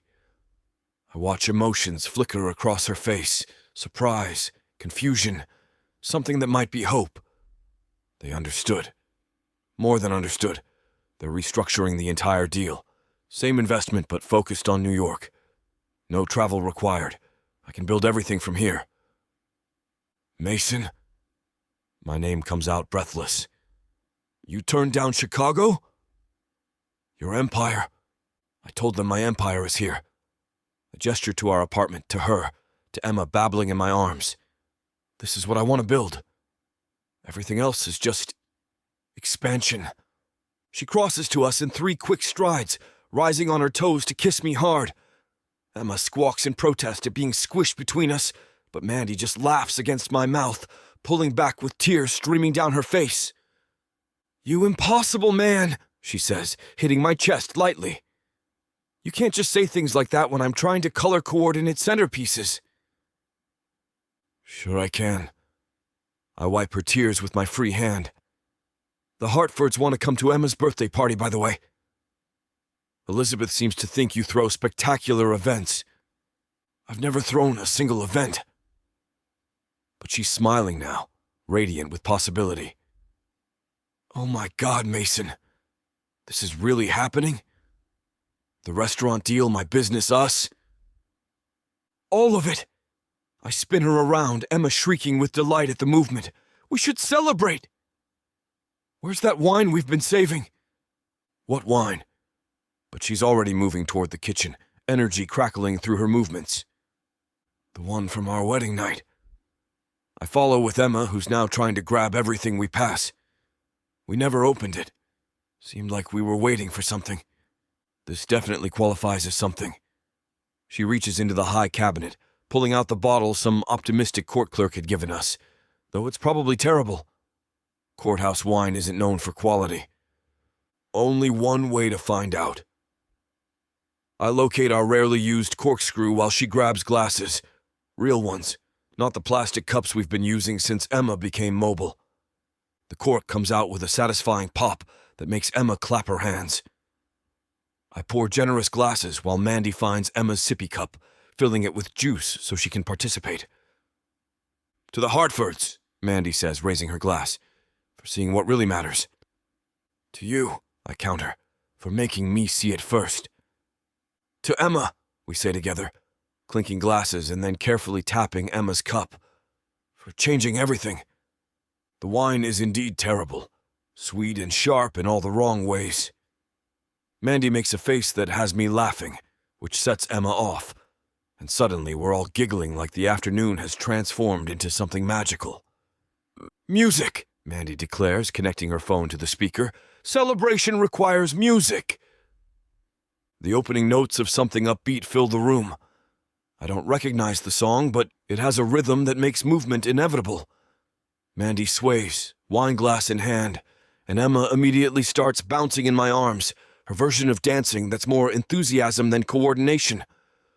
Come on, Mandy says, grabbing my free hand. Dance with us. I don't dance, but I'm already moving, drawn into their orbit like I always am. You do now. She spins under my arm, careful of Emma, and we find ourselves in the middle of our living room, furniture pushed aside by our bodies, making space for joy. Emma shrieks with delight as I dip her gently, her hands waving in what she probably thinks is rhythmic movement. Mandy laughs, the sound bright and free in a way I haven't heard since before the playground, since before she quit her job. Maybe since before all of this started. We're ridiculous, she says, but she's glowing, hair coming completely free from its bun to swing around her shoulders as she moves. Completely! I pull her close with my free arm, the three of us swaying together. The neighbors probably think we're insane. Let them. She rests her head on my chest, Emma between us like she's always belonged there. We're celebrating. Our way. The song changes to something slower, and our wild dancing shifts to gentle swaying. Emma's energy flags, her head dropping to my shoulder as the excitement and juice cup catch up with her. But she fights sleep, little hands still conducting invisible orchestras. I can't believe you chose us, Mandy says quietly, words muffled against my shirt. The Empire was everything you worked for. No. I press a kiss to her hair. The restaurant was what I worked for. You and Emma, you're what I want to work for now. There's a difference. She pulls back to look at me, and the expression on her face makes my breath catch. When did we become this? This? A family, a real one. Not just guardians or co-parents or whatever legal terminology applies. She touches Emma's sleeping face, then my cheek. When did we become us? I think about it as another song starts. Something Emma would love if she were awake. Maybe it was the hospital when she called us Mama and Dada. Maybe the social worker visit when we stood united against scrutiny. Maybe last night when we finally stopped pretending we were temporary. I don't know, I admit. but I'm grateful we did. Me too. She stretches up to kiss me, soft and sure. Should we put her down? She's about to faceplant into your shoulder. In a minute. I'm not ready to let go of this moment. The three of us swaying in our living room, terrible wine and perfect promises, the future spreading before us like a gift we're only beginning to unwrap. The Morettis are going to flip when they hear you're available for all their events, Mandy says, mind already spinning with possibilities. And Sarah from your kitchen. Didn't she ask about wedding planning? Oh, and we could package deals with the restaurant for... Mandy, I laugh, spinning her one more time. Business later. Dancing now. Right, yes, dancing. But she's grinning. That fierce, competitive gleam that means she's ready to conquer the event-planning world. God, Mason. We're really doing this, all of it. All of it, I confirm. And the certainty of it fills me like champagne bubbles. Light and lifting and absolutely right. We dance until Emma's completely asleep, until the wine bottle's empty, until the afternoon sun slants gold through our windows. We dance because we can, because we're here, because yesterday we almost lost everything, and today we're choosing to build it stronger. I love you, Mandy says suddenly, then looks stunned at her own words. I mean, I love you too. The words come easy as breathing. Have for a while now, just took me time to admit it. When? She's studying my face like it holds answers to questions she hasn't asked yet. Differently at different times. I think about how to explain the evolution of feeling. But completely? Probably when you fixed my dishwasher in that dress. Or when you defended me to the social worker. Or maybe when you chose Emma over everything else. I don't know. It all blends together into this. This, she repeats, smiling. I like this. Good. I finally move toward Emma's room, our daughter heavy with sleep in my arms. Because you're stuck with it now. The Hartford deal, the restaurant expansion, Sunday morning dance parties, all of it. Threatening me with a good time, chef? Promising you one, I correct, laying Emma in her crib with practiced care. She sighs, thumb finding her mouth, completely unaware her parents just reshaped their entire world around her needs. Back in the living room, Mandy's already picking up fabric samples, but I catch her hands, pulling her back into dancing position despite the lack of music. What are you doing? She laughs, but she's already swaying with me. Practicing. I spin her slowly, memorizing the weight of her in my arms, for all the events you're going to plan. All the celebrations we're going to have. I should probably get better at this. You're already perfect. She rests her head on my chest again, and we move in comfortable silence. The city noise, our soundtrack now. This morning I woke up with the weight of choosing between dreams. Tonight I'll go to bed knowing I chose the right one. Not the empire I thought I wanted, but the life I actually need. Mandy in my arms, Emma in her crib. The future uncertain, but ours to shape. Hey, Mason, Mandy says against my chest. Yeah? Thank you. For choosing us. For seeing what matters. Thank you, I counter, for being what matters. We stay there swaying until the room grows dark, neither willing to break the spell. Tomorrow we'll deal with lawyers and business plans and the reality of building two dreams side by side. Tonight, we're just us, a family born of tragedy but built on choice, dancing in our living room like we have all the time in the world. For the first time in my life, it feels like we do. Chapter 15. Mandy. Pancake batter sizzles on the griddle, filling our kitchen with the smell of Saturday mornings and safety. I flip them with practiced ease. Mickey Mouse shapes for Emma, perfectly round for Mason, slightly burnt edges on mine, because I've discovered I like the crunch. 3 weeks since Emma's kidnapping, 2 weeks since Mason chose us over Chicago, and every morning feels like a gift I'm still learning to unwrap. She's doing it again, Mason calls from the living room, where he's got Emma in her high chair. That face where she's either about to sneeze or compose a symphony. Record it. I abandon the pancakes momentarily to peek around the corner. Emma's indeed making her concentration face, eyebrows drawn together like she's solving world peace. We need evidence for her future biographers. Already on it. He's got his phone out, narrating quietly. Saturday morning, Emma Cole attempts complex thoughts while covered in banana. The doorbell cuts through our easy rhythm.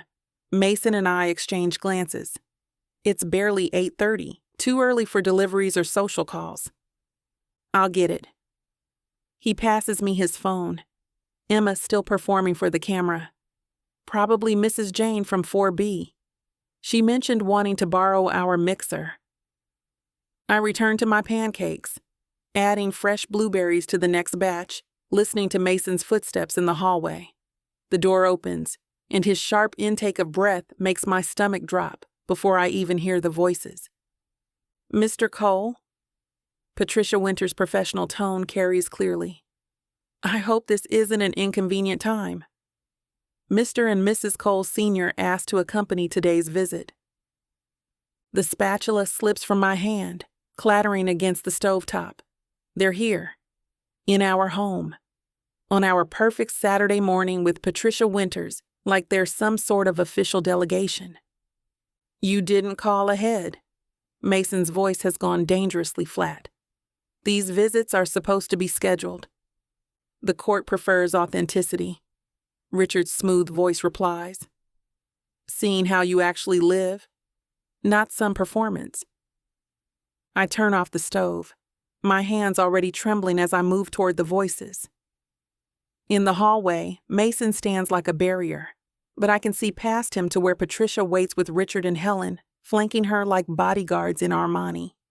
Mrs. Cole, Patricia acknowledges me with a nod that feels like judgment.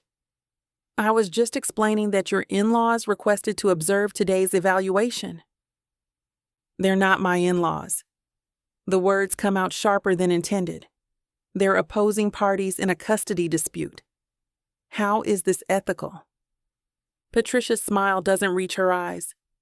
The grandparents have legitimate concerns, especially after recent events. The court values family input. Recent events? I step beside Mason, drawing strength from his solid presence. You mean when someone they hired kidnapped our daughter? That's a serious accusation, Helen says, her pearls catching the morning light like weapons. We were as horrified as anyone when we heard Emma had been misplaced.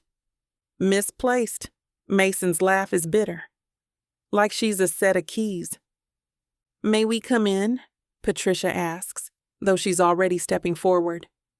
I'd like to observe Emma's morning routine. We have no choice but to step aside. They file into our home, our sanctuary, bringing cold professionalism into spaces meant for laughter and sticky fingers. Helen's nose wrinkles slightly at the lived-in chaos of toys and board books, while Richard catalogs everything with calculating eyes. Emma screeches happily from her chair, banana-covered hands reaching for us. Mama! Dada! Up! She seems energetic, Patricia observes, making notes on her tablet. Is that typical? She's a baby having breakfast, I say, lifting Emma from her chair. She immediately smears banana on my Yale t-shirt. Energy is typical. Of course. Patricia types something. And you both handle morning care? We're partners, Mason says, moving to stand beside us. We share everything. How modern. Helen murmurs, her tone suggesting this isn't a compliment. Though I wonder about consistency. Children thrive on routine, knowing who to expect. She expects both of us. I shift Emma to my hip, trying to keep banana off Patricia's pristine blazer. That is her routine.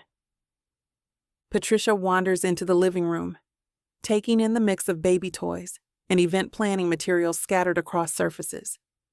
You work from home, Mrs. Cole? I'm starting an event planning business. Pride creeps into my voice despite the circumstances. My first event is next weekend. Another change, Richard notes. From corporate law to party planning. Quite a step down. It's not a step down. Mason's hand finds my lower back, steady and warm. It's a step toward what makes her happy. Happiness doesn't pay for private schools, Helen observes, or college tuition, or the 1,000 things a child needs. We're financially stable, I say through gritted teeth. Mason's restaurant is thriving, and my business has no clients yet, Richard interrupts smoothly. No track record. No guarantee of success. You gave up a partnership track position for a hobby. Speaking of the restaurant, Patricia interjects, still typing. I understand there was a significant opportunity in Chicago that was declined. My blood runs cold. How does she know about that? Family comes first, Mason says simply. I chose to stay in New York. Chose to limit your success, Helen corrects. The Chicago expansion would have tripled your income. Now, Emma misses out on that security because you couldn't manage 6 months apart. We couldn't manage 6 months apart because we're a family, I snap. Families stay together. Do they? Patricia looks up from her tablet, expression unreadable. Many successful families manage bi-coastal arrangements, military families, executive families. Perhaps this intensity of attachment stems from the trauma of the kidnapping? The kidnapping that happened on your watch, Richard adds with false concern. We've been quite worried about security measures since then. The implication hangs heavy. We couldn't protect her before, so how can we be trusted now? Mason's jaw clenches, and I know he's seconds from explosion. Emma needs her morning nap, I say, though it's too early by an hour. Perhaps we could continue this. I'd like to observe the full routine, Patricia interrupts, including how you handle disruptions to schedule. Very telling about parenting flexibility. For the next hour, they watch us like we're exhibits in a zoo. Every normal moment becomes performance under their scrutiny. Emma, bless her, seems determined to be difficult, refusing her favorite toys, spitting out food she usually loves, crying whenever Helen tries to approach. She seems unsettled, Patricia notes after Emma's third meltdown. Has she been evaluated for the trauma? She's a baby, I say, exhaustion creeping into my voice. She has moods. This isn't trauma. This is a disrupted morning and strangers in her space. We're hardly strangers, Helen protests. We're her grandparents. The fact that she doesn't recognize us speaks to the isolation you've enforced. The isolation you created by threatening us, Mason counters. Patricia types faster. There seems to be significant conflict between the parties. This level of animosity can't be healthy for a child. Then perhaps they should leave, I suggest. Or perhaps, Richard says slowly, Emma needs a more neutral environment. Somewhere without this tension. The threat is clear. They're not here to observe. They're here to build a case. Every word we say, every normal baby moment, gets twisted into evidence against us. Mercifully, they prepare to leave. Patricia turns at the door, tablet clutched like a weapon. I'll be submitting my report to the court by Monday. Thank you for your cooperation. Patricia, I catch her arm as the Coles head for the elevator.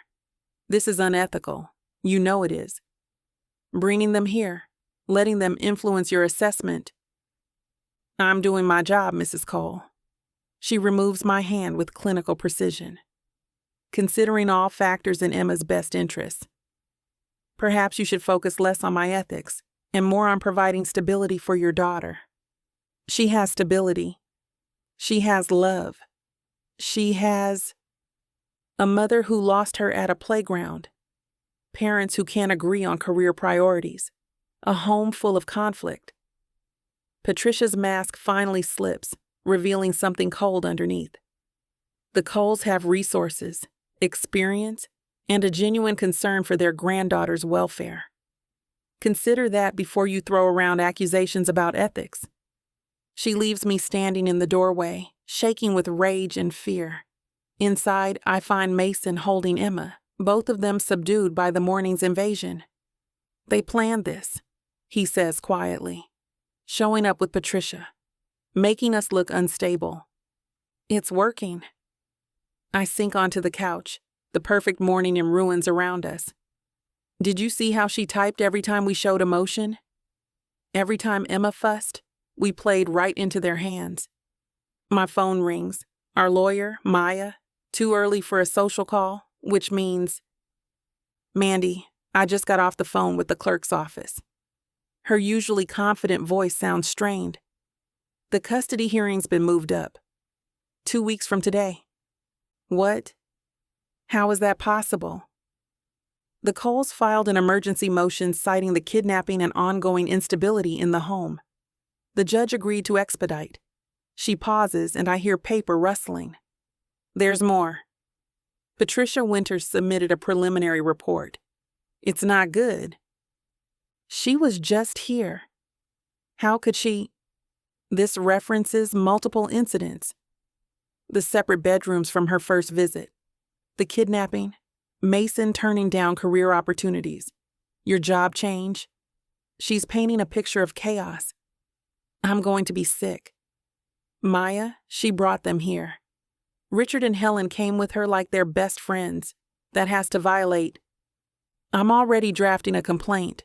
But Mandy. Maya's silence speaks volumes. Judge Harrison is old school. He values traditional family structures. Financial stability. The Coles are checking all his boxes while we're what? My voice cracks. Loving parents doing our best. While you're young, recently married, still figuring things out. Papers rustle again. I need you to prepare for the possibility that this isn't going well. The judge seems inclined to at least consider split custody. No. The word tears from my throat. Emma looks up from Mason's arms, startled by my vehemence. They kidnapped her, Maya. We know they did. You suspect they did. Without proof, it's just an accusation that makes you look paranoid. Her voice gentles. I'm not giving up. But I need you to understand what we're facing. The system favors people like the Coles, established, wealthy, connected. You need to be perfect from now until the hearing. After she hangs up, Mason and I sit in silence while Emma plays between us, oblivious to how her world might shatter in 2 weeks. We could run, Mason says quietly. Take Emma and disappear. Start over somewhere they can't find us. With what? What identities? This isn't a movie, Mason. I watch Emma stack blocks with intense concentration. We'd be fugitives. She'd grow up without doctors, school, friends. That's not a life. Neither is weekends with my parents while they poison her against us. The pancakes I made sit cold on the counter, Mickey Mouse shapes mocking us with their cheer. This morning I had everything. A man who loves me, a thriving business plan, a daughter who calls me mama. Now I'm counting down days until strangers decide if I get to keep any of it. We fight, I say finally. We get our own evaluations. Character witnesses. Whatever it takes. With 2 weeks? Mason's voice holds no hope. Mandy, they've been planning this for a while now. We're playing catch-up. Emma toddles over, offering me a soggy block with a proud smile. Mama! I pull her into my lap, breathing in her baby smell, memorizing the weight of her. 2 weeks, 14 days to prove we deserve what should never have been questioned. The right to raise our daughter. Then we better start catching up, I say, forcing steel into my voice I don't feel. We didn't come this far to lose her now. But even as Mason nods, Even as we start planning our defense, Patricia's words echo in my mind. The Coles have resources, experience, and genuine concern. And what do we have? Love, determination, and a system stacked against us. I hold Emma tighter, wishing love was enough, knowing it might not be.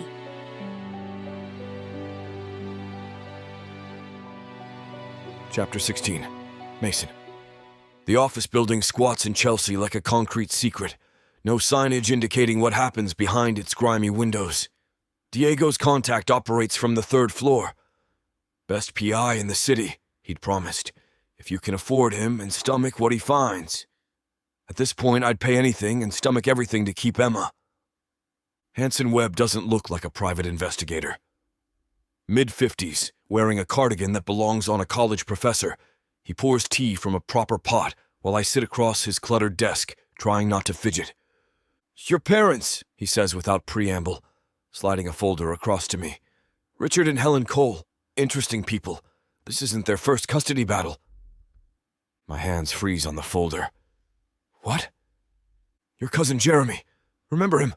I had a daughter out of wedlock about 15 years ago." Hanson sips his tea while my world tilts.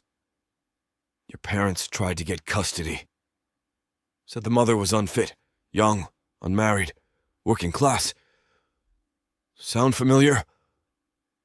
I open the folder with numb fingers. Legal documents, photos, a whole case file I never knew existed. Jeremy's daughter Sophie, who I met maybe twice at family events before Jeremy cut contact completely. "They lost that one," Hanson continues, "but it was close. They hired the same lawyer, interestingly enough. Same playbook, question the parents' stability, offer their resources as superior alternative. I need proof they orchestrated Emma's kidnapping." My voice sounds hollow. "That's what will end this. Working on it." He pulls out another file. "But I found something else interesting. Patricia Winters, your social worker, she's received several large deposits over the past month. Structure just under reporting requirements, but suspicious if you're looking. From my parents? Can't prove that yet, but the timing's curious. First deposit was 2 days after your initial custody filing. He shows me bank records that make my jaw clench. She's also been a guest at your father's country club 6 times in the last 3 weeks. Unusual for a civil servant's salary. She can't... Fury chokes my words. There have to be ethics rules. There are. Which is why you need a lawyer who specializes in judicial misconduct. He slides a business card across. Catherine Ross. She eats cases like this for breakfast. Already called her for you. I'm photographing every document when my phone buzzes. Mandy, texting from her meeting with Maya. They filed 7 motions. Maya says it's a delay tactic, but we have to respond to all. Can you come? I have to go. I stand, pocketing the USB drive Hanson hands me. How long until you have more? Give me 3 days. And Mason? He looks at me over his reading glasses. Whatever you do, don't let them know you're investigating. Cornered animals do desperate things. The law offices of Chen and Associates buzz with controlled chaos. I find Mandy in a conference room surrounded by paper mountains, her hair escaping its bun in frazzled wisps. Maya paces behind her, phone pressed to her ear, arguing with someone about filing deadlines. Motion to compel psychological evaluations, Mandy says without looking up. Motion for financial disclosure. Motion to restrict our movement with Emma pending hearing. They're trying to bury us in paperwork. I have something. I set Hanson's files on the table. My parents have done this before, and Patricia Winters is taking bribes. Both women stop. Maya ends her call mid-sentence, crossing to examine the documents. Her expression shifts from skeptical to shocked to calculating. Damn, she breathes. This is, if we can prove the connection. We need Catherine Ross, I say. She handles judicial misconduct. Hanson already made contact. Catherine Ross doesn't come cheap, Maya warns. We're talking 50,000 just to retain her. I'll liquidate investments. The decision requires no thought. Whatever it takes. Mandy's been silent, studying the custody battle with Jeremy. When she looks up, tears track down her cheeks. They've done this before. This is just what they do. Destroy families. Not ours. I move behind her chair, hands on her shoulders. We know their game now, we can fight back. With what army? She gestures at the motion stack. They have unlimited resources, a corrupted social worker, and a judge who probably belongs to the same country club. We have 2 weeks and whatever proof Hansen might find. We have more than that. Maya's already dialing. Catherine? Maya, here. I have a case that'll make your career. While Maya talks, I review the motions with Mandy. Each one is designed to make us look unstable, unfit, unable to provide proper care. They want our financial records going back 5 years, psychological evaluations from their chosen providers, restrictions on leaving the state with Emma. This one's the worst. Mandy points to a dense document. They're claiming the marriage is fraudulent, that we only got married for custody, and therefore it shouldn't factor into stability assessments. How can they prove? But I stop, remembering. The separate bedrooms Patricia documented. The quick courthouse wedding.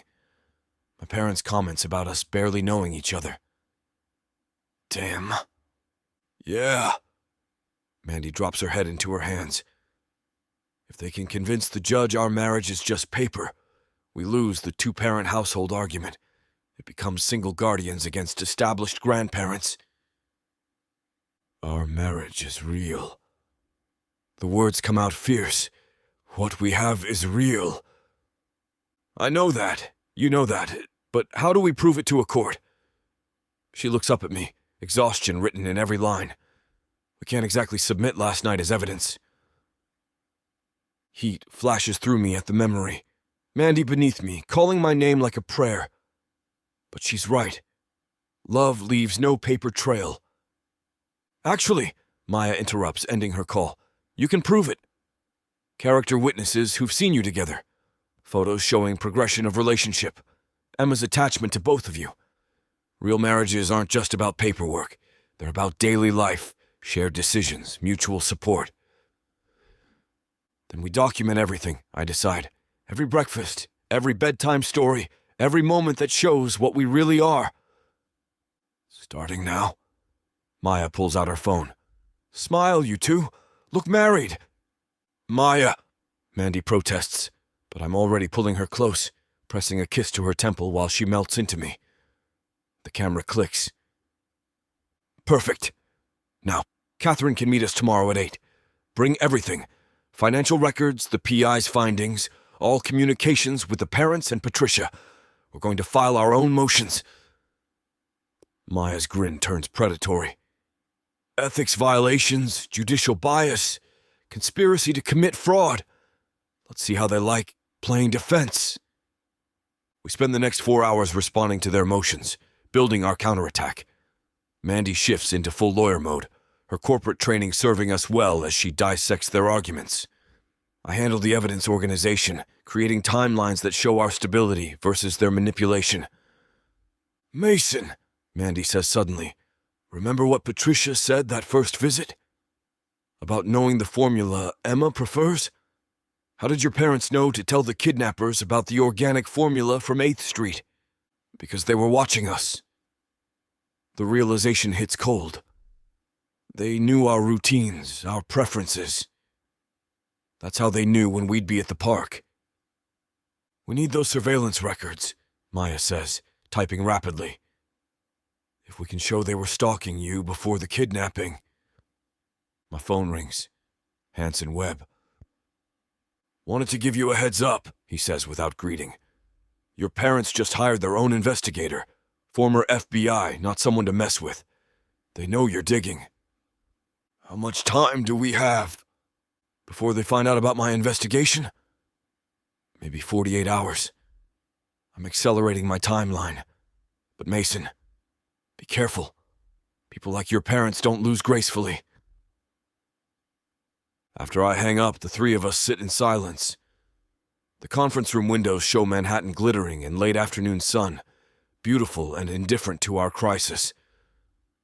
We could lose, Mandy says quietly. Even with everything we find, we could still lose Emma.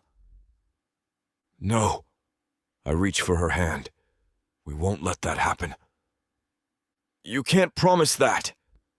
But she squeezes back, drawing strength from the contact. God, Mason. 2 weeks ago, we were planning my business launch. Now we're planning for war. Then we better win. Maya starts packing documents. Go home. Hug your daughter. Tomorrow we start fighting back properly. Catherine Ross doesn't lose, and neither do I. The trip home feels surreal. Normal people on normal streets living normal lives while we prepare to battle for our child. In the apartment, we find Diego watching Emma, who's conducting a serious conversation with her stuffed elephant. How'd it go? He takes one look at our faces. That good, huh? We have a chance, I tell him. Maybe. If everything breaks our way. It will.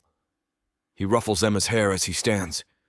You've got the whole restaurant ready to testify what good parents you are. Mrs. Moretti's organizing a letter-writing campaign. Even that food critic who hates everything said he'd vouch for you. After he leaves, Mandy and I settle on the floor with Emma between us.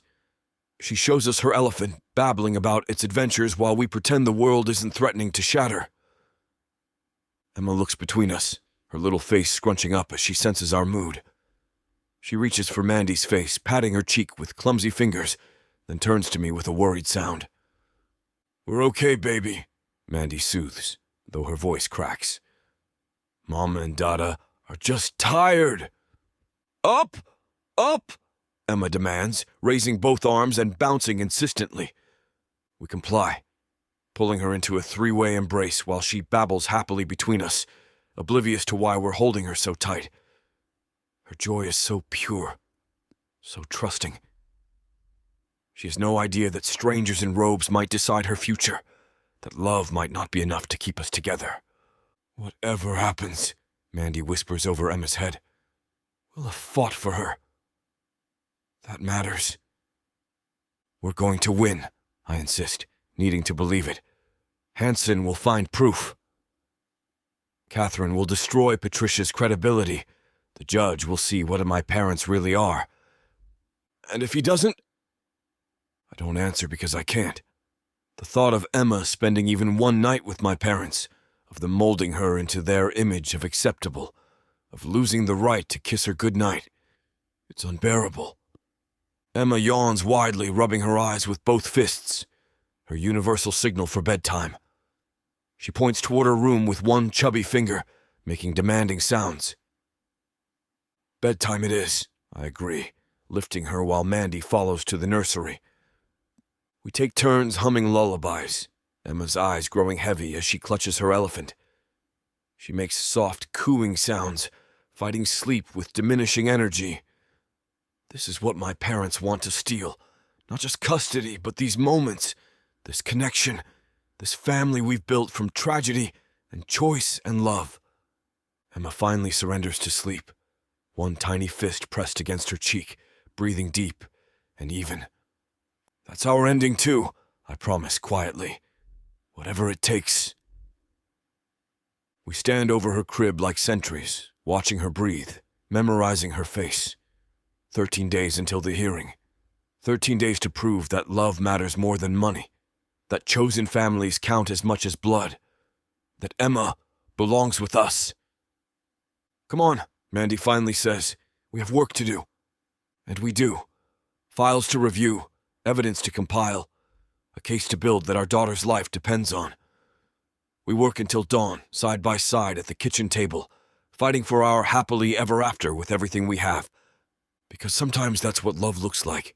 Not grand gestures, but grinding labor. Not poetry, but paperwork. Not surrendering to fate, but forcing it to bend to your will. My parents taught me about power and control. Mandy taught me about partnership and sacrifice. Emma taught me that some things are worth any battle. This is ours. Chapter 17. Mandy. Sleep refuses to come at 2 a.m. Mason lies rigid beside me, staring at the ceiling like it holds answers to questions he's never voiced. We've been pretending to sleep for the past hour, both knowing the other is awake, neither willing to break the silence that feels fragile as spun glass. "I keep thinking about Jake," he finally says, voice rough in the darkness, about whether he knew this would happen. If he chose us specifically because he understood what our parents were capable of. I turn toward him, studying his profile in the dim light from the street. "Tell me about them. Really tell me.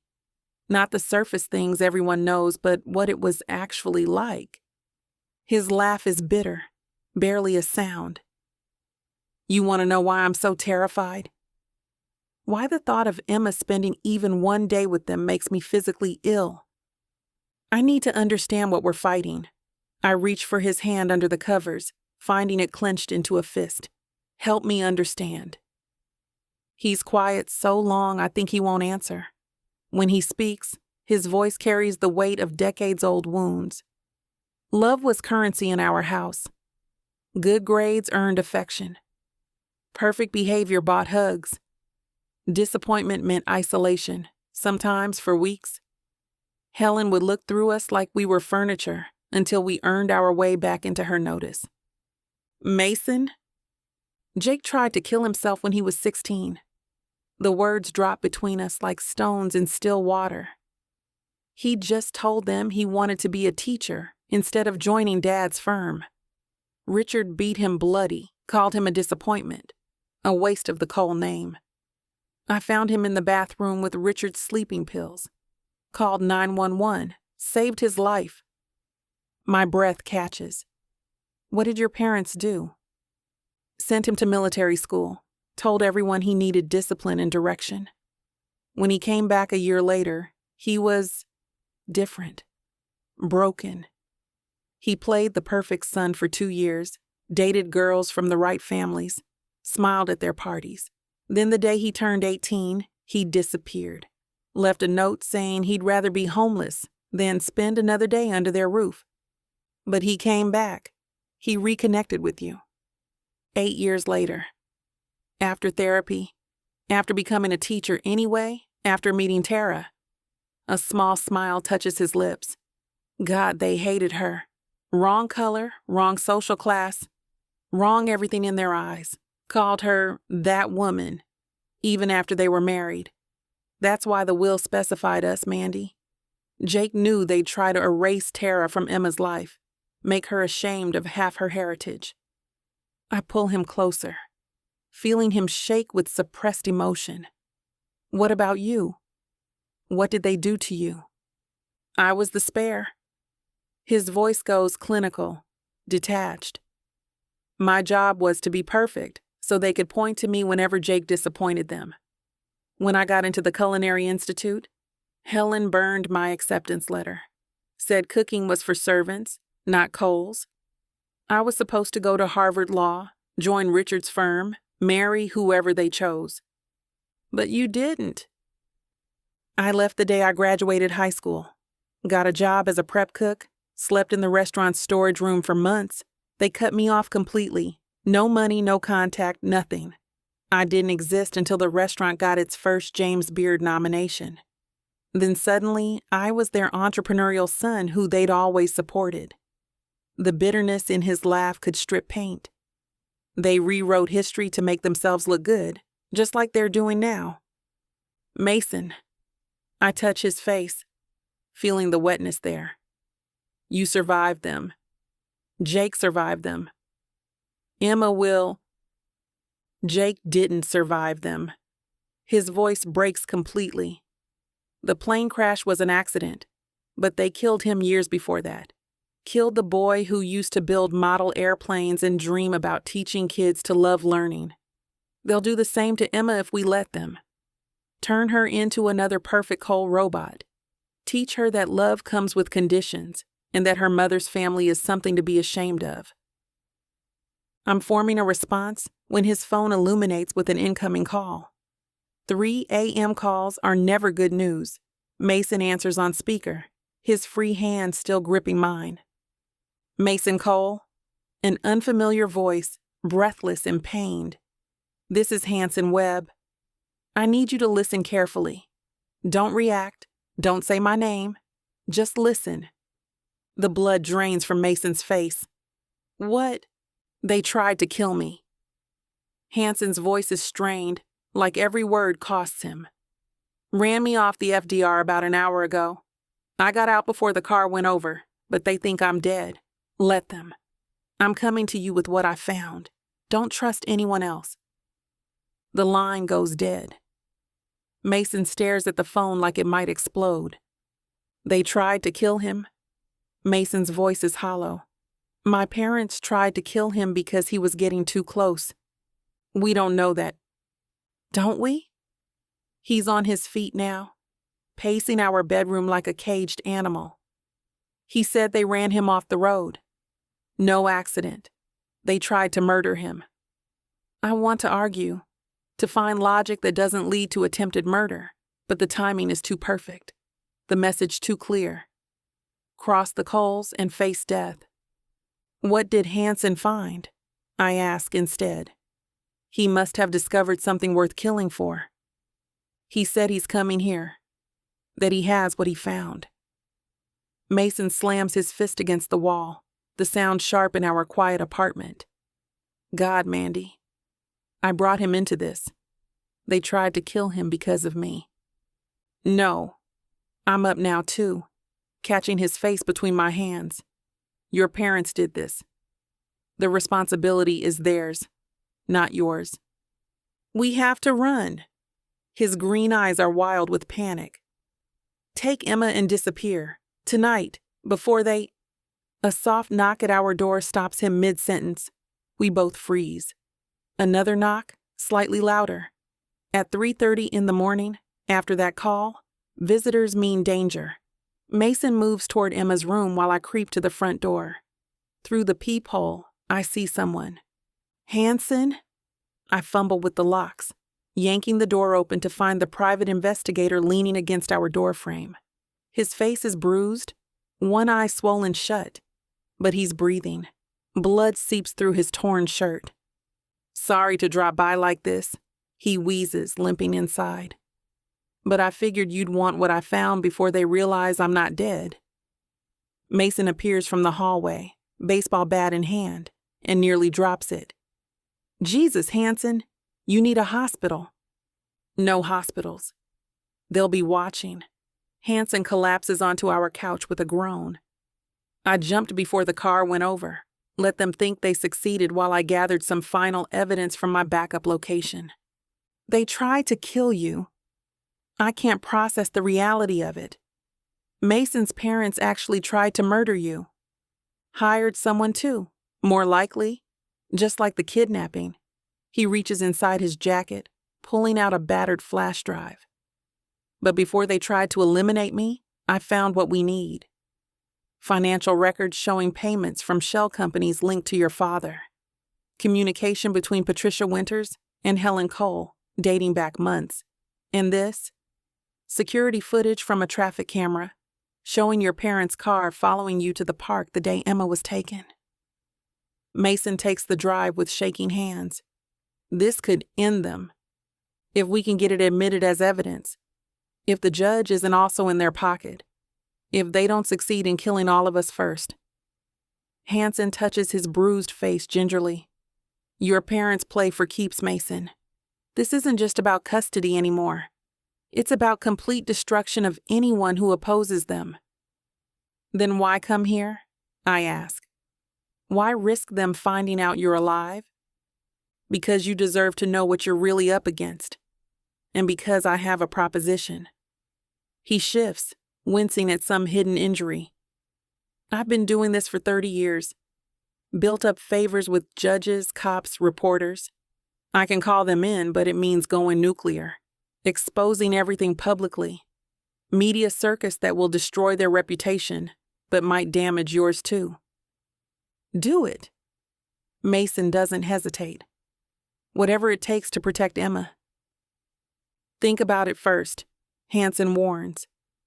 Once this goes public, there's no containing it. Emma's story, your marriage, everything becomes fair game. Your restaurant might suffer. Mandy's new business could tank before it starts. You'll be the couple who bought their way into scandal. I think about the perfect life we've been building, the quiet mornings and family dinners, Emma's laughter echoing through rooms meant for happiness. Then I think about her growing up with Helen's conditional love and Richard's cold control. Burn it all down, I say quietly. Our reputation means nothing if we lose her. Hanson nods slowly. I'll need 12 hours to set things in motion. Stay inside, don't answer the door for anyone, and keep your phones off. They might try something desperate once they realize I'm alive and talking. After he leaves, insisting on taking the stairs to avoid cameras, Mason and I stand in our living room, trying to process what just happened. His parents tried to commit murder. They've elevated this from custody battle to war, and we're barely armed for the fight. I'm sorry, Mason says suddenly, for all of this. For bringing you into my family's sickness. You and Emma deserved better than... I kiss him to stop the self-blame, pouring everything I can't say into the contact. When we break apart, his eyes are wet again but steadier. We're going to win, I tell him with more confidence than I feel. Hanson is alive. We have evidence. Your parents just showed their true nature by attempting murder. No judge can ignore that. You don't know my parents. But he pulls me closer, breathing me in like I'm oxygen. They've never lost anything that mattered to them. Then it's time they learned how it feels. We check on Emma, finding her peaceful in sleep, tiny chest, rising and falling with perfect trust. She has no idea that her grandparents just tried to kill someone to steal her away. No concept of the evil that shares her blood. Whatever happens, Mason whispers, we protect her from becoming like them. Promise me, Mandy, if something happens to me, nothing's going to happen to you. I grip his hand hard enough to hurt. We're both going to be here to raise her. To teach her that love doesn't come with conditions or price tags. To let her build model airplanes and dream about teaching. He breaks thin, sobbing silently against my shoulder while our daughter sleeps on. I hold him through it, this man who survived his parents' cruelty only to face it again for the next generation. When the tears finally stop, we're both exhausted, but somehow stronger. 12 hours, I remind him. Then Hanson goes public and this ends. One way or another, he agrees. We return to our bedroom, and the moment the door closes, something shifts between us. The fear, the anger, the possibility of loss. It all crystallizes into desperate need. Mason's hands frame my face, thumbs brushing away tears I didn't know were falling. I need you. He breathes against my mouth. Need to feel alive. Need to know this is real. I'm here, I promise, pulling him down to me. We're here. We're real. His kiss is different this time. Deeper, hungrier, tinged with the metallic taste of fear and determination. We've made love as newfound lovers, as partners discovering each other. But this is something else entirely. This is affirmation against death, choosing connection in the face of those who would destroy us. I hate to put a stop to a good time, but it looks like we've hit this platform's limit for spiciness. This platform's got some rules we have to play by if we want to keep giving you these stories for free. And trust me, this scene isn't something you want to miss. While we can't get into all the details here, you can still dive into the full, uncut version at tylerwalker.com. Miss Tyler has an entire collection of unabridged audiobooks and ebooks waiting for you. And the best part?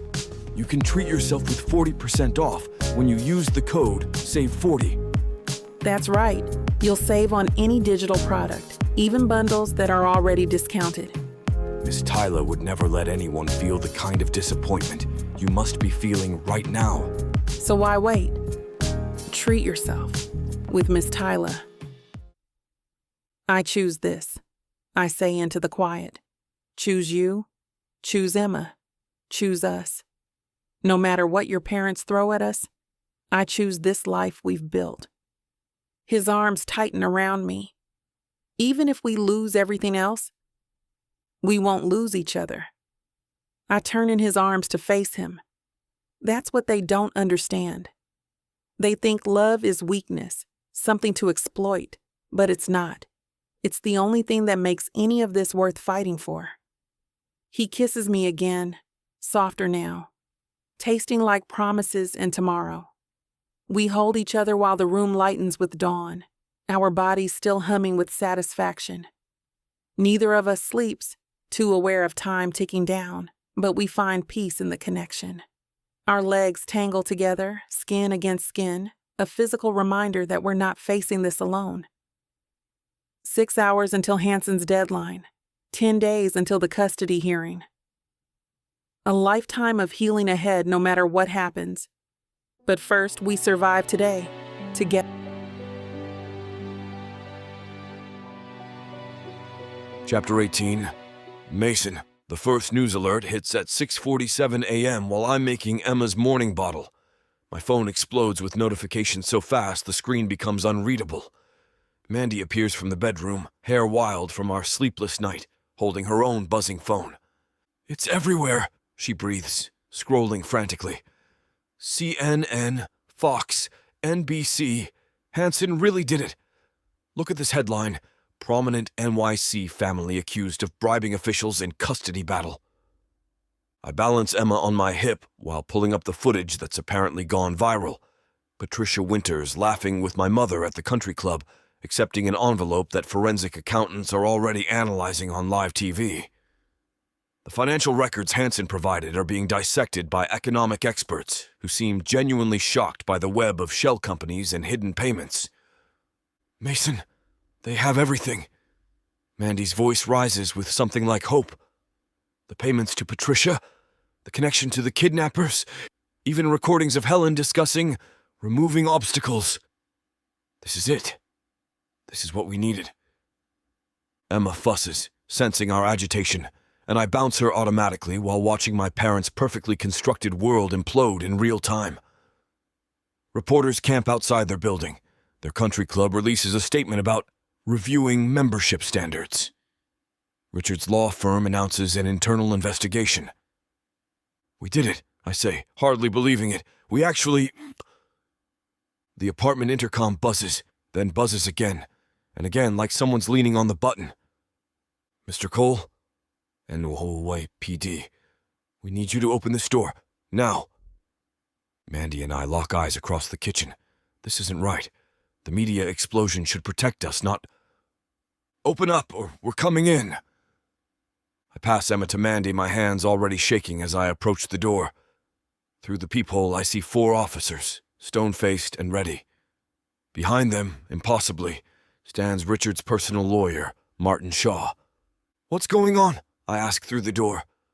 "Mason Cole, we have a warrant for your arrest on charges of embezzlement and fraud. Open the door, sir." "Embezzlement?" Mandy's behind me now, Emma clutched against her chest. "From what?" "The family trust," Martin Shaw says smoothly, loud enough to carry. "Mr. Cole has been stealing from his grandmother's estate for years. We have documentation going back a decade." "That's impossible," I protest, but I'm already calculating. My parents control that trust. They can make any paper trail they want. I've never touched. "Sir, we're not asking again. Open this door." Mandy shifts into lawyer mode despite Emma squirming in her arms. "Officers, I'm Amanda Cole, attorney. I'd like to see the warrant before my client opens any doors. Please hold it up to the peephole." They comply, and even I can see it's legitimate. Signed by a judge this morning. They must have been preparing this counterstrike for days, waiting for us to make our move. "Mason, don't," Mandy whispers. "We can fight this. Call Catherine. And have them break down the door? Traumatize Emma?" I shake my head. "I'm opening it. But you call Catherine right now." The moment I turn the deadbolt, they're on me. Hands behind my back, metal cold around my wrists. Someone reading rights I can't process because Emma's started crying. Not her normal, fussy cry.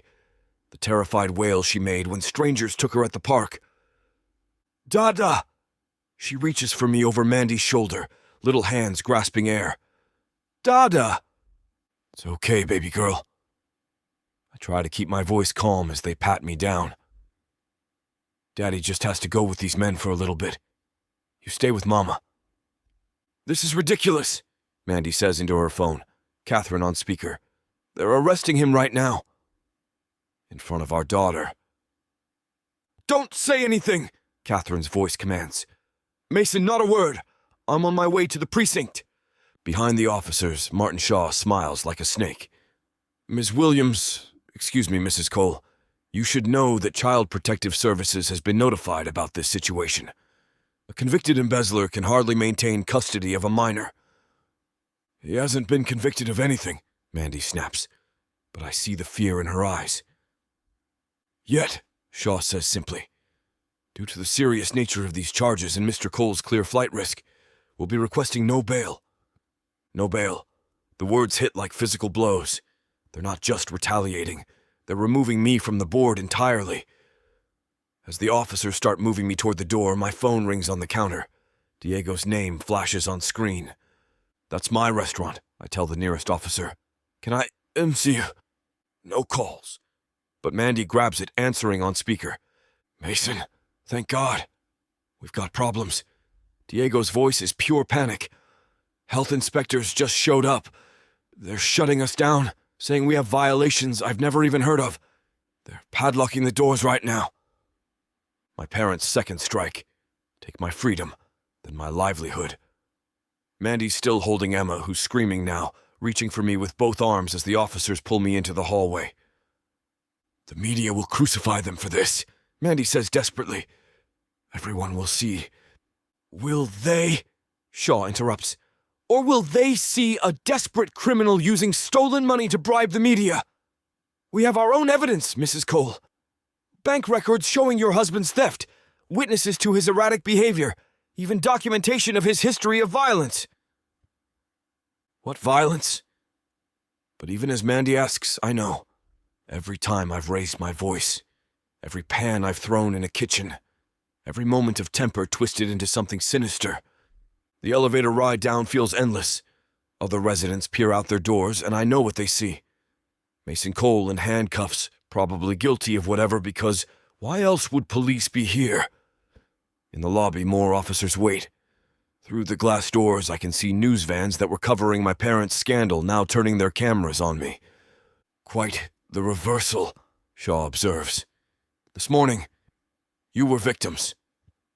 Now, just another criminal using dirty money to attack upstanding citizens. Mr. Cole, do you have any statement? A reporter shoves a microphone at me as we exit the building. Did you steal from your family to fund your custody battle? No comment, the officer says, pushing through the crowd. But the questions keep coming. Is it true you've been embezzling for years? Will you be seeking a plea deal? What happens to your daughter now? That last one makes me stumble. What has happened to Emma now? If they can keep me locked up through the hearing, if they can paint me as a criminal, Mandy stands alone against their machine. At the precinct, they process me like any other criminal. Fingerprints, photos. The holding cell smells like urine and desperation, filled with people who probably have their own stories of systems turned against them. I sit on a metal bench, trying to process how quickly victory became disaster. Cole! An officer appears after what feels like hours, but is probably minutes. Your lawyer's here. Catherine Ross looks like she's been awake for days, but her eyes are sharp as steel. Don't say a word, she instructs as we're led to an interview room. They're throwing everything at the wall to see what sticks. The embezzlement charges are paper thin. Your parents created a trust in your name without your knowledge, then claimed you stole from it when you never even knew it existed. Can you get me out? I'm trying, But Mason, Judge Harrison is handling the arraignment. The same judge overseeing your custody case. Her expression tells me everything. Your parents have been planning this for months. Every move we make, they've anticipated. What about the evidence Hansen released? Patricia's bribes, the kidnapping connection, being spun as we speak. Your father's given 3 interviews claiming you fabricated everything to cover your theft. They're painting themselves as victims of a smear campaign funded by stolen money. She slides a tablet across showing headlines that make my stomach turn. Coal Air's embezzlement scandal rocks NYC, and restaurant moguls fall from grace. Mandy, I say urgently. They'll go after her next. Already did. Catherine's face is grim. CPS showed up at your apartment 20 minutes ago. Emergency evaluation. Your neighbor Mrs. Chen is watching Emma while they interrogate your wife about her fitness as a parent. The room spins.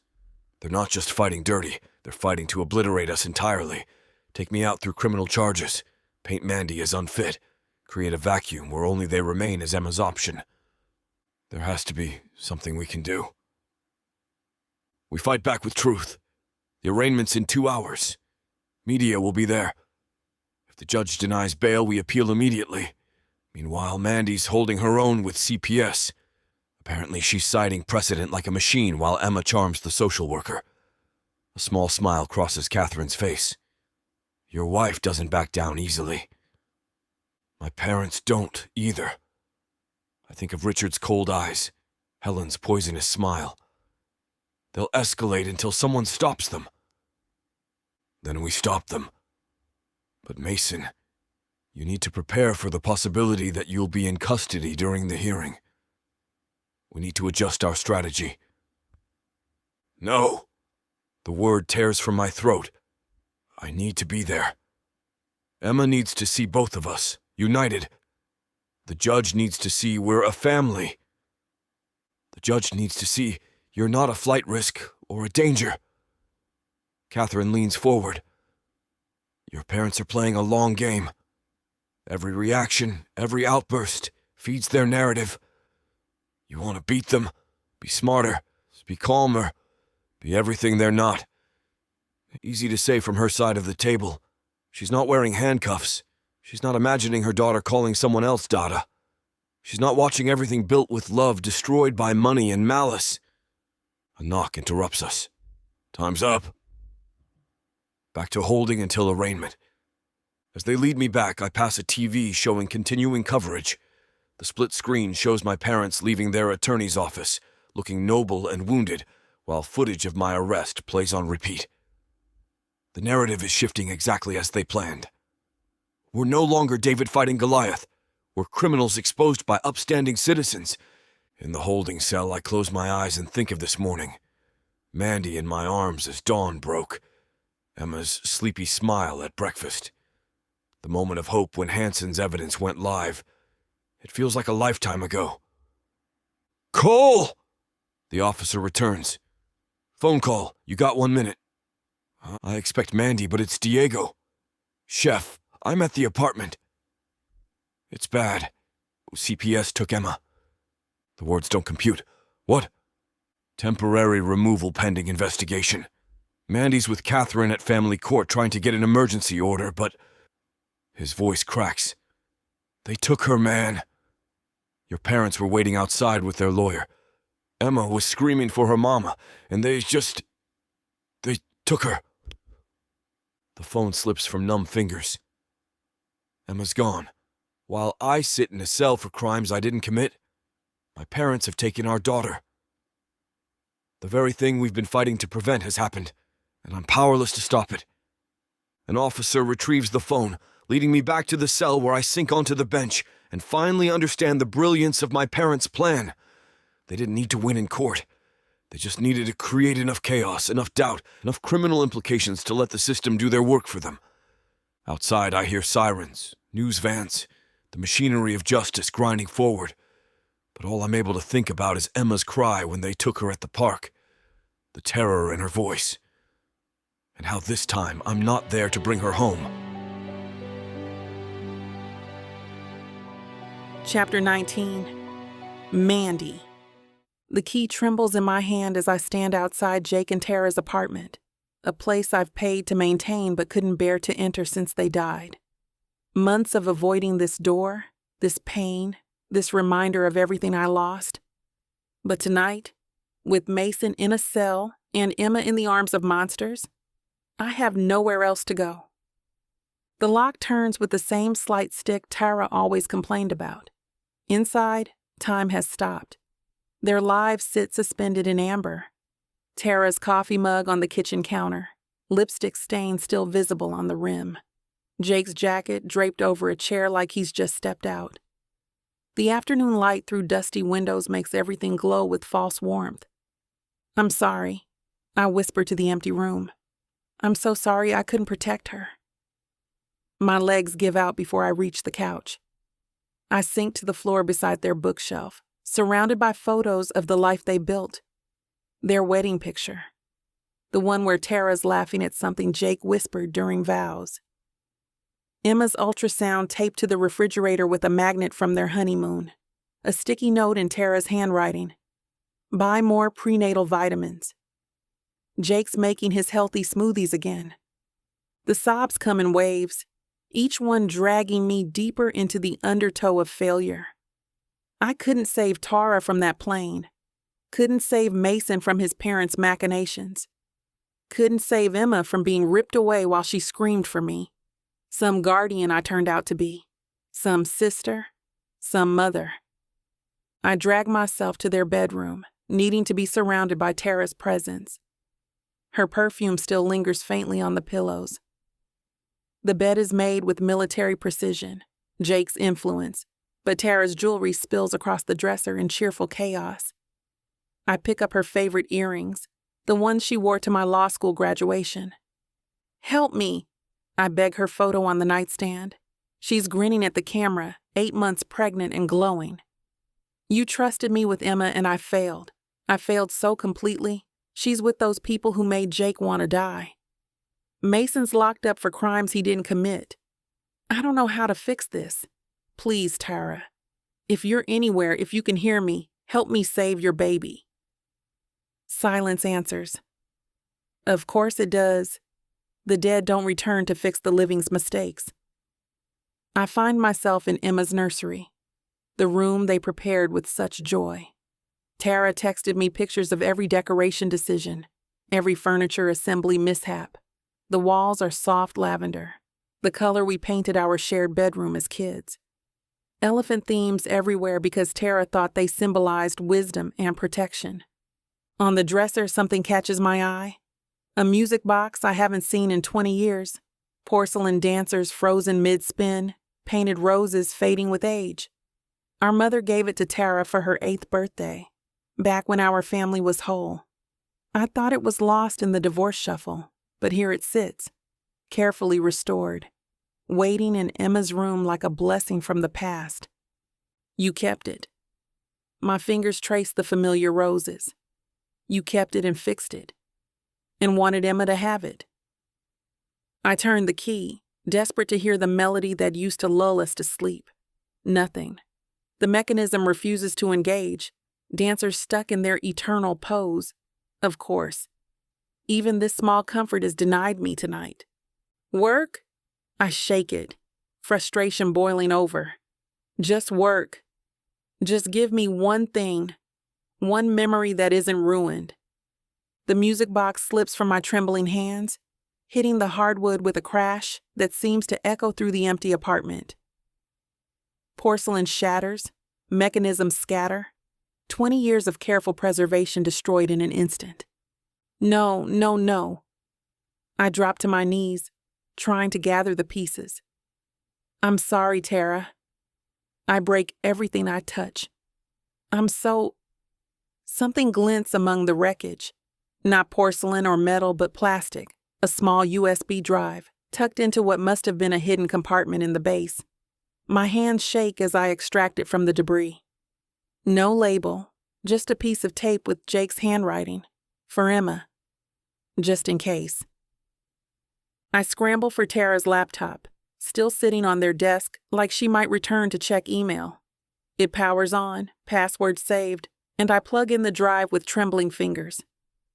A single folder appears. If you're reading this, inside, video files. Dozens of them.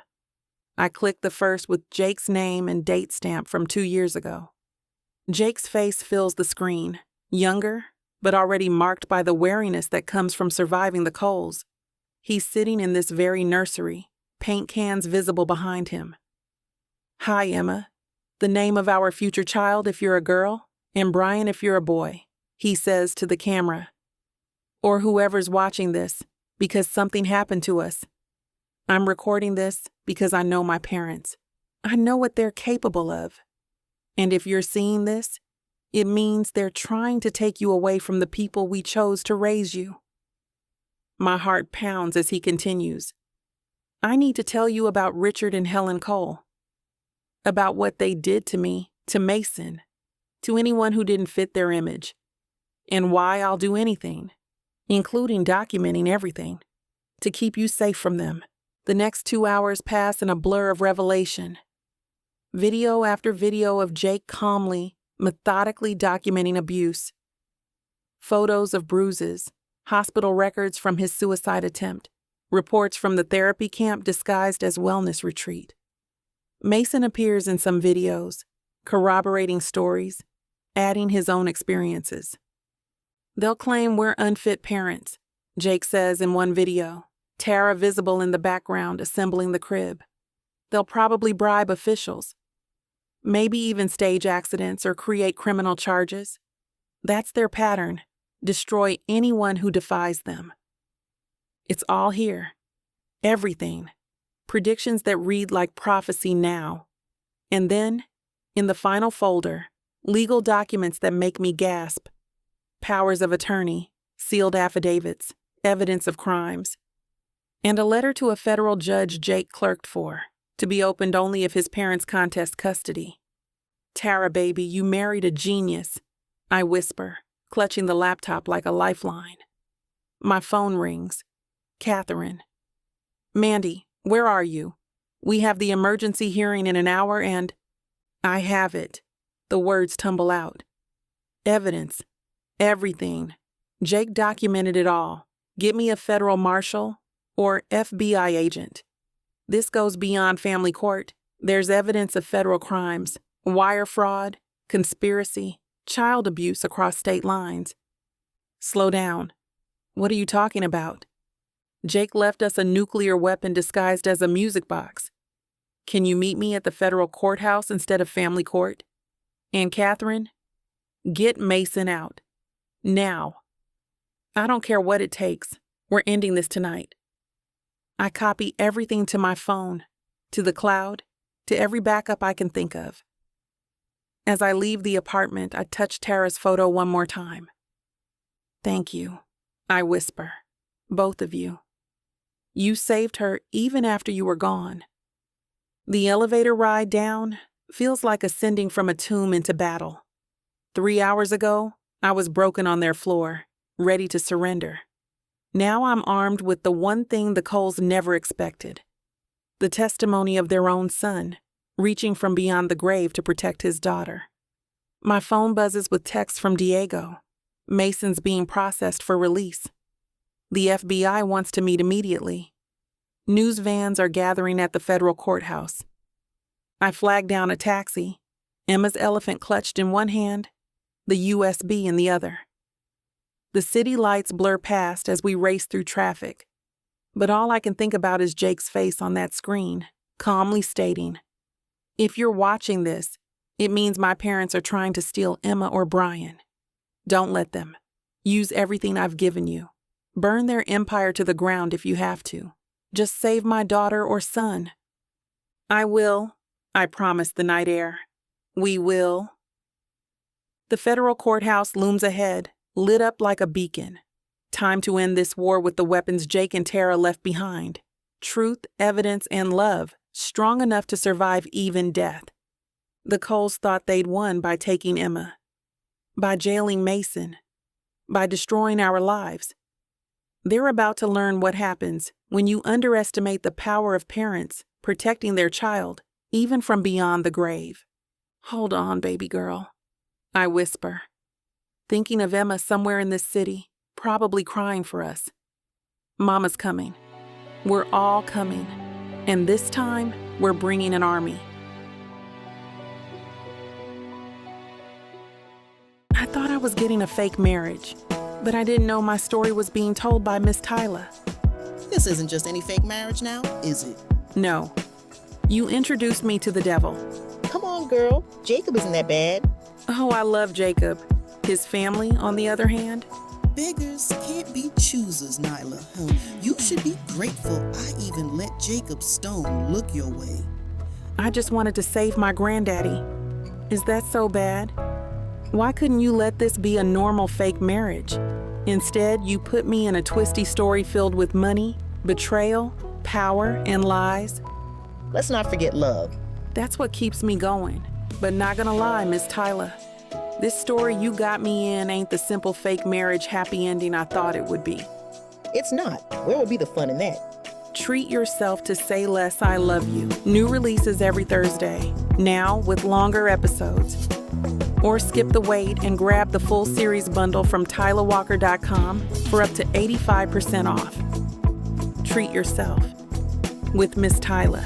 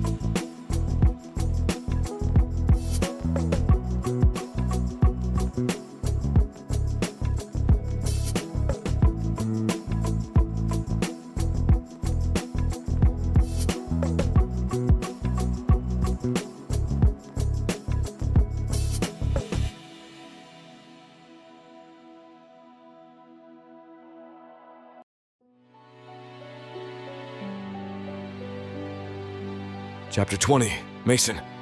The federal courthouse rises before me like a fortress of justice, its limestone facade glowing under emergency floodlights.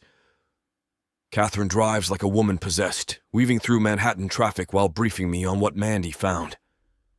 My hands won't stop shaking, partially from the handcuff bruises, mostly from the knowledge that Emma's fate is being decided inside that building right now.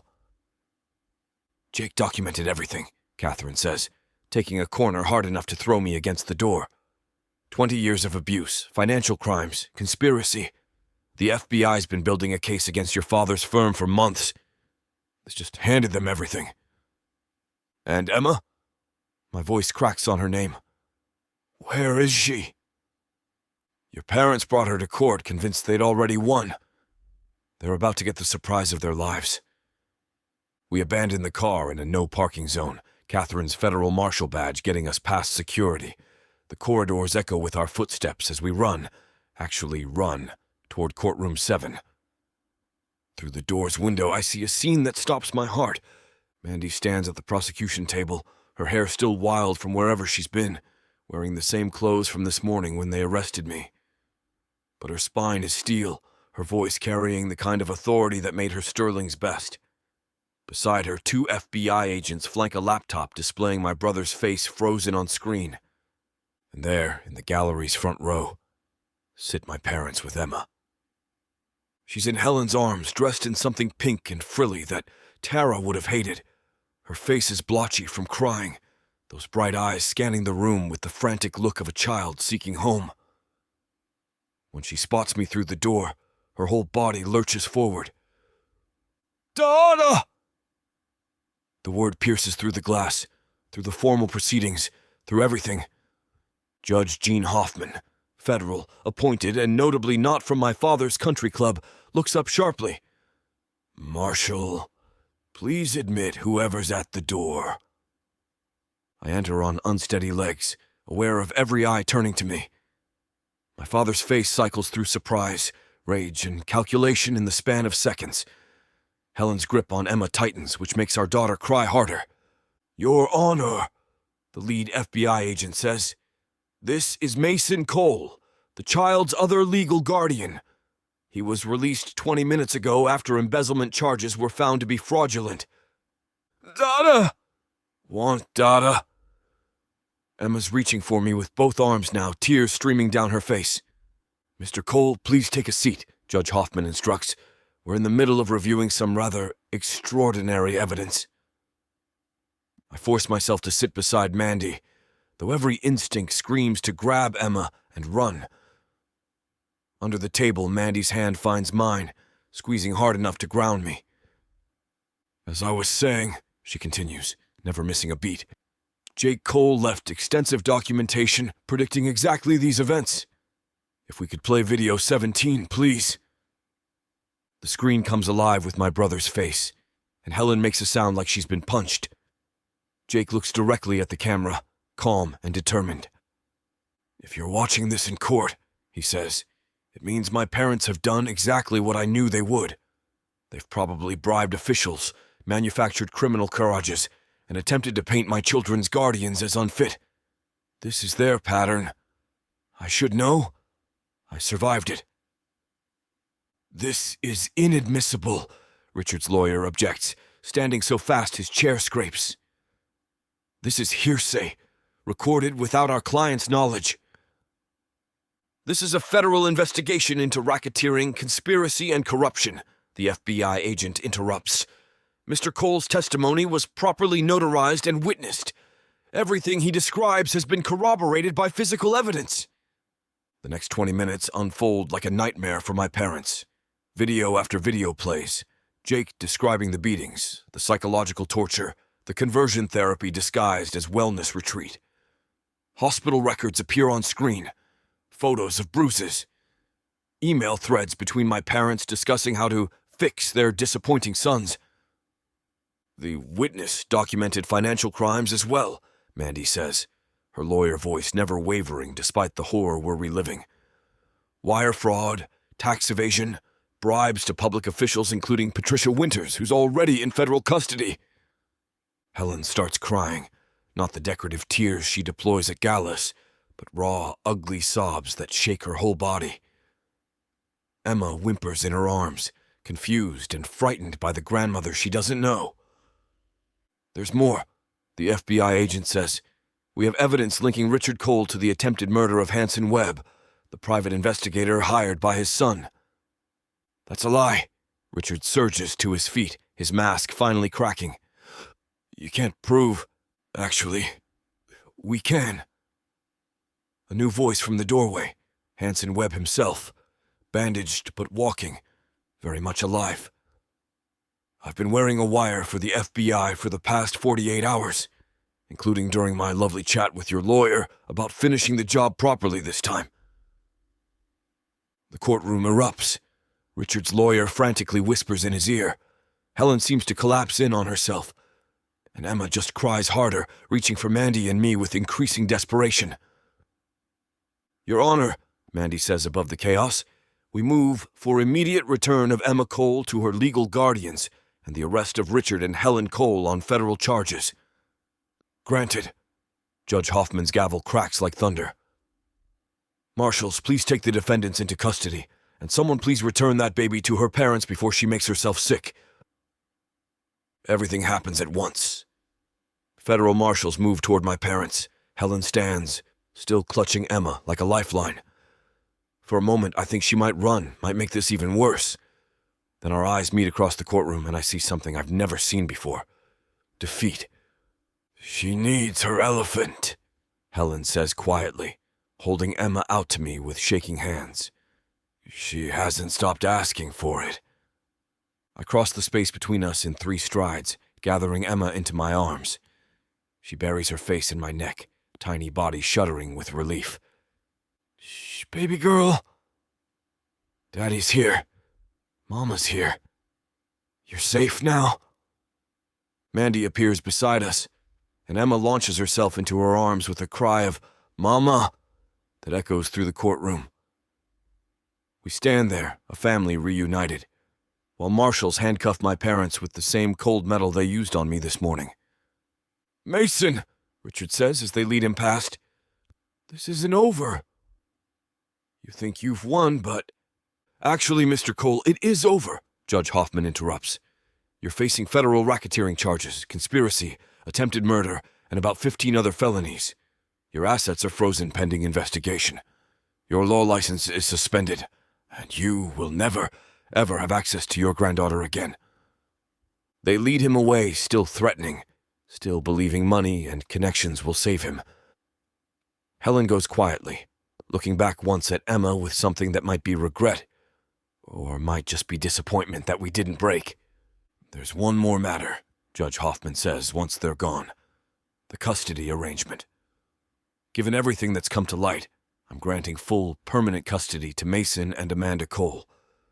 No visitation rights for the paternal grandparents. This case is closed." The gavel falls one final time, and it's over.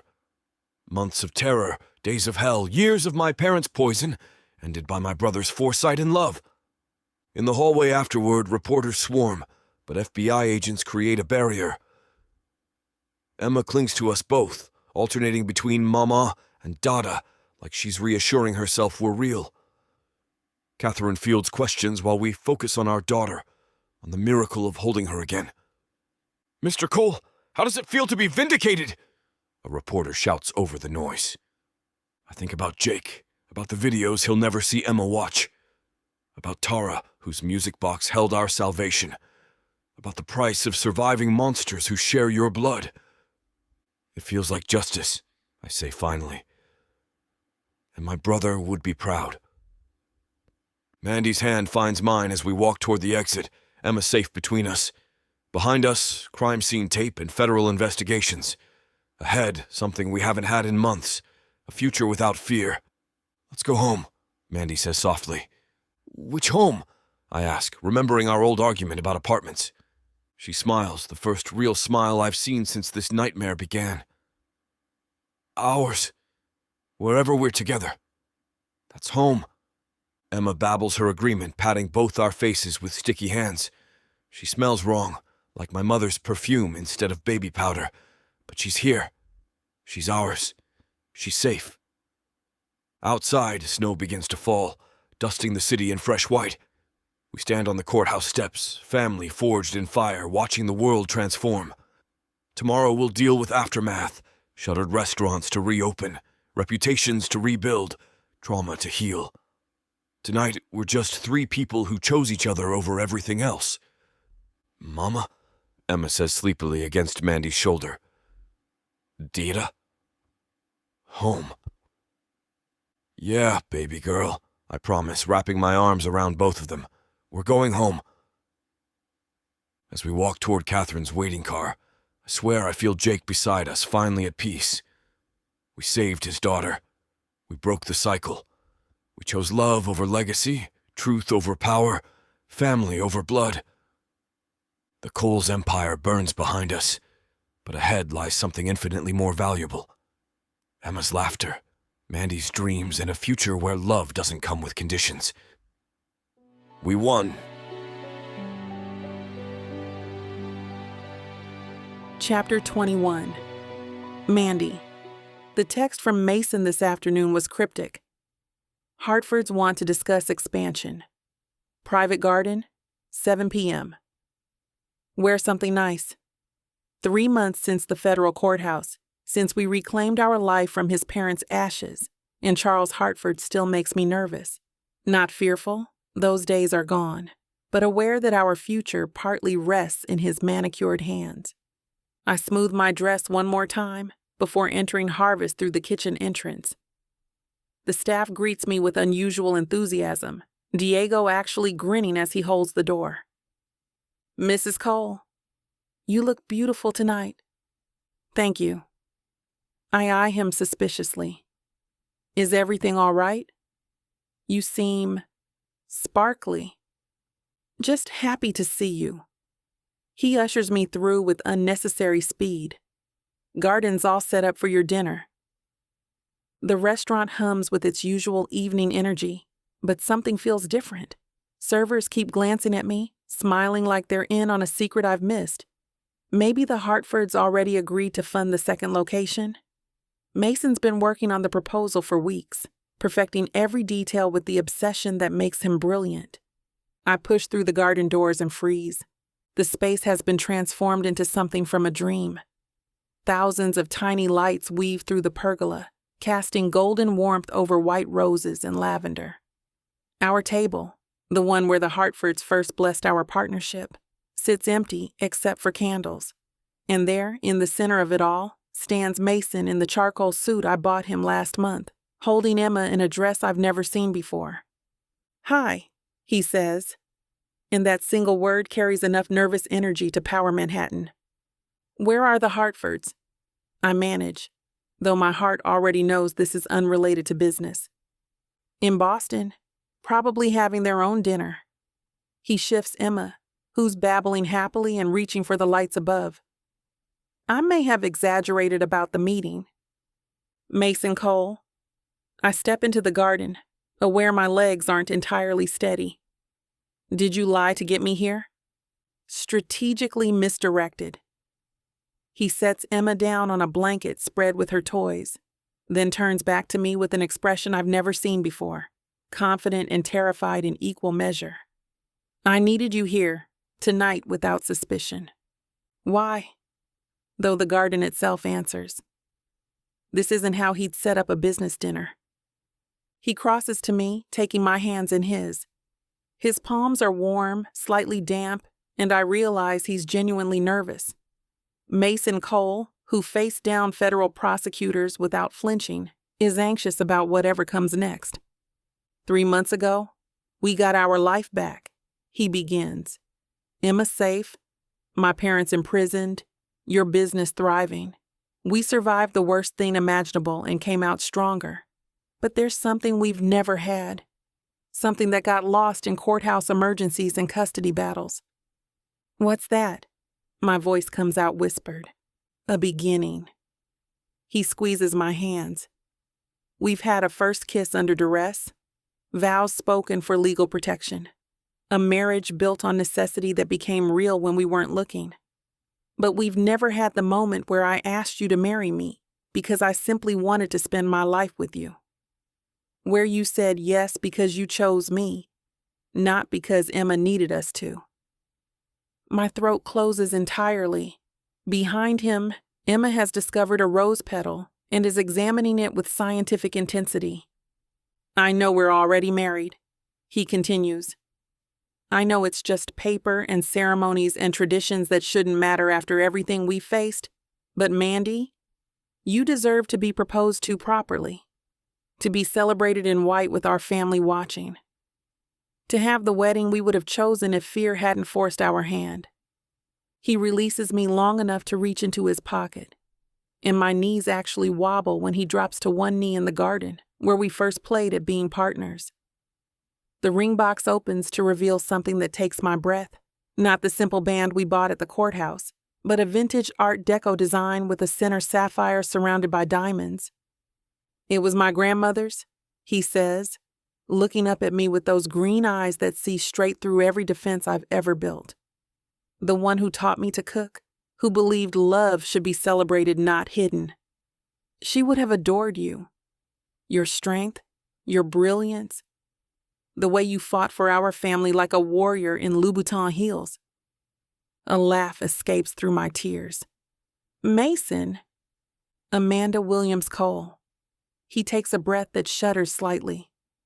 You've already married me once to save Emma. Now I'm asking you to marry me again, because I can't imagine a life where I don't wake up to your face, where I don't watch you build dreams while wearing my t-shirts, where we don't dance in our kitchen and raise our daughter and probably fight about restaurant locations until we're 90. Will you marry me? Really marry me? White dress, terrible dancing, our people watching us choose each other without custody battles or federal marshals or anything but love. Emma chooses that moment to screech, "Mama, Dada," while waving the rose petal like a flag. Through the glass doors, I can see the entire restaurant staff pressed against the windows, Diego actually bouncing with anticipation. You planned this? I say, gesturing at everything. For 3 weeks. He's still on one knee, still holding the ring that catches light like captured stars. Drove everyone crazy with details. Ask Diego about the 17 different flower arrangements I rejected. I look down at this man who's become everything. Partner, lover, co-parent, best friend, sanctuary. 3 months of healing, of building something real from the ashes of trauma. 3 months of Sunday pancakes and midnight feedings and slow dancing to Emma's musical toys. 3 months of choosing each other over and over without pressure or fear. Yes, I say, pulling him to his feet. Yes to the white dress. Yes to terrible dancing. Yes to fighting about restaurants and raising Emma and building our empire one dream at a time. Yes, Mason. Always yes. His hands shake as he slides the ring onto my finger above the courthouse band I've never removed. It fits perfectly, like it was waiting all these years for this moment, this garden, this choice made in joy instead of desperation. I love you, he says against my mouth, not because we had to, but because I choose to. Every day, every moment, every burned pancake and custody threat in federal courthouse. I choose you. I choose you too. I kiss him deeply, aware of cheers erupting from inside the restaurant. Even when you lie about Hartford meetings. Strategic misdirection, he corrects, spinning me in a circle that makes my dress flare. Completely different thing. Emma demands attention with increased volume, and we scoop her up between us, creating the family portrait that should have started our story. She immediately grabs for my ring with sticky fingers, babbling approval. Mama pretty, she declares, one of her newer phrases. Dada pretty. Emma pretty. That's right, honey, Mason agrees. We're all pretty tonight. The garden doors burst open and our people flood in. Diego and the kitchen staff, Maya arriving just in time, the Morettis who've become surrogate grandparents, even Hanson Webb looking healed and pleased. Champagne appears from nowhere, toasts ring out, and Emma gets passed around like the tiny celebrity she's become. Spring wedding? Mason murmurs in my ear as we watch our chosen family celebrate. Or summer? What does Manhattan's premier event planner recommend? Fall, I decide, leaning into his warmth. October, when we met at that pool party. Full circle. October wedding it is. He presses a kiss to my temple. Though I should warn you, I have strong opinions about the menu. Shocking. I turn in his arms, seeing our future spread before us like the garden lights, bright and warm and infinitely possible. Good thing I have strong opinions about everything else. Later, much later, after champagne and laughter and Emma falling asleep in Maya's arms, we make our escape. The apartment welcomes us with its familiar warmth, toys scattered across surfaces that once held only legal briefs. We put Emma down together, marveling at how peaceful she looks now compared to those terrible days of separation. In our bedroom, truly ours now, not the forced arrangement of custody requirements, Mason frames my face with reverent hands. "Thank you," he whispers, "for saying yes, for fighting beside me, for becoming my family when we both needed saving." We saved each other, I correct, already working on his tie. That's what partners do. My hands move down his chest, unbuttoning his shirt with deliberate slowness. Each revealed inch of skin is a territory I've claimed before, but never tire of exploring. When I push the fabric from his shoulders, he catches my wrists. "Tonight is about you," he says, "about celebrating you saying yes." Then let me celebrate the way I want. I sink to my knees before him, maintaining eye contact as my hands work his belt. Let me show you how much I want this. Want you. Want us. And that's where we're going to put a pause on pleasure. It looks like the rest of this chapter is just too naughty to put on the air. As much as we'd love to share every little detail, we've got to stick to this platform's guidelines to keep these free audiobooks coming. They've got some rules about what we can show, and we wouldn't want to risk losing the chance to bring you more content. As frustrating as it is to build the tension only to be interrupted, Miss Tyla always knows how to make it up to you. You can find the full, uncut scene over at tylawalker.com. With an entire library of unabridged audiobooks and ebooks, Miss Tyla's collection is waiting for you. And if you use code SAVE40, you'll get 40% off any digital product, even on bundles that are already discounted. So don't let the fun stop here. Head over to tylawalker.com and treat yourself with Miss Tyla. As we clean up and prepare for bed, I think about our journey. From that first angry kiss at the courthouse to tonight's passionate claiming, we've rewritten our story into something beautiful. The baby brought us together, but we chose to stay. And I'll keep choosing him, choosing us, for all the nights to come.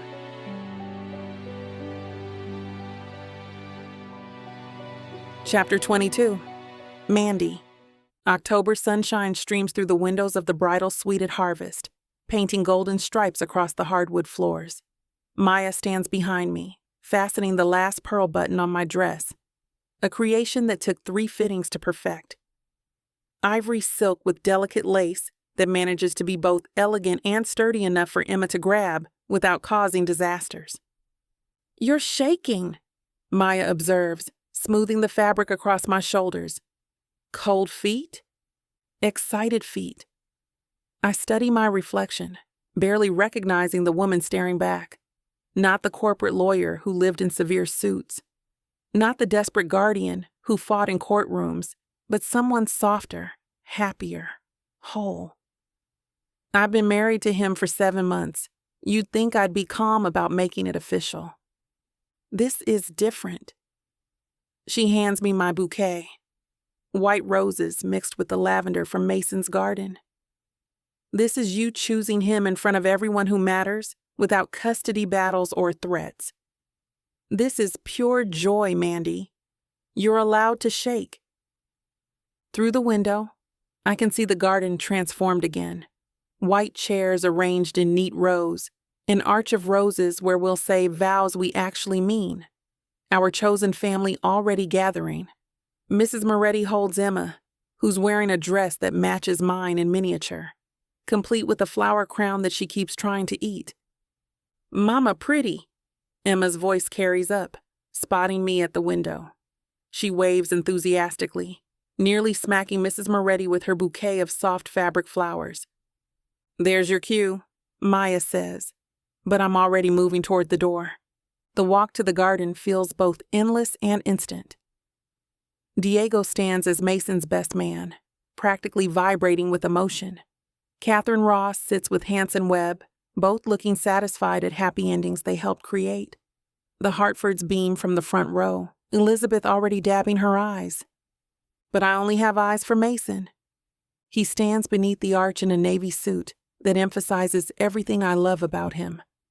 The broad shoulders that carry our burdens, the steady hands that create magic in kitchens and comfort in darkness, the green eyes that see me completely and choose me anyway.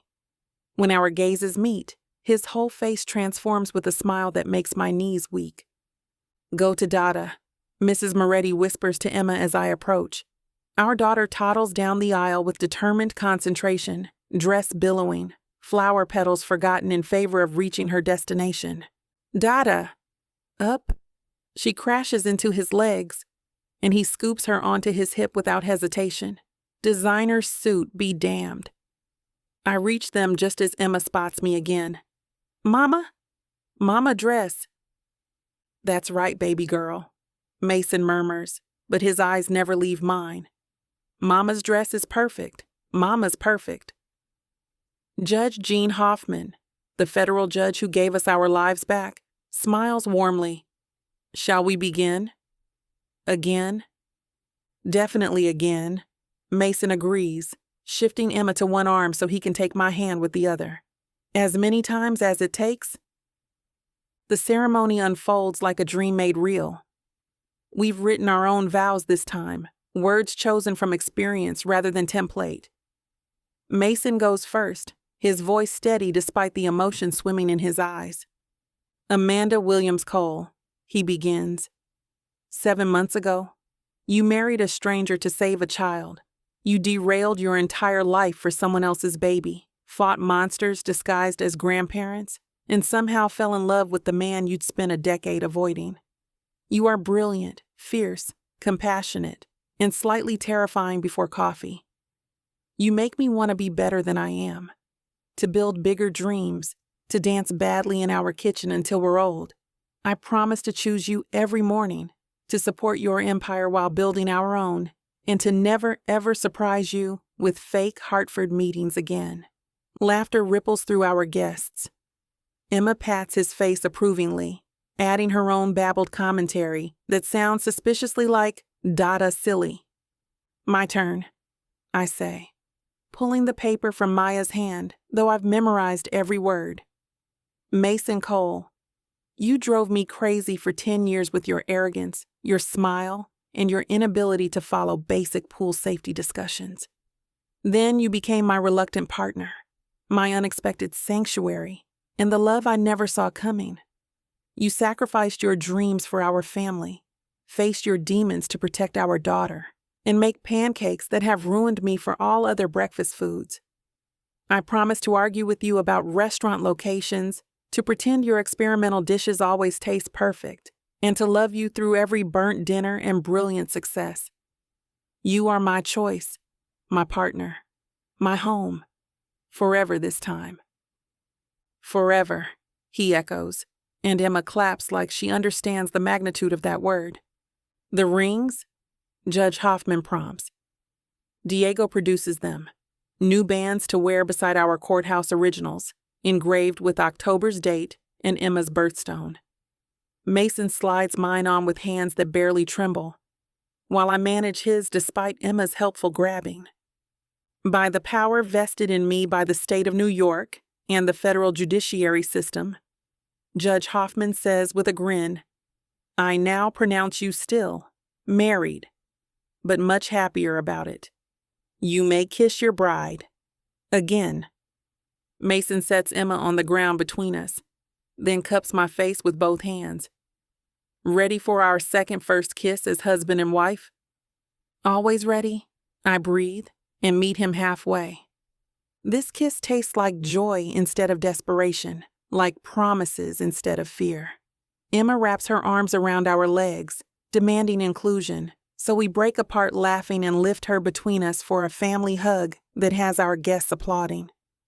"Ladies and gentlemen," Judge Hoffman announces, "I present the Cole family. May their second beginning be everything their first couldn't be." The reception passes in a blur of laughter and love. Emma terrorizes the dance floor. Mason and I sway through our first dance to a song that isn't about survival, but celebration. The Morettis cry through their toast, Hanson Webb makes everyone laugh with stories of surveillance gone right. Even Catherine gets emotional, though she blames the champagne. No incidents. I marvel to Mason as we watch Emma dance with Diego. No arrests, no custody threats, no federal marshals. Just happiness. Suspicious, right? He spins me into a dip that makes me squeal. Keep waiting for something dramatic to happen. The only drama tonight is how many of those crab cakes Diego's eaten, I say, gesturing to his 4th trip to the appetizer table. 5th, Mason corrects. But who's counting? As evening fades tonight, we make our escape. Emma goes home with Maya for her first sleepover, proud to be a big girl with her overnight bag. Our guests send us off with sparklers and well wishes, and suddenly we're alone in the car Diego arranged, heading to the hotel Mason secretly booked. The St. Regis? I laugh as we pull up. Isn't this where we had that screaming match at the charity auction? Where you accused me of deliberately outbidding you on the kitchen equipment for spite, he confirms. Seemed appropriate to replace that memory with a better one. The suite takes my breath away. Rose petals scattered across white linens, champagne chilling in silver. The city lights creating a glittering backdrop through floor-to-ceiling windows. But I only have eyes for my husband as he shrugs out of his jacket, loosens his tie with fingers that speak of anticipation. Come here, he says softly, and I go. He takes his time with the pearl buttons, revealing skin inch by inch while his mouth follows the path of his hands. Each undone button is punctuated with a kiss, starting at my throat and working downward with maddening patience. I hate to put a stop to a good time, but it looks like we've hit this platform's limit for spiciness. This platform's got some rules we have to play by if we want to keep giving you these stories for free. And trust me, this scene isn't something you want to miss. While we can't get into all the details here, you can still dive into the full, uncut version at TylaWalker.com. Miss Tyla has an entire collection of unabridged audiobooks and ebooks waiting for you. And the best part?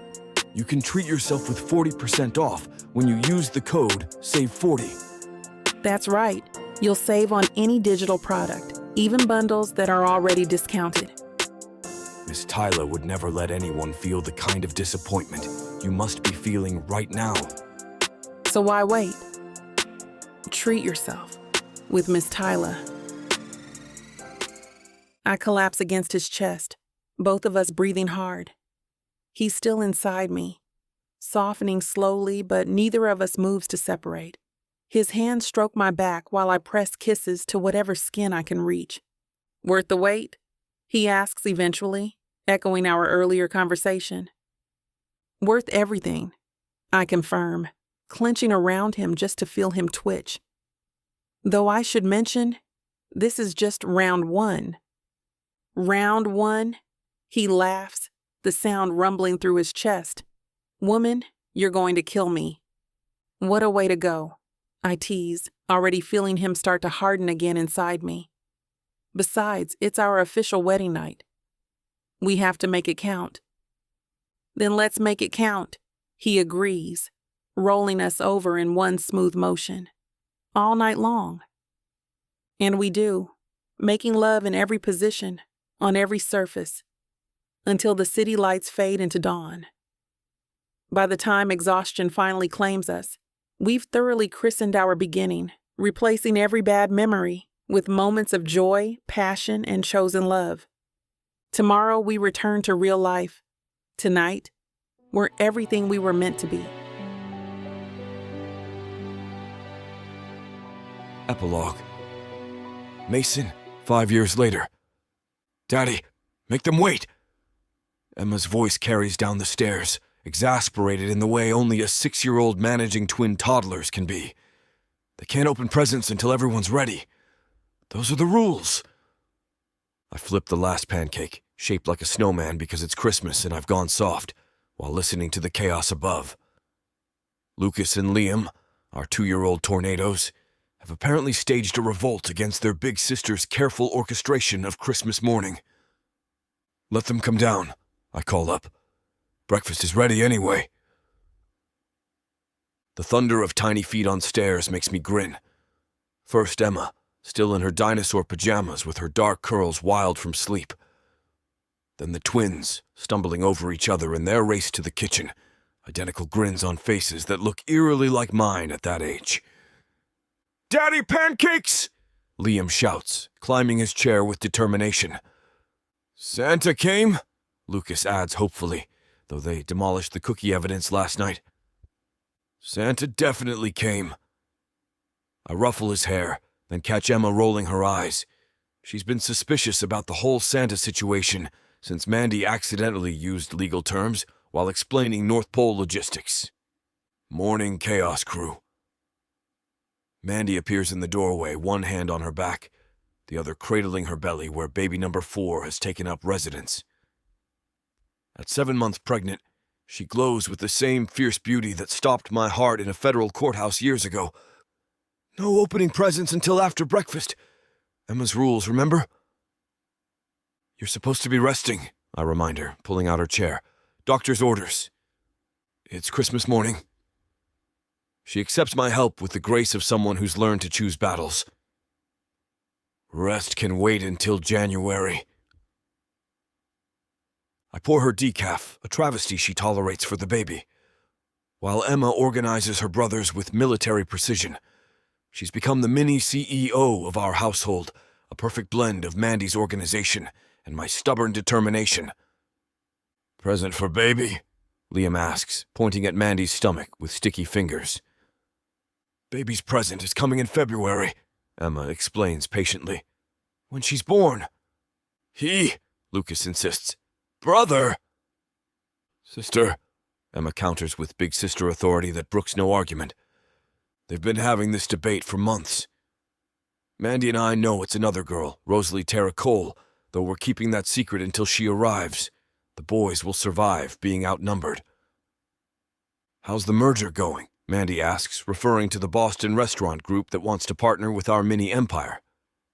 3 Harvest locations, 2 James Beard Awards, and a cookbook deal I never saw coming. Lawyers are reviewing. I set pancakes in front of the twins, pre-cut to avoid syrup disasters.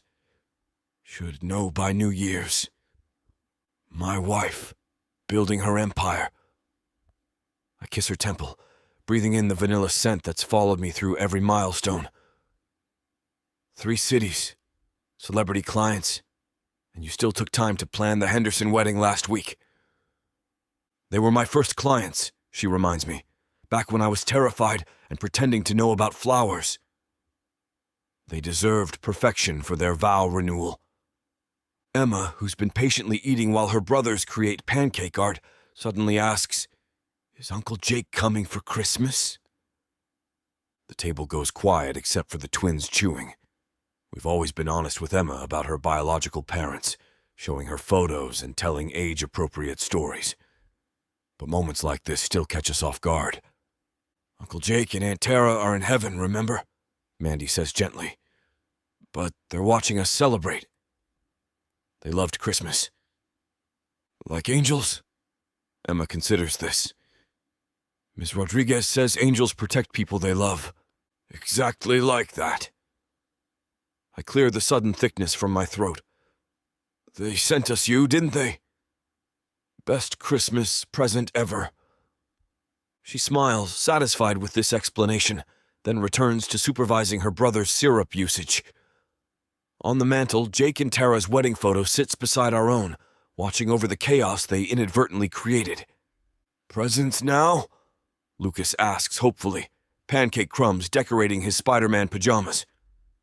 "Presents now," Mandy confirms, and the stampede to the living room begins. I help her up, noting how she winces slightly. "Rosalie's active this morning?" She's doing gymnastics on my bladder, but she smiles, hand finding mine. "Remember our first Christmas?" Emma screaming through the night. "Your parents' lawyers calling every hour?" We ate Chinese takeout on the floor. The memory feels like another lifetime.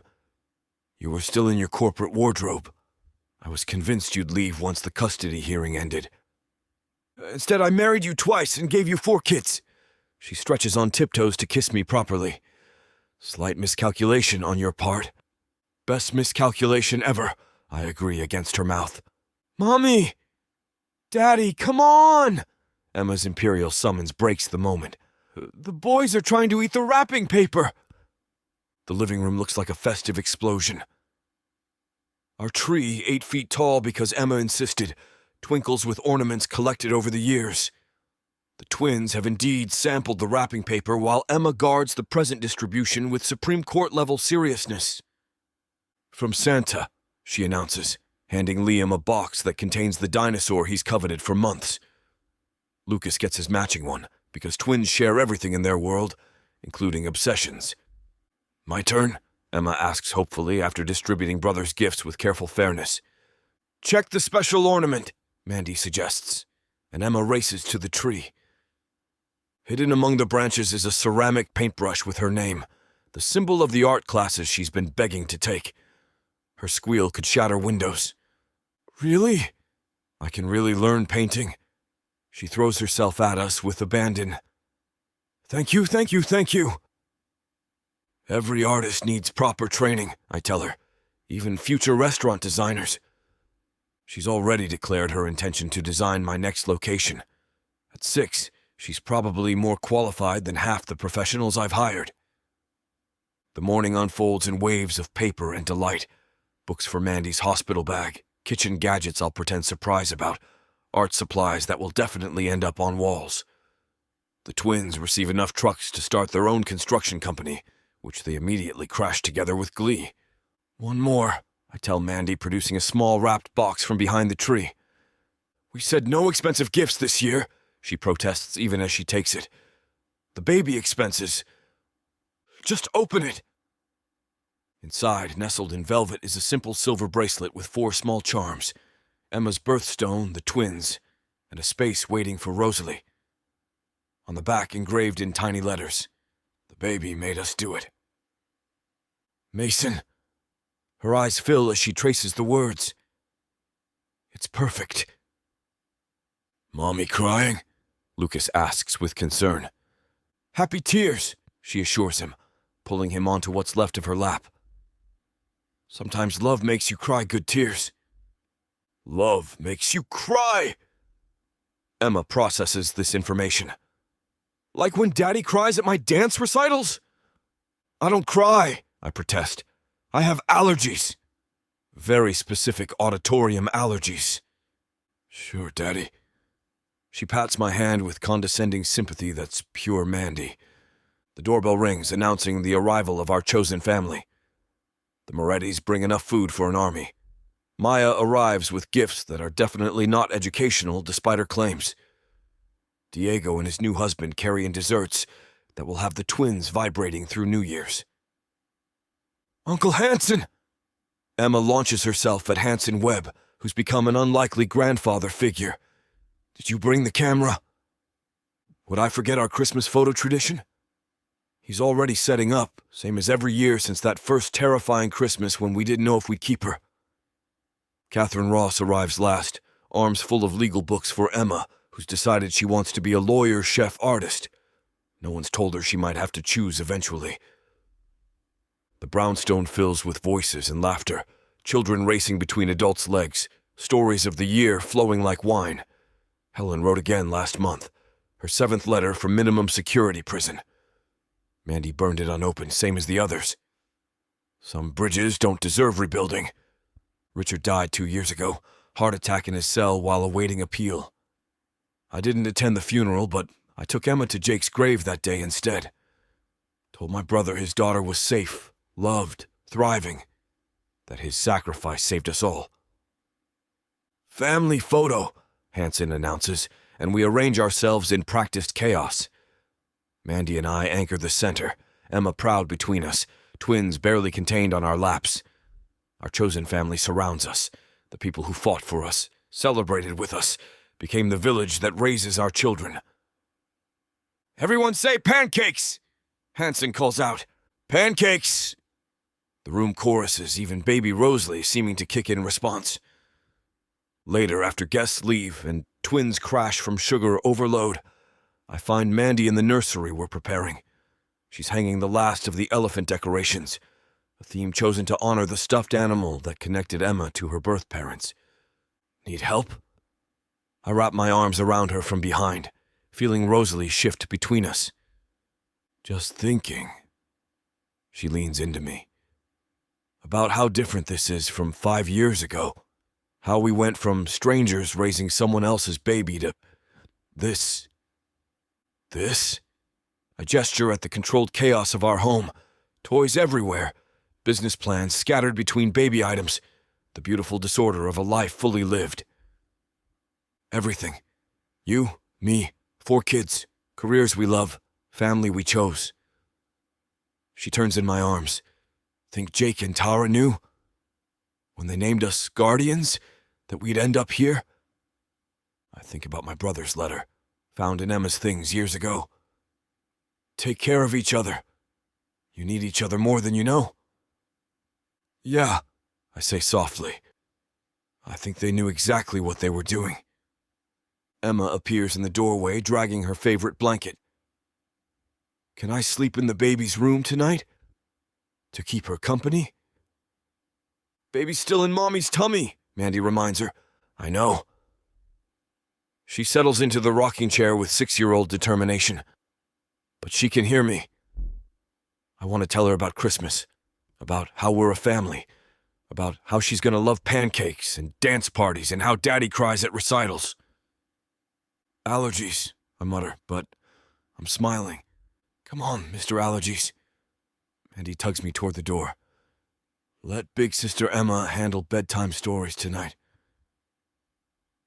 As we leave, I hear Emma's sweet voice beginning her tale. Once upon a time, there was a baby who needed a mommy and daddy. And there was a mommy and daddy who needed a baby. She's got the story wrong, Mandy whispers. We weren't her parents yet. No, I agree, pulling her close. But we were always meant to be. Down the hall, the twins snore in perfect synchronization. Below us, the brownstone settles with the comfortable creaks of a well-loved home. Tomorrow brings restaurant crises and event planning chaos, and whatever creative destruction the twins devise. But tonight, our family is complete, safe, chosen. The baby made us do it. Love made us last. And every Christmas morning, with pancakes and chaos and too many presents, reminds us that sometimes the best families are the ones you fight to create. Merry Christmas, Mr. Cole, Mandy murmurs. Merry Christmas, Mrs. Cole, I reply. Here's to many more. From the nursery, Emma's voice continues her story, weaving tales of love and belonging for her sister-to-be. And somewhere, I'm certain, Jake and Tara are watching their daughter give the gift they started. A family bound not by blood, but by choice, not by law, but by love. The best gift of all.